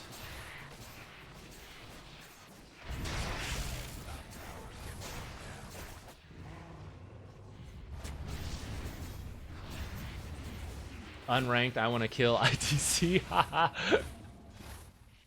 That's fair, that's fair. I see, you're going back for Nightmare. Okay. Yeah, 3 points in Brain Sap's like not that crazy either, especially if you played like a longer laning stage. And like you said, the kill steal potential.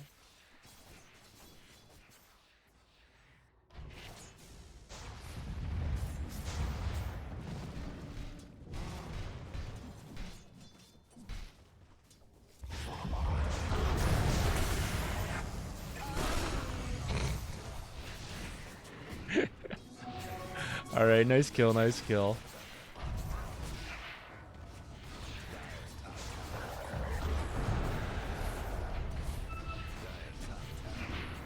Radiant's mid tower's getting banged up.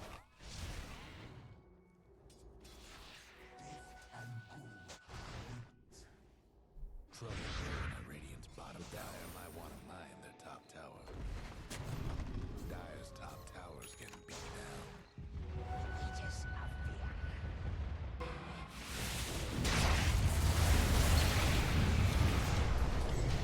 Ruh-roh.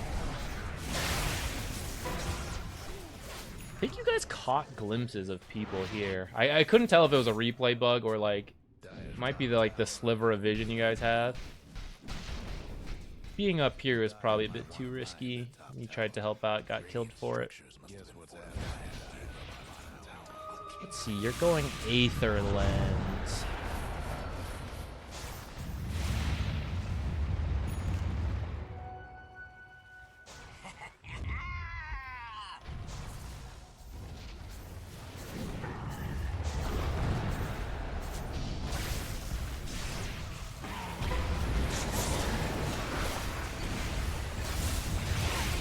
The other thing I think could be good besides the Aether Lens, because I think Aether Lens is a pretty solid item.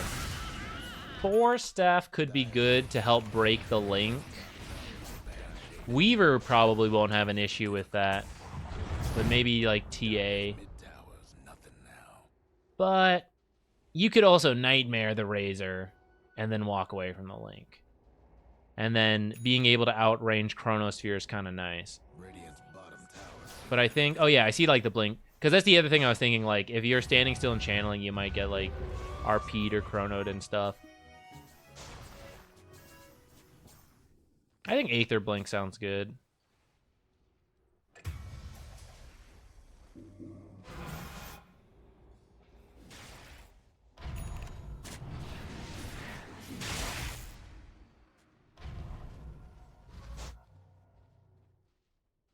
It's up to you. Not every team can do this.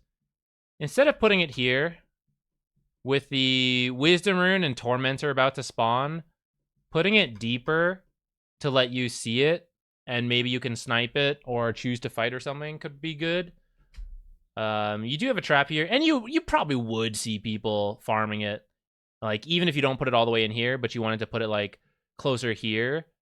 Like, that could work too, but somewhere further in might set you up for like the tier 2 Siege plus Tormentor plus Wisdom Rune coming up.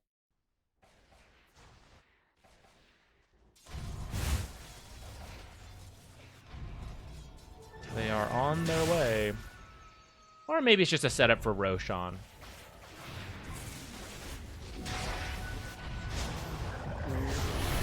A little scary positioning for a moment there.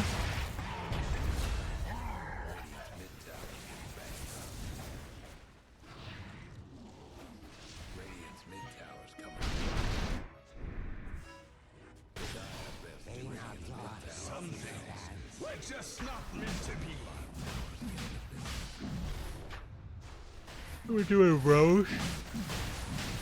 Just running down this lane right after could be good. Yeah, we did lose our Observer in the end. That's another reason I like the lower ground ones. Though, not that it's super common to check it at this point.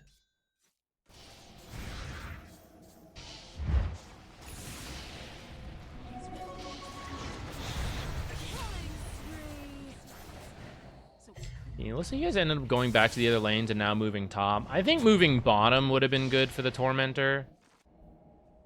I think that's a really good play with the Aegis, if you don't already have like tier 2s.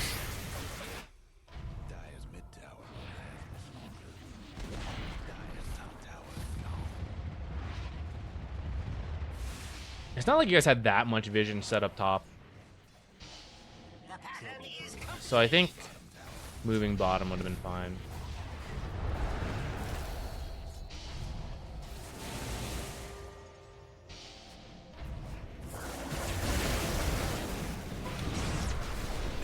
Wow, just at the edge of it. He got away. Well, we won the fight anyways. I don't even know if we gave that much advice. Tower won't last much longer. Ain't looking good for the Dire's mid-rags. Start the new raffle. Dire's mid-rags ain't around. Type exclamation point replay if you'd like to join in. Nah, you're good. Like I said, I don't care. You guys get to choose what you submit.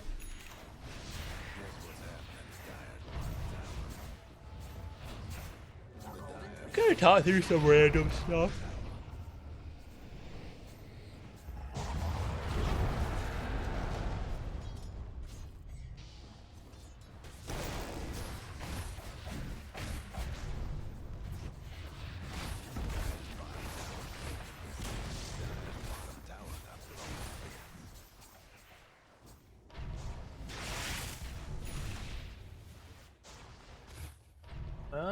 Yeah, I mean, from here, just siege the base, right? Sit in the back.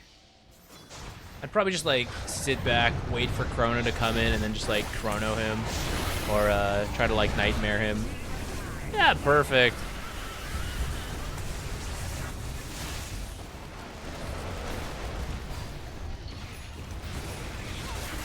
I missed what you Fiend script, actually. I mean, we're speeding up through, like, ×2. Let's watch again. Alright, guys, look how Bane is not at the front. Bane is, in fact, in the back. I would say this is actually a little preemptive. Like, if they chill here for, like, one more creep wave, that's enough time to get even more wards set up. Maybe not more traps, because, I mean, 3 is already a good amount, but could have had more plague wards set up, which would make this just, like, marginally better before pushing in. But in the end, they all go in. Oh, you were Fiend scripting the Magnus, I see. That's weird. I guess he started the Skewer as your Fiend script activated, and you got him. I didn't even see it because it went off screen.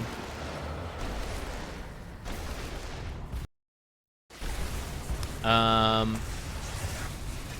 was I gonna say? Oh yeah, but like, just sitting at, oh no, we didn't go far enough back.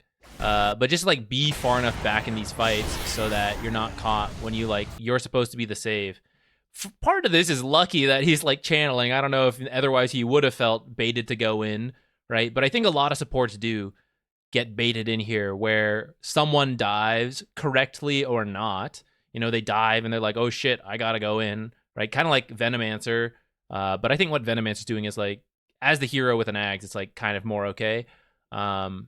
But a lot of save heroes get baited. You're looking at this hero, right? But when you move up and you're with the other cores who are all also being baited in, then the AoE spells come in the back, and then they have to take their pick, and they're like, oh, I'd love to kill TA, but actually the save hero's right here, so I guess I should kill them first. Tap, tap. Oh, they're dead. Okay, now onto TA, right? But now when it's back here, Chrono, I catch you, I catch. Oh shit, didn't get the save hero. Nightmared.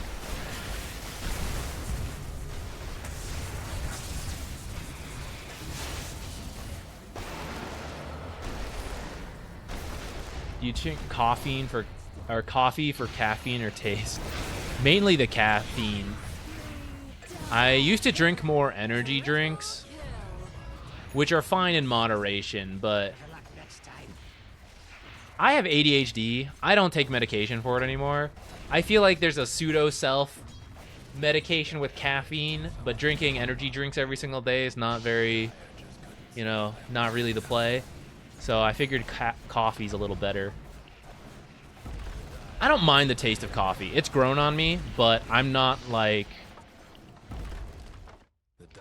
I'm not sipping black coffee like, the nutty aroma, whatever. I can't really do that. I tend to just put a bunch of creamer, milk, whatever in it. And then I used to put sugar, but I've been trying to be more health conscious, so I haven't been putting sugar lately.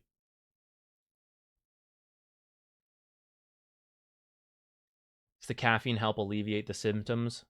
Considering it myself. I mean, everyone's going to be different, so... And I'm certainly I'm not an authoritative figure here. But for me, it does help me, one, stay awake, because I also have sleep issues besides ADHD. So, one, stay awake. Two, it does tend to calm me down a little bit more. For anyone without ADHD, that sounds weird, but, like, you probably relate. Like, the best nap is after taking the ADHD medication. Or I drink like a Monster energy drink, whatever, and I'm like, oh yeah, nap time. You know, the brain is like wired differently for that. So to me, it does help me like sit down a little bit more.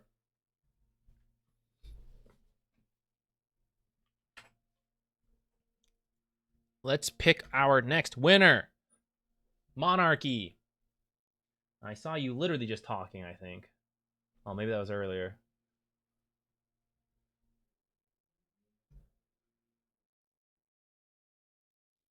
I do think it helps in the sense that my sleep schedule gets thrown off. If I wake up, I do a little, and then I'm too sleepy, so I take a nap, and then I wake up, and I'm sleepy, and I take a nap, right? And then it gets to nighttime, and I'm not like that sleepy because I've been like dozing throughout the day.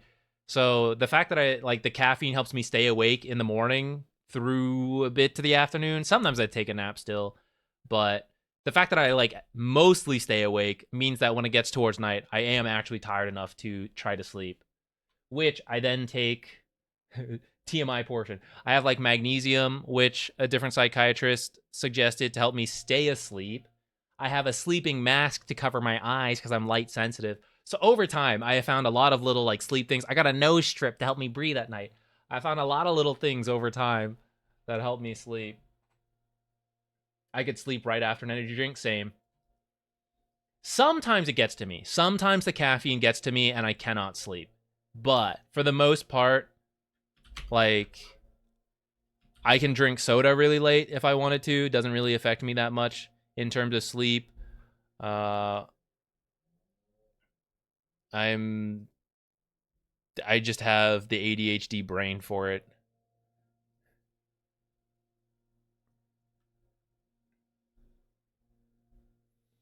Pause for hoodwink. So, Crusader.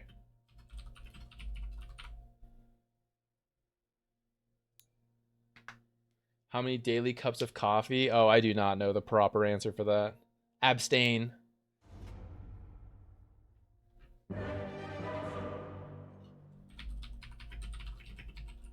see if a quick Google search suggested. For healthy adults, the FDA has cited 400 milligrams a day. That's about 4 or 5 cups. Really? You can go that much? I mean, not that I thought coffee was like dangerous. I didn't think 4 to 5 cups was like, oh yeah, totally fine.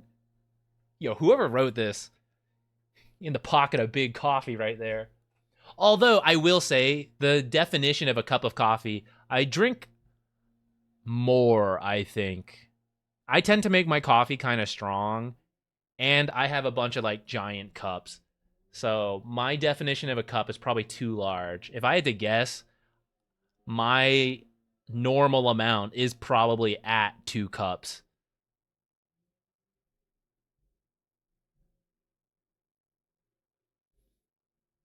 There's a wide variation in both how sensitive people are to the effects of caffeine and how fast they metabolize. Break it down. I metabolize it real quickly. I'm sleepy, guys. I had coffee at 10. I feel sleepy.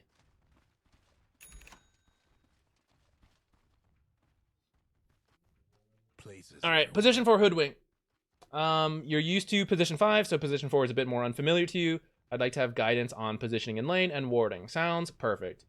I will say warding is quite similar to position 5, unless you mean like literally the lane wards, and then after that it's about the same. I want to borderline shit my pants.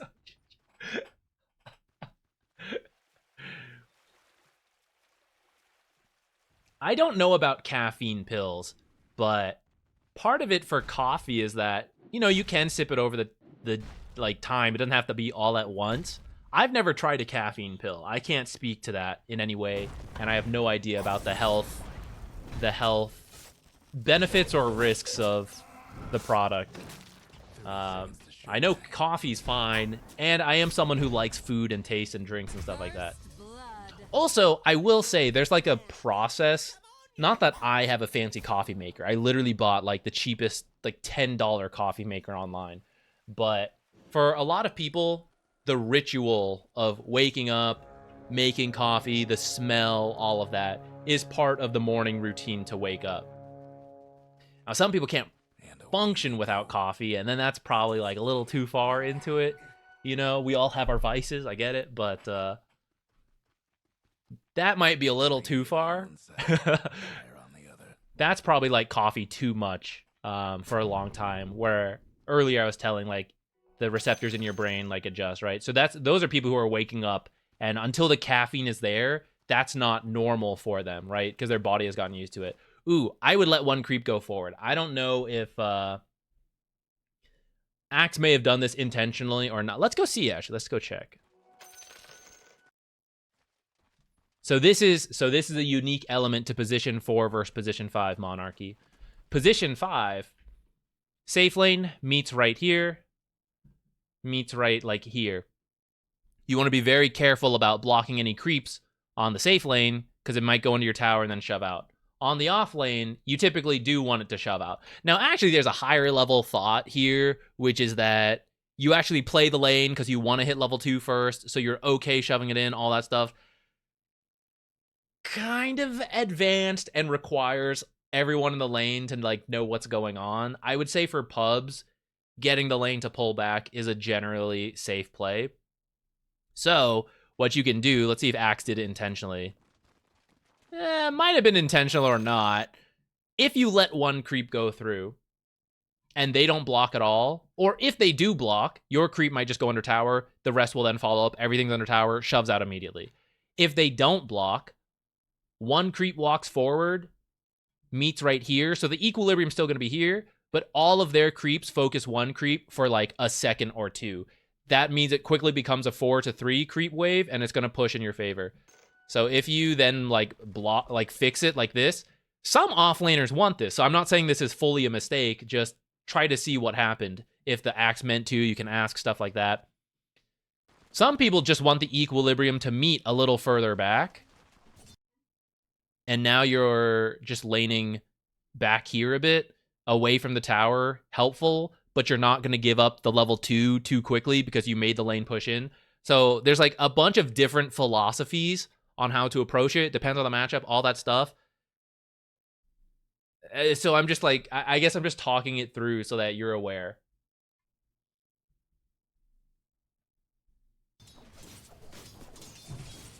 All right, let's go back to you. I just noticed Axe has like no items. Oh, wait, let's go back to see what you were doing at the start again. I kind of forgot. So let's see. You warded here. Be careful of this. A very common sentry spot for the small camp unblock is like in this area, which I can't see exactly. It would be close. It might catch your observer. Some people, high level, will put their sentry up here because it covers the majority of the box, except for like this top left corner, but it's very rare to use that top left corner. It's almost always like back here, or like right here to somewhat unblock the hard camp. So if they put it up here, they'll get this observer. The position 5 does not rotate as much. So if you think about it, this is less helpful to you. I actually find Dire side, both safe lane and off lane, I find it pretty awkward to put observers. Like, I never know where to put them and feel like amazing about it. I would recommend, like, if you get the observer for whatever reason, either put it back here for the courier snipe attempts, or if you want it to help you in the lane, put it like somewhere here, which will spot rotations, spot twin gate stuff. It'll help you kind of see Ogre, because essentially, if you can't see Ogre, then he's somewhere in here. You maybe can't see in here, but he's somewhere in here, so then you play on the left side. Or you're playing this side, and maybe Ogre's trying to, like, wrap around the trees, but you can see it because you see that stuff. If you put it in here, kind of a high chance of being killed. Here's okay, but this is like, there's a roaming position 5, which is like clockwork. Who else? Like, who like really moves that much as position 5?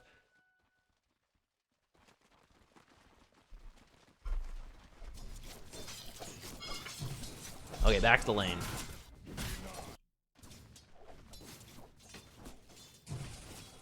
Items. Rather than a Windlace, I would grab either the Fast Blightstone if your offlaner uses it. Otherwise, just go for like cheap stats, like a Circlet, stuff like that. Hoodwink has long attack range, and Acorn Shot uses your damage, so the more you get, the better. You don't really need the Windlace right now to move around. And then save your Acorn Shots till you want the really high chance of it bouncing around. Axe does not, bouncing to enemy heroes specifically, not to creeps. Axe has a really, yeah, he can kind of secure range creeps, but kind of not. So a really good play for Hoodwink is to wait for the range creep to be left, let it get low, a hero stands nearby, shoot the hero, it'll bounce to the creep, hopefully securing it. Maybe you time an auto attack in as well, and then it'll bounce back to the hero. If you want to nuke this creep hard, hit the creep, it'll bounce to the hero, bounce back to the creep.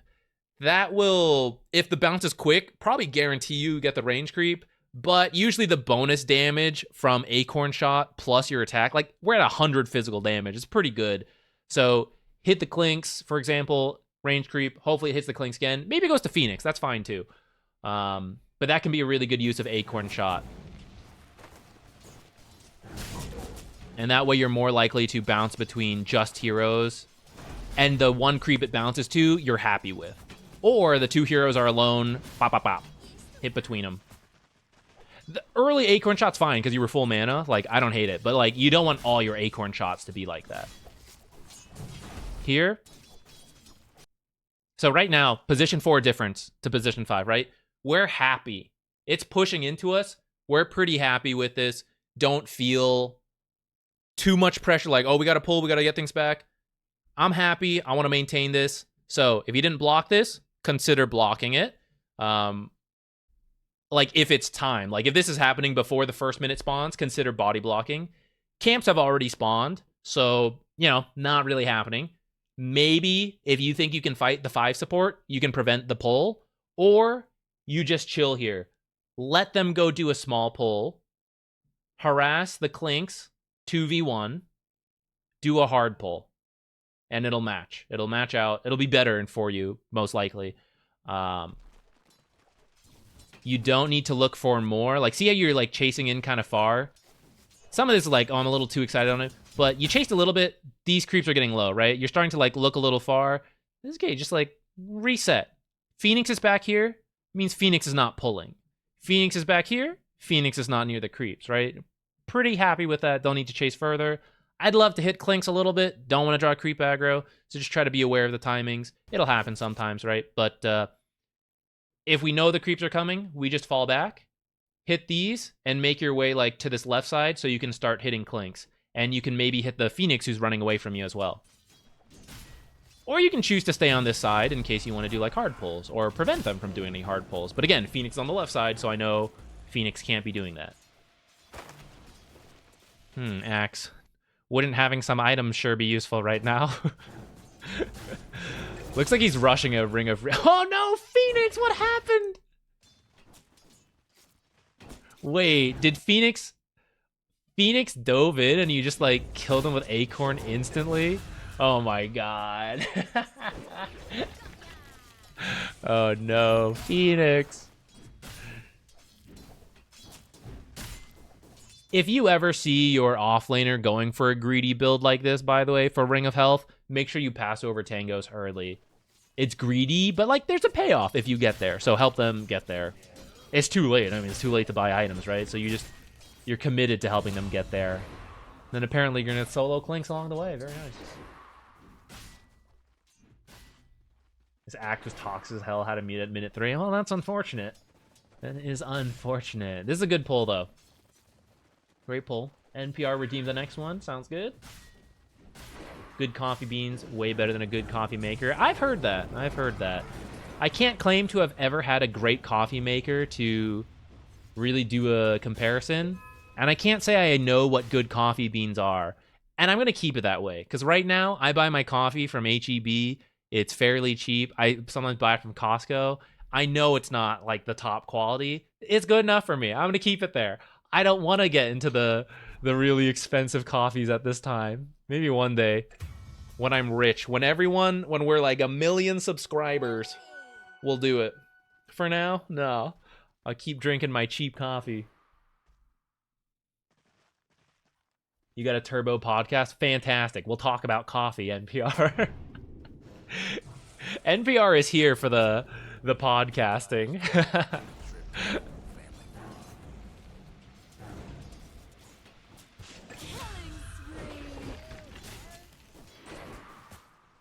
All right, you're doing well. You know, some mistakes from the enemies, but we take that. So it means you can probably be a little greedy. If you play more Hoodwink, one adjustment I kind of like that I've been doing, Null Talisman pretty early, lets you spam Acorn Shot a bit more. Cool. Don't have to do that. You can get the Arcane Boots. That's fine. But yeah, you can definitely... There's only so much you can do. Like, if you're getting kills... But it's like pretty early, you know, you can't necessarily just like run down a building. So do consider the stacking. Like Hard Camp, Ancient Camp, Axe can farm them. You can farm them. Acorn Shot, Bushwhack, kind of decent for getting some farm. So just keep the possibility there for yourself. Because in theory, Axe should be fine. Like if you needed to roam right now, you could. 5 creeps pushing in, it would be fine to give Axe some solo XP. It'd be great if this camp was blocked, which you actually put a sentry here in hindsight, or like, I think after something spawned, but like, it means they might get one pull, but it'll be fine, like it's blocked in the future. Maybe you prevent hard camp pull, stuff like that. But yeah, you could potentially roam. Damn, you're destroying this Phoenix, dude. Feel free to buy a Clarity. Don't feel like buy a Clarity. Feel pressured by Zeek Exotics. Hear the voice when you're playing. Like buy a Clarity. You're wrecking him with spells. Therefore, logic puzzle, guys. Logic puzzle. If I have mana, I kill Phoenix. I kill Phoenix. I have no mana. Step 3. I buy mana. I repeat the cycle. I kill Phoenix. Like keep it going. So Arcane Boots will certainly help, but you got some money. Clarity. Speed it up even further, right? The Arcane Boot might get you, you know, one more cast of each. But we might, you know, we want more than that.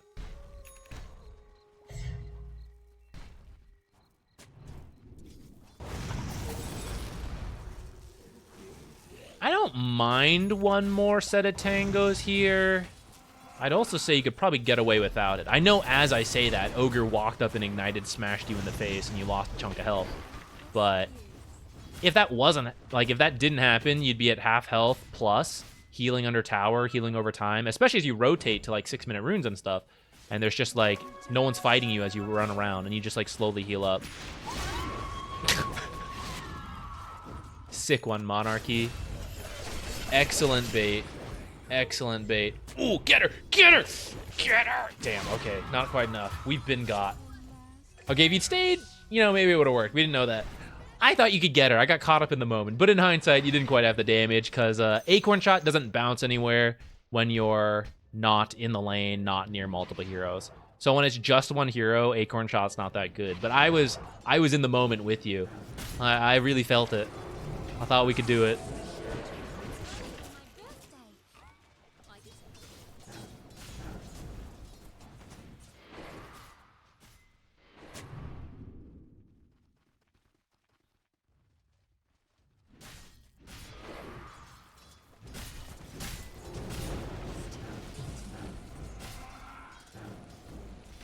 I like the coffee discussion going on. Hold on, we'll get back to it. Once we finish this and we go to NPRs, we'll podcast on coffee and then see where we go from there.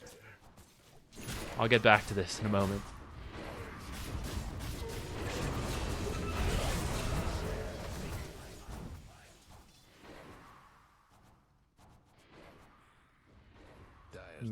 You could rotate to the other lanes. Top's pretty winning. So I would say you should stay with Axe, and you should fully win. You know, take this tower, get kills, bushwhack into call, Acorn Shot, all should be easy kills, right? If you're telling me he's toxic, it's not, you know, like the plays. I don't wanna. I get it. It's still probably the correct thing. But fortunately, you do have like Pudge you could play with instead. Buy him some smokes, bring him around, land the stun so he can land the hook. If Chrono is up, you could come here, tell him like just Chrono anyone. I will fire my ultimate. It'll be a pretty easy kill. Earthshaker's got stuns. You know, could kind of work between the two of you, but I'd really like a core. So those are kind of the options from here.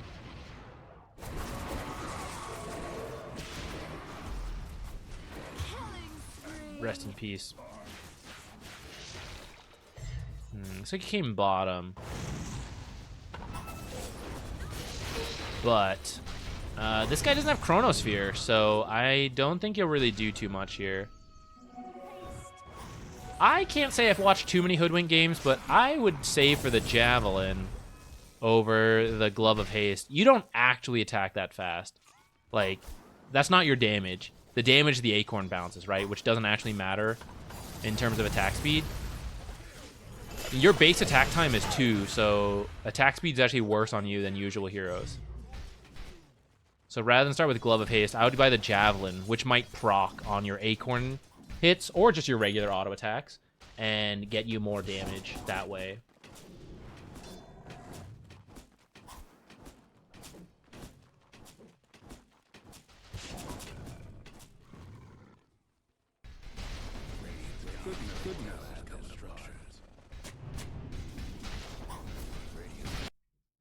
Use Acorn Shot to check the cliffs.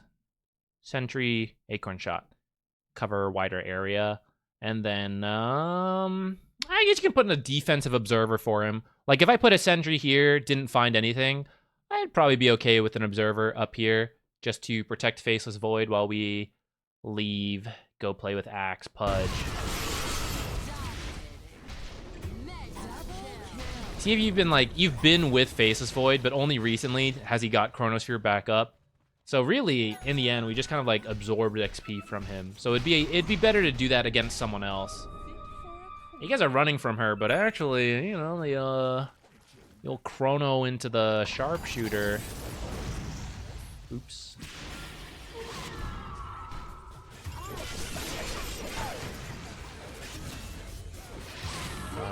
Okay, there's some target priority issues there. Going for Ogre is exactly what Ogre wants.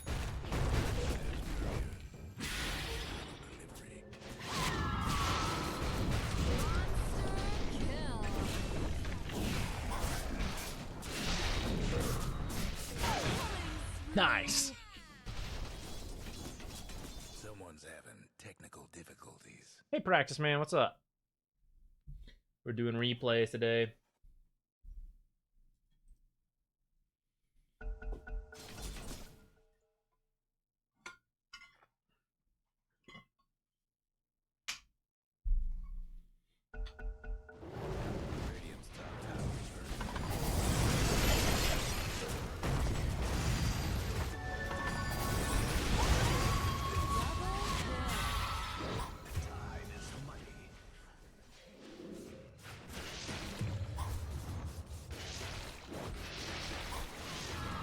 I don't really know how that fight happened because I was looking to the side.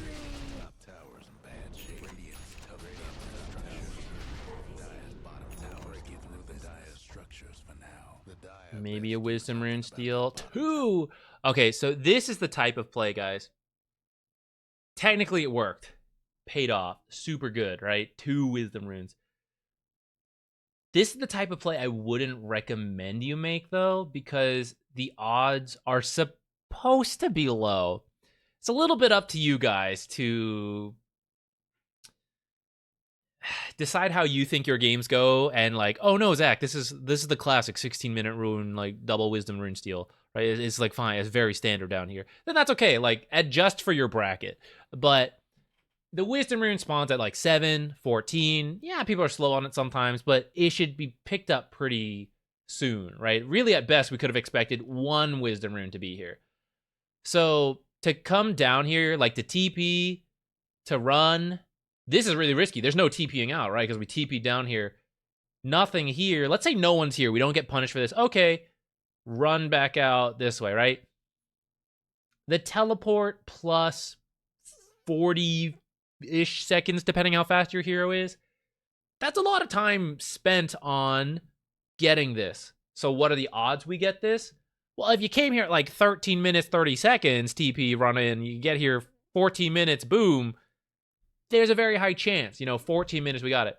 But we are guessing like for 2 minutes, 20 seconds, they didn't come here. They didn't come here. More than that, apparently. 9 minutes, 20 seconds. They didn't come here. So it's kind of like there's a low chance of this working, and then it's going to be a wasted time. And it's usually better to pick higher payoff plays, things that like, okay, maybe I stack. That's not as good as 2 wisdom runes, but stacking is extremely consistent, right? As long as the camp's there, hit it at the right time, boom, got it. And there's a very good chance of that paying off compared to this, which is like, there should be a low chance of this working out.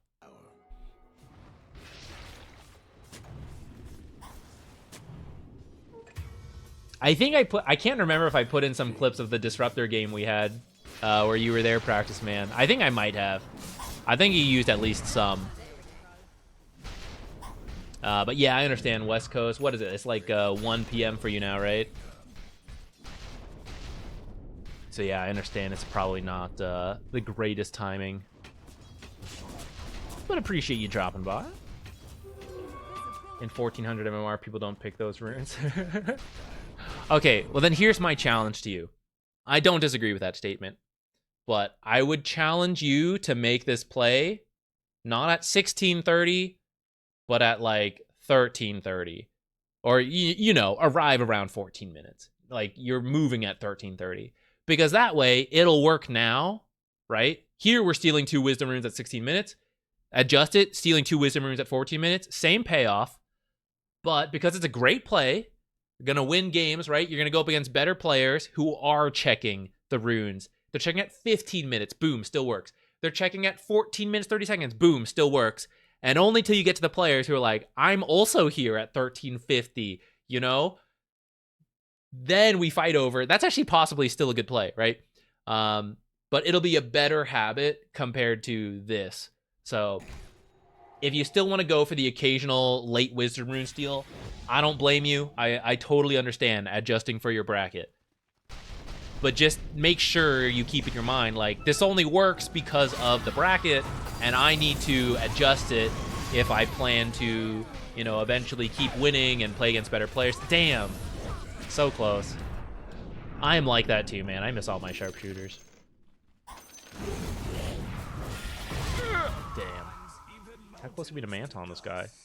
Ah, we're not building one.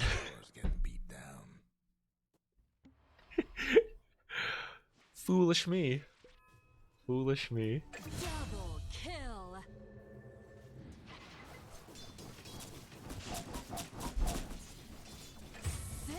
If you want, so a couple things here. First, try not to TP here if you can help it. So notice that there are a lot of creeps here. Great. 3 creeps, 2 of them are about to die. Next creep wave on the way. There's a good chance this meets outside of your tower.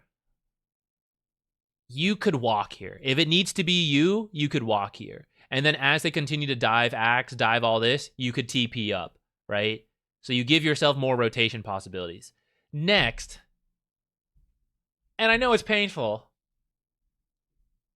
if this meets outside of the tower, it should be Faceless Voids.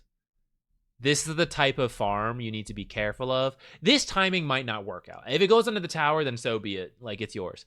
But there are timings where the creep wave will meet outside the tower, and it's a lot of farm, and a support will come in, blast it all. 3 creep waves. They're like, oh, yeah. The carry is supposed to get it. As they're respawning, ask yourself, where's Faceless Void going to go? He doesn't have Chronosphere. He's going to be in farm mode. Where is he going to go? Is he going to, like, TP up here with the other 3 cores to, like, fight over the same jungle? He's going to come to the empty part of the map. He's going to want to farm this creep wave. It's supposed to be his gold. And then if you come in and you nuke it, that is like the griefy kind of farming as a support. So you got to be really careful about this. You have to extend your mind to, like, what are my cores going to do should they come here?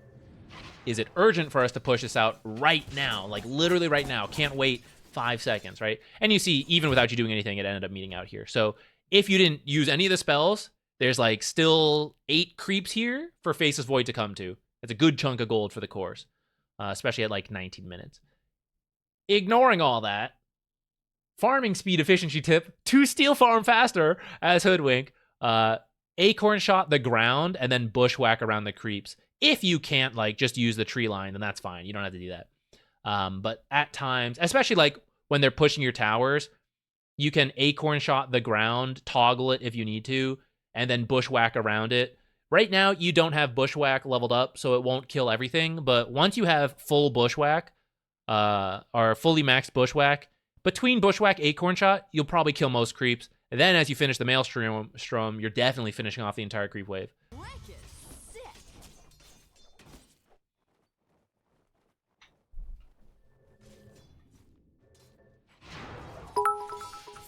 Have to assume it carries bad, vacuumed all that up with a acorn shot. I hope you did use that replay But in your video. Here's You the carried thing. Big time. Well played. Well played. Applause. Applause. Thanks, practice man. I appreciated the positivity in the game. It started off pretty bad. I'm amazed we came back. To keep going to this point, because it's really big for support players to recognize. So I knew it was a joke, but genuinely, right? This is where, when the supports do this, what is stopping Hoodwink from just acorn shotting this camp? You know?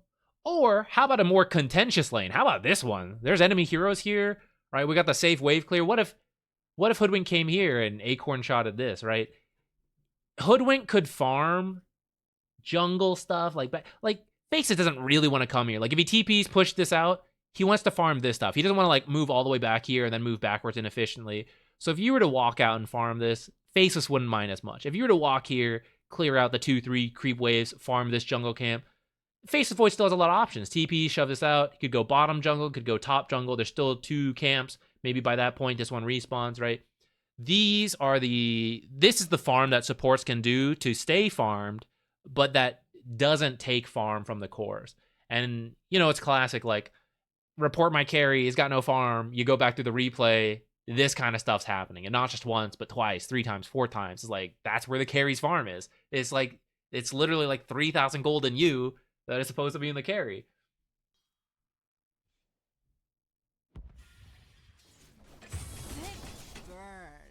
So, not to beat you up too much on it, but it is a really important point for supports to be thinking about. And it's a really tough one, I know, of like, how do I farm but not grief farm? Like, where is it supposed to come from? It is a bunch of tough questions. Also, this is why we would have walked, right? There's a whole bunch of fighting going on that Maelstrom's greedy, but it adds a lot of damage. Unless we're not there and we're just farming, in which case it's just greedy, no payoff.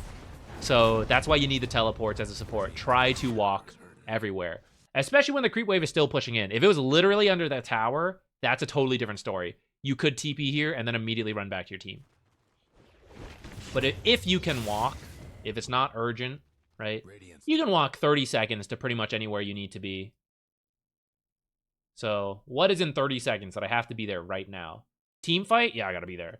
Creep wave that I had like 30 seconds to get to? Don't really need to TP. I can walk. One last top tower for the Oh, Helix. It's because NPR redeemed one that we're gonna do right after this. So there is a cooldown on it. I forget how long I set it to, so that's probably why it's still down. The third Wisdom rune, I'm still a little bit open to dying for it, but we are... I would say third is where it starts to being like really questionable, and fourth onwards, I would not die. I would not take a high risk of death to steal a Wisdom rune. It just doesn't pay off for like the loss of a hero on the side of the Radiant. They can't do... You can't make plays. You can't like... We can't do this, we can't do that. Obviously some, but like, you know what I mean. The death timers are big, all of that. The gold you give, the XP, it like stops being worth it to die for the Wisdom rune. So if you ever think there's a chance you could die, and like a good chance, not like I might die, but like 10%, right? I'd risk it. Like a bold egg. But if there's a significant chance of death, probably not worth it.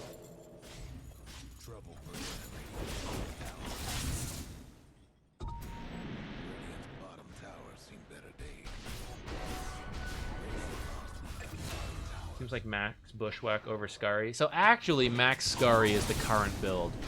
If you're playing a little bit more of a greedy style, you can still Max Bushwhack, and it's perfectly fine. This game, I would argue he's okay to go greedy because Faceless's early game damage is actually low. So the Max Acorn Shot with Scurry giving you cast range, all you really need to do is land a stun. It doesn't have to be a 2-second stun versus a 1.4-second stun. It doesn't need to do the extra damage. It's just the setup for hook. Or you don't land it, that's fine. There should be like fissures, blink calls, chronos, hooks, stuff like that. They should be initiating. They should be stunning these mobile heroes.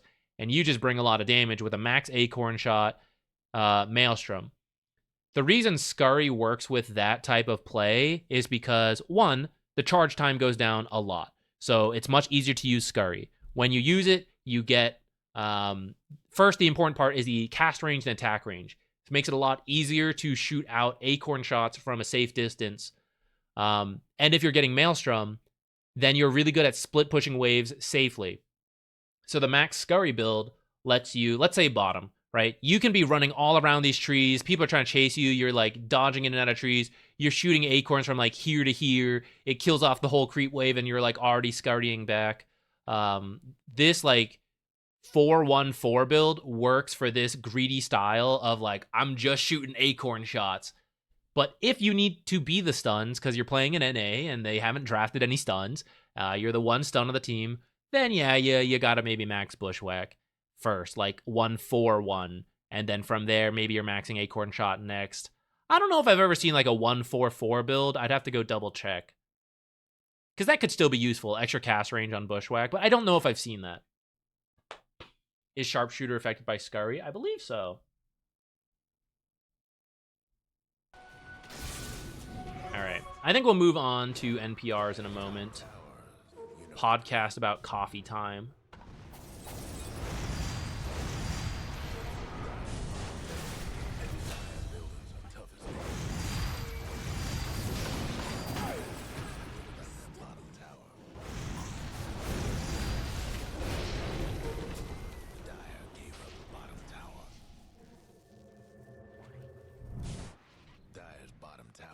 With the Scurry build, would you go 1-1-4? No, sorry. It's 4-1-1 into 4-1-4. You need the points in Acorn Shot because it scales really well, not only increasing the damage, attack range, all that, but it also bounces more. So like every bounce gets that extra damage and you're likely to hit the same target with multiple bounces. Max Scurry, but then your abilities suck, like both of them suck, then there's like no point in that. So you make Acorn Shot good, and then you hit Acorn Shot from further away.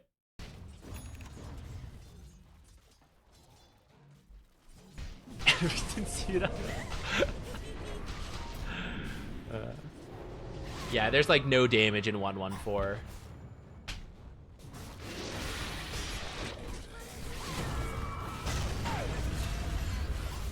See? They do the initiation. You just acorn shot it. You should honestly wait. It's a pub game, so I understand if you don't, but you should let them do it. Like, imagine he echoes, then you do the follow-up acorn shot bushwhack, right? So much easier for you than, like, you landing yours first, and then he blink echoes. At the same time, yours is pretty cheap to throw out, so it's, like, kind of okay, but if you could wait, if you had more trust in them, like, I would just kind of, like, wait for it. All right, NPR. Let's do yours. Can you drop it in whenever you get a chance? I'm going to get more water. I'm out of water. If we're podcasting, we need water.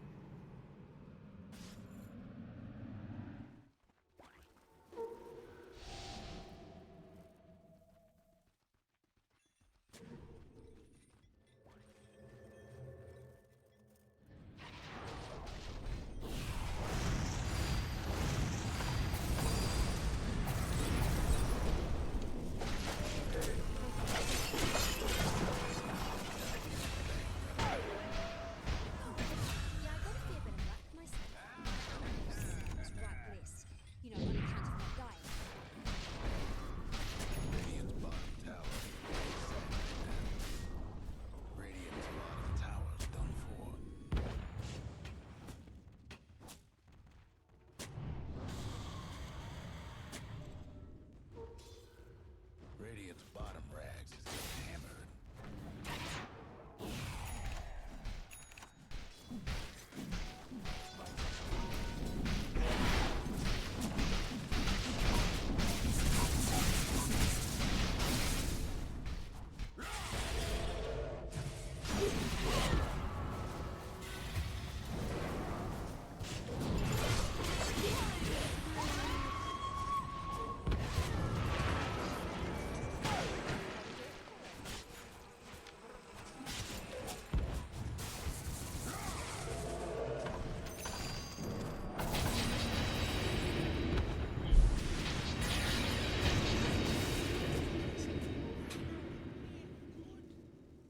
Played a Timber game an hour or two ago. Not as flashy as that Mag podcast game.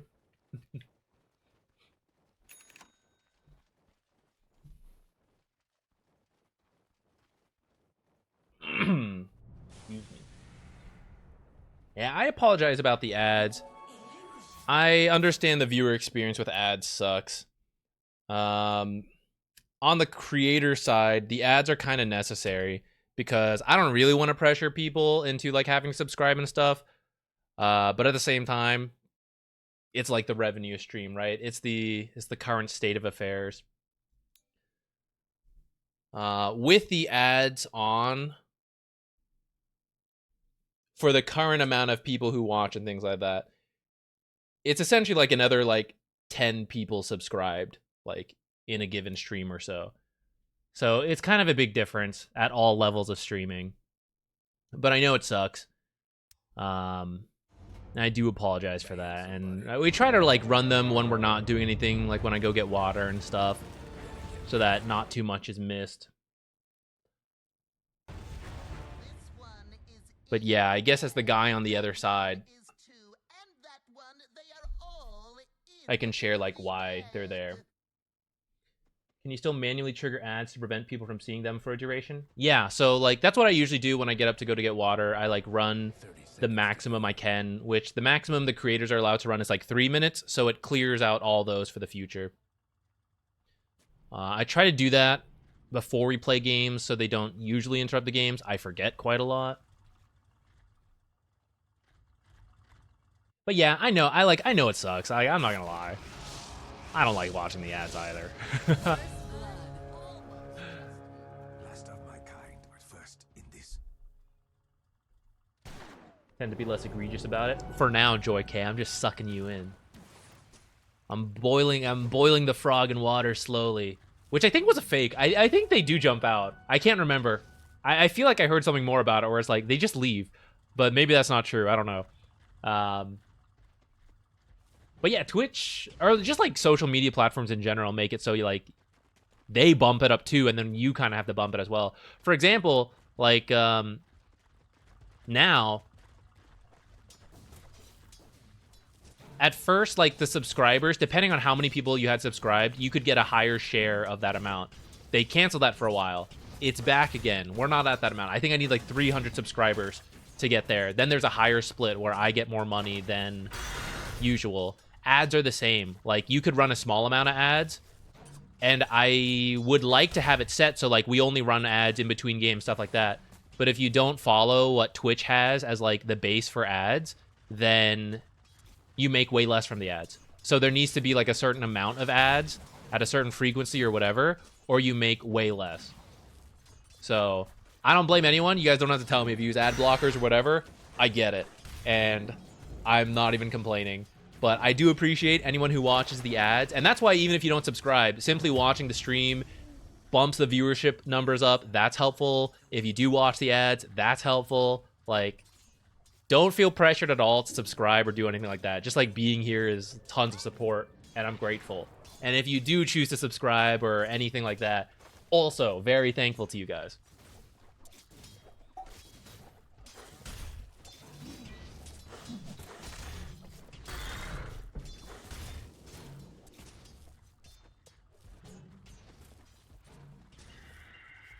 Oh yeah, Monarchy. Let's wrap up yours. So what I should get from this is to leave more lane farm to cores and farm jungle if I have no other ways to do things. Also stack more and pay attention to warding.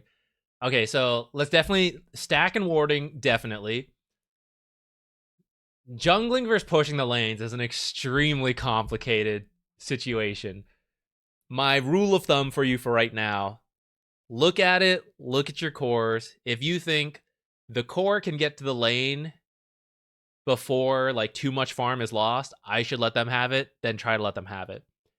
If none of the cores can make it down, and if something big is happening somewhere else, or it's about to happen, like, oh, everyone's getting top for Roche and you're the one guy bottom, then yeah, you gotta shove out that bottom lane ASAP to try to put some pressure on the enemy, make them miss farm if they want to stay top, or bait one of them to like TP out of top to go farm bottom, and now your team can take the top fight, right? There's a lot of situations you would do one or the other, so it's really hard to generalize, but it involves a lot of like, look at what else is happening. Do I want this lane to push? Do I want it to stay here?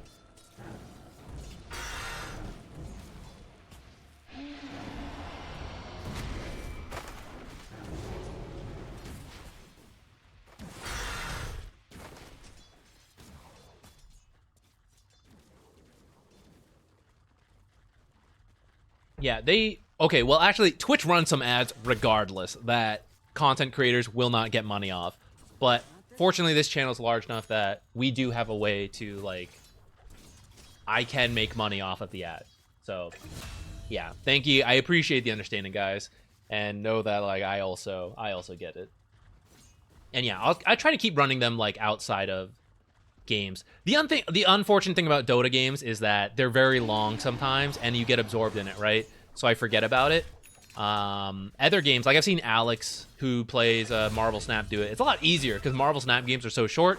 It's much easier to like do the breaks in between stuff. Yeah.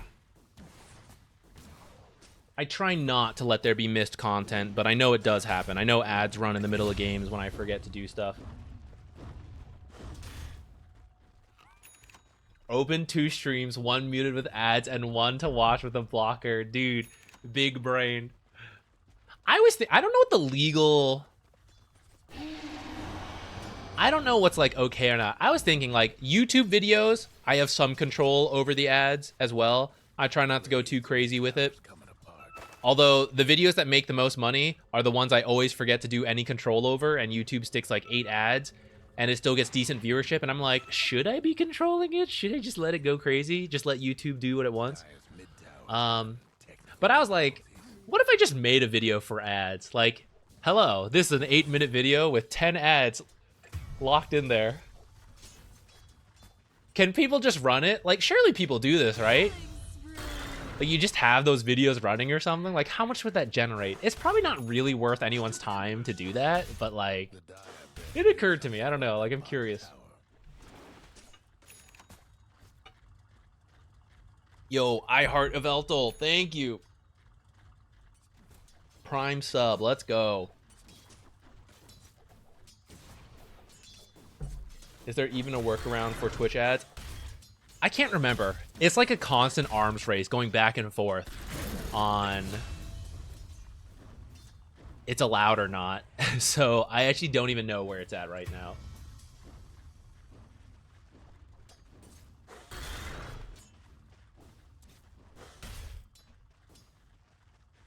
Oh, Plinthos, I missed that. What is better for you right now, Patreon or Twitch subs?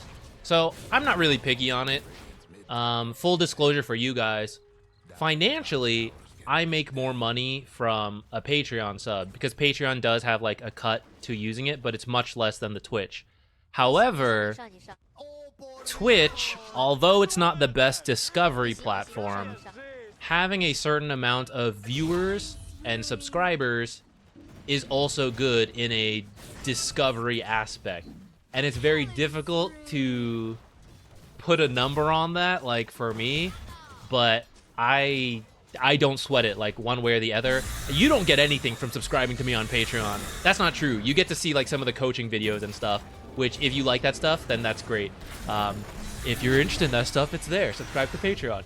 But if you're mainly, like, a Twitch viewer, then please, subscribe on Twitch.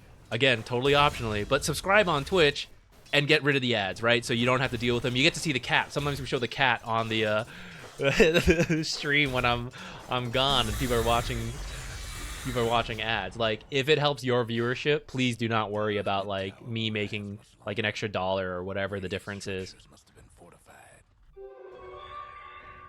Whatever you choose, I will be immensely grateful.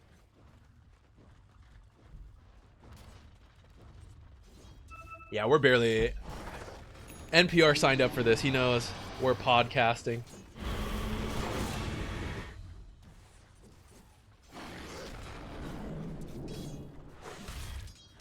Should probably work on the last hits. I think slipped a little bit. I didn't absorb it, but in Turbo they're worth so much. So any extra last hitting you can get in there, massive jump up in Turbo. Are you not allowed to advertise Patreon Twitch info below? I think you can. I don't think there's anything against it. I think I have it under coaching. I believe there's a coaching tab which links to the Patreon. I suppose I could advertise the Patreon as like further support. I didn't really think about that. It feels weird to be like, if you want to support me for free, like you don't even get that much extra. I don't know. There's like a couple. There's coaching videos. Like I don't even know how many I would say there are. It ranges on how many people want to do coaching at any given moment. But like, I don't know, 5 to 15 coaching videos a month.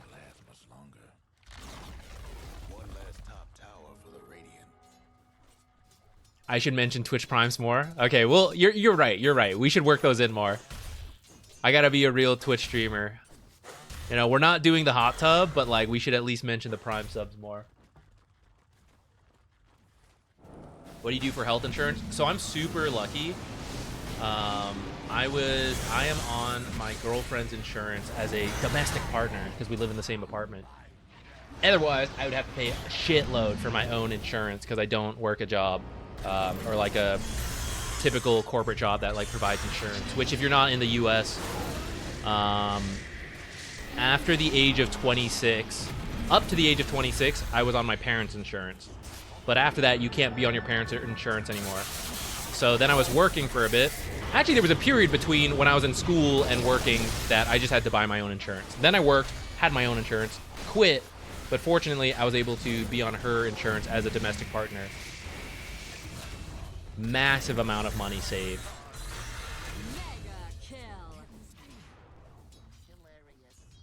Get the hot tub out. Sub goal for hot tub. Oh, I never updated this. Certainly not soft support. Turbo.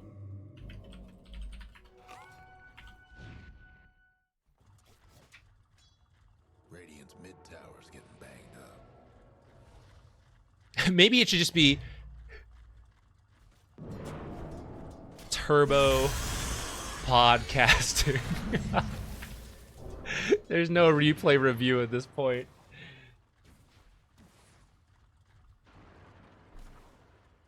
Oh, we never talked about coffee originally. We can go back to that later. I don't have that much to say about coffee, but if any of you have like any further questions on like the ads, Twitch, all that stuff, I'm happy to talk about it. The Dire might want to mine their top tower. Washington has some nice unemployed insurance.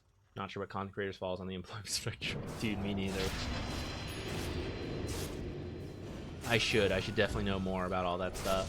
I'm like slowly learning. I'm slowly becoming more and more of a professional content creator, which is kind of bad, right? I probably should have been like more proactive on that front. I think Lotus first is kind of strange, by the way, NCR.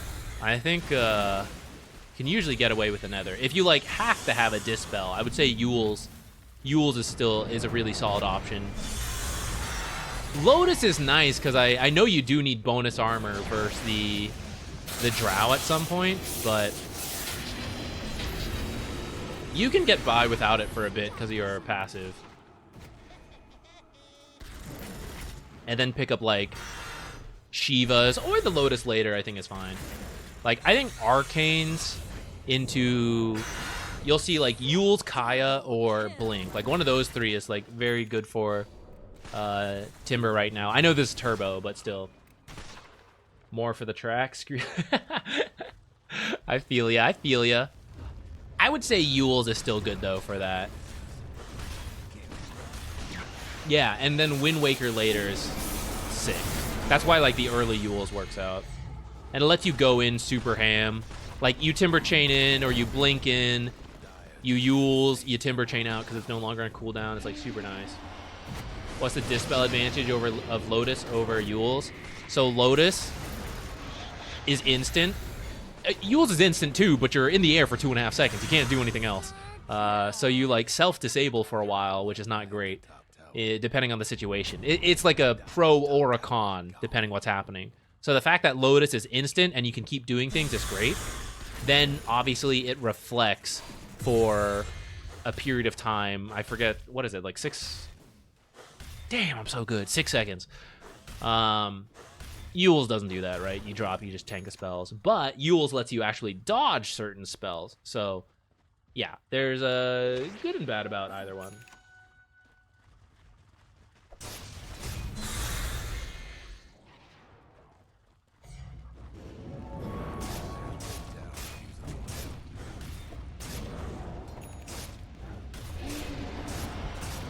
Healthcare in USA is some whack stuff from Nordic perspective. Don't worry, even in the USA, a lot of us know it's whack. I won't get too political in our podcast here, but I know there's a lot of people who would like to see changes to the system.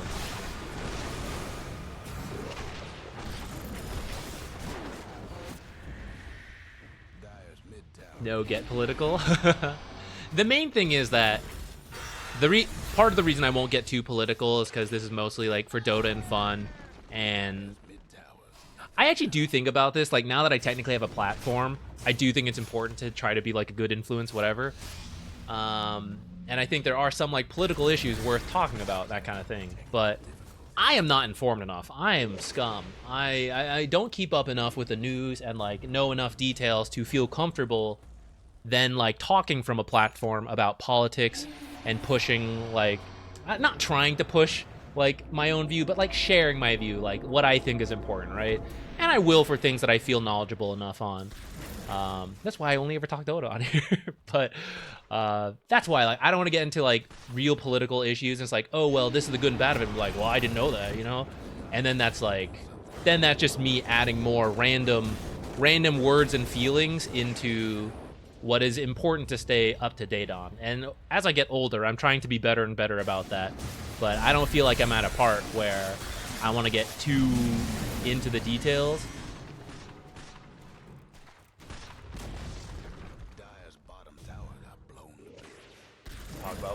think Wind Ranger's the best hero to Slacks?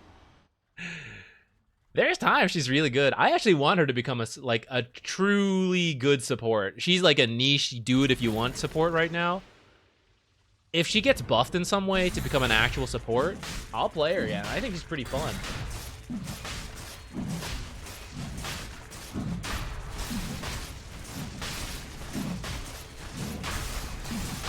Used to work on the ambulance in the UK, could not imagine having to ask about insurance. Yeah, it's pretty insane. Like, it's insane people have to consider, and this is the problem with the, like, part of the US, like, you have to consider, like, is this worth going to the doctor for? And that's why, like, very preventable things get people, because it's like, oh, like, it's fine, like, I can't, like, I don't want to pay, like, however much to go check for them to tell me I'm fine, right? But it's good to get that peace of mind for the mental health aspect, and also, sometimes it is something, you know? And if you're rich enough and you can afford it, you know, great. That's why rich people tend to live longer, because they can do that kind of stuff. And poor people have to be like, I hope it's nothing, because they can't afford it. And that's why, like, very preventable stuff ends up getting too far. Because, like, by the time he's like, oh, I've got a problem, you go there and you're like, yeah, you've got a problem. You know? And it's very sad.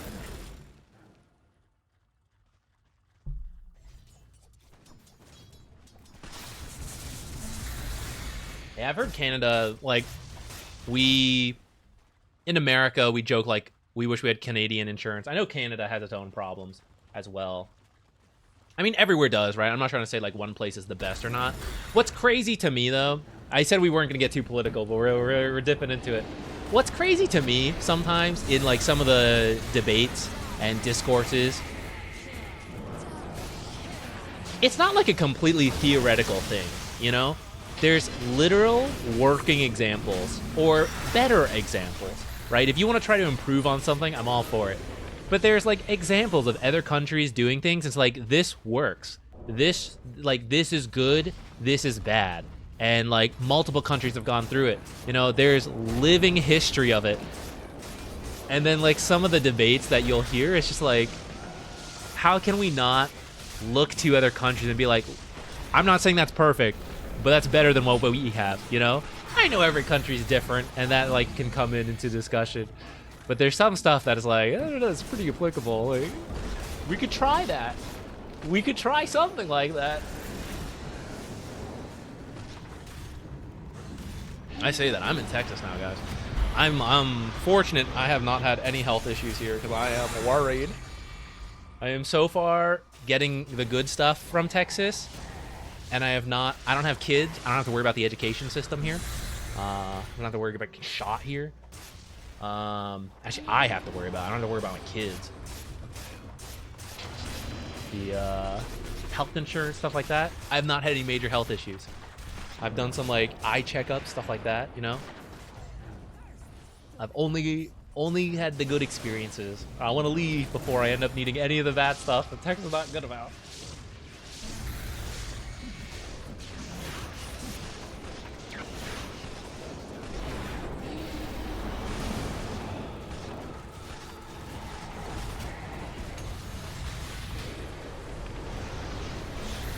Play my replay next.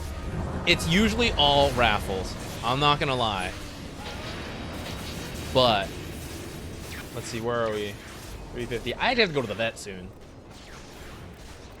I don't know if we'll have time. But fortunately, it looks like NPR is winning. If you have, it's my stream. You randomly do stuff. I know you've been here really hopeful on it. If you give me a very specific timestamp, we can look at it for like a minute or two, like a few minutes before I'll have to go. Because I'm not in the mood, I'm not in the mindset to continue to do more like true analysis that much. We're wrapping up. We're in the random debate discussion, the one-sided debate where I delete all comments against me. But we'll watch a little bit and see. If you have a specific question, let me know. If you're just like showing something off, then that's like all the more perfect for exactly what we're here for at this random rambling stuff.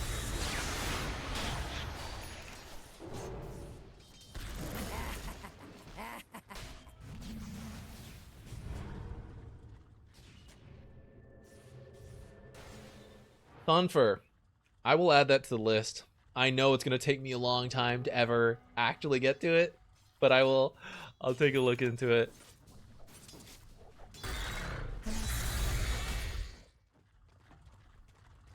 Everyone agrees if you delete all the ones that don't consensus. I try to leave most YouTube comments up. I actually kind of get excited when I see negative comments.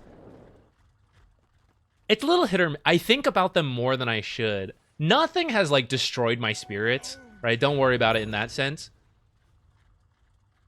Fortunately, a lot of the toxic comments right now are just, they like don't make sense, or like they don't hurt because the logic is weak. Like, it'll be a judgment off of me, off of like their misunderstanding. Like, I read it and I'm like, I didn't say that. You know, like, you're arguing about something I didn't say. You know, stuff like that. So it doesn't really bother me. But I think about it and like, here's what I would respond if I did that kind of thing. But I don't want to be like a content creator who like ends up fighting with every single person who disagrees with me. Because some people will disagree off a genuine misunderstanding, and it would be worth talking through and like reaching a conclusion. It's like, okay, fine. Then there's also a bunch of like, you know, craziness out there that it's like, it's not worth my time getting into it. I know that. But when I read the comment, I want to. There's got to be a German compound word for it. What is the feeling of wanting to destroy someone in an argument? You know, what is that? That release of like, I am right. And it's not like ego right, like, oh, I always have to be right. It's like, you're actually right, you know? That's what I get when I see the toxic comments. I'm like, yeah, I'm so right here. But I try not to fight. And I try not to delete it because I don't want to just delete opinions that are like, oh, I don't agree with Zach. Delete, you know? People are free to disagree with me. Some do get toxic and pointless, and so if it's ever like super racist or anything like that, you know, delete it. I don't want any of that. If it's just toxic to me, I can take it. I don't really care that much. Though I do question if it's like, should I be leaving that kind of stuff up? Not because it's a critique against me, but because it's like, it's clearly just toxic. And like, does it need more? There are some stuff that critiques me in ways that are like kind of rude and harsh, but like, you're allowed your opinion. Like, I don't mind too much, but like, you could have said like actual critique in a much more productive manner.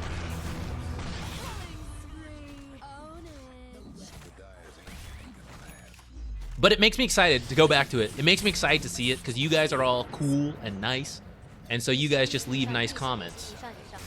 Yeah, we'll see the end of this. You guys leave cool and nice comments, or like actually constructive stuff, right?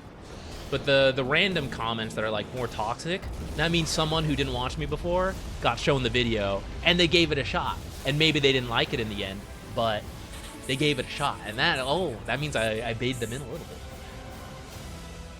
You'll never appeal to everyone, but the fact that the system thinks it's worth baiting people into my video, that's good. So I get kind of excited when I see the toxic stuff. That means we're getting into new audiences. All right, this will be the last thing we look at pretty quickly. John Plays has given us, a pretty high rank game. Numbers aren't here, so it could be EU or... No, Johns! I've been baited. Sorry, dude. This one's too old.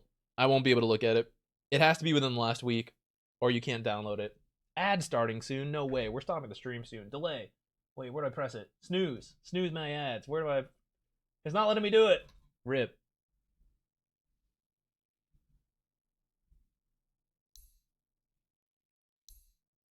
We can look at the scoreboard, though.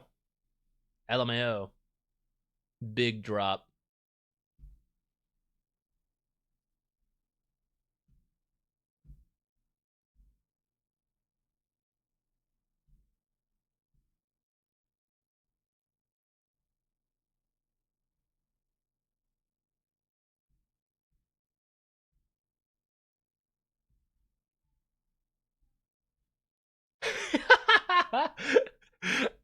I heard of Velto. What are ads? Now that I'm a newly signed up Prime sub, proud owner of a Prime sub here, free.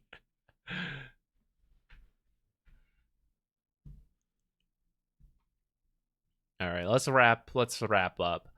I'm gonna have to get the cats in the crate, bring them over to the vet. They're little. They don't love the crate. Jupiter's got one brain cell, so he forgets he doesn't like the crate. But he kind of knows he doesn't like the crate. But it's easy enough to get him in there with like a single treat.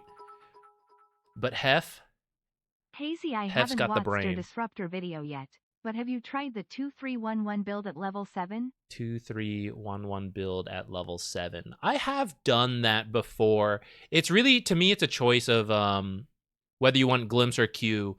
So actually, I would extend it even further. I would say you either go 2411 by level 8, so Glimpse is maxed, or you're going like 4211. Then at level 8, 9, and 10 you get QQ and the talent. The talent. So you 3 points in Glimpse? I'm kind of up for that middle ground. 3 points in Glimpse is like pretty solid. But I think a big thing is like the cooldown also going down. I feel like if you're going Glimpse, like you're going Glimpse. I'm like open to the middle ground, but I'll give it a shot.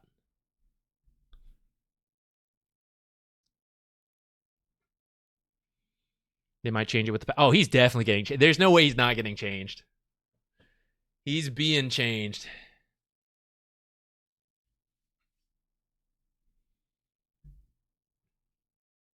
Your cat's in the profile? Who are you? Who are you here?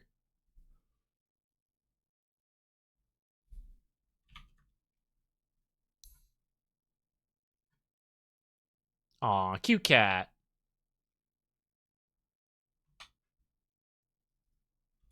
That's a cute cat.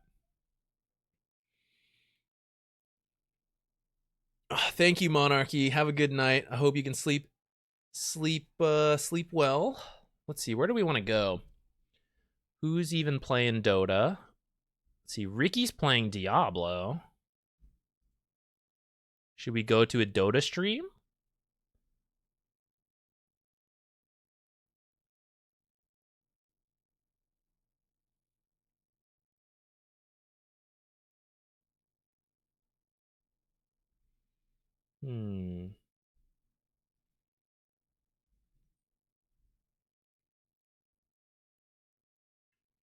Do you know if the game number on a public guide counts your own games? Oh, I have no idea, Tortilla Flat. I've never thought about that.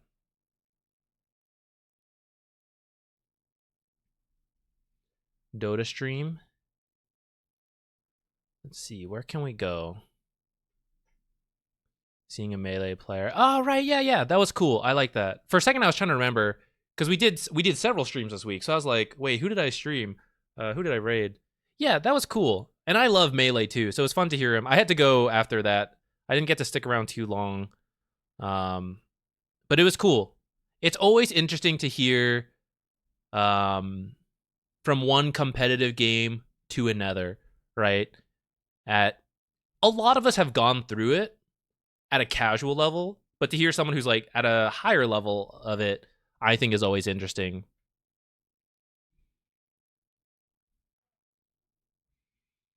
Reveal the peach. Guilty. The truth is, okay, I'll tell you what. You guys know me for Dota, and now you've seen like some of the stuff I play. My style for picking heroes in any kind of game, any kind of character, tends to be the less popular stuff. I don't know what that term is, but like whatever the super popular stuff is, I tend to not gravitate towards.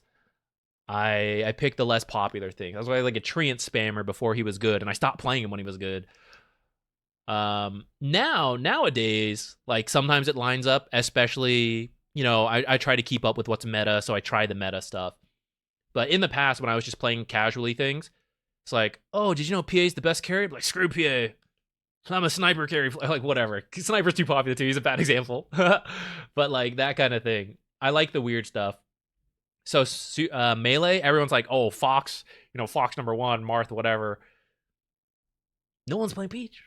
Actually, that's not true. Armada, literally contention for like the best player ever. But like besides him, right? No one else really did it. Everyone hated it before that. So I like that kind of stuff. A hipster. There we go. I'm a hipster. Just a hipster. That's why there's a part of me that dies a little bit when I keep going back to it. We've been playing Age of Empires, and I like the Mongols, the civilization, because I like one of the units they have. And then I was like starting to catch up on the meta, and I learned the Mongols are the #1 civilization at the time. They just got nerfed, but they were like the #1. And I was like, ugh, is that what I am? I'm a bandwagoner. I picked the best civ. Yeah, I like the manga die, but what made the meta is the Step Lancer. So I wasn't a bandwagoner going Step Lancers. I was going for the manga die. Not some front runner.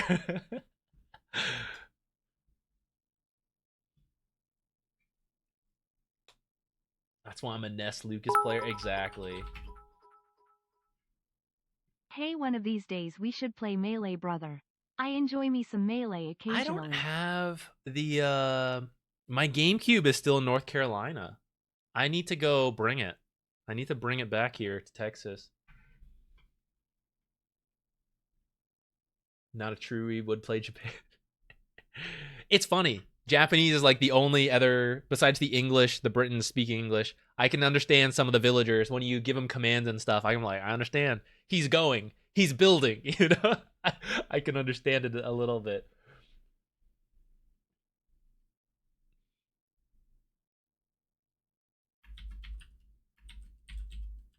I don't know who this is. Do you guys know who Joe Hickson is? He's up here. It says Wholesome Gaming. I'm up for that. Shall we go meet someone new on this raid? I do want to try Koreans. I saw Nomad. Nomad map is now part of the ranked rotation. I want to try it. I like the idea of Nomad, and I want to try building boats. And I haven't decided who to play there, but I was thinking Koreans because they have I think they have like some good opening stuff. And then we can tower rush people on Nomad. I want to cheese the shit out of people. So I might do that. I have to go try it. He's Pyrian's friend. Oh, nice. Yeah, let's go there. Aztecs. There's a bunch of civs I want to try. There's a whole bunch. It's fun to be on the other side. I know people coming into Dota, it's like, oh, there's so many roles, there's so many heroes, so many items. How do you do it? I'm like, oh, you just do it. You know, you just over time you learn it all. Age of Empires like the same. I go and like, there's so many civs. How will I ever know all these different things? You know, but like in the end, I think about it, I'm like, actually, there's only like 30 or 40. It's probably way less than Dota in the grand scheme of things. Such a childhood game. I love seeing the childhood stuff go into the competitive sense though, since because you just had one, you were playing for fun, right? Like, you just send villagers, whatever. Melee, you know, like, oh, why would I chase off the stage? The stage is safety, right? You watch the pro level play, it's like, yeah, chase him off the stage, jump at, that's where half the fight is off the stage. It's like, what is he doing? He's willingly leaving the stage to go fight. He's like, yeah, I don't even want to be on the stage. I live off the stage. It's crazy to see like what that competitive change is. So I always enjoy it. I love seeing old games brought into a competitive scene, or just things I think of as casual that then like, what is the pro level of that?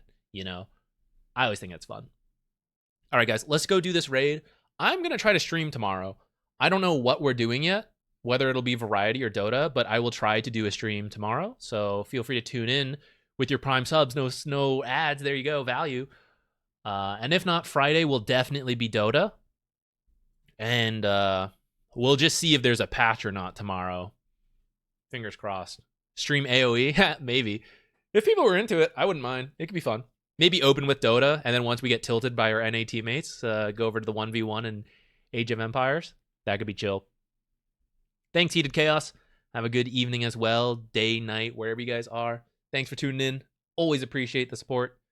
I will see you guys later. Bye, everybody.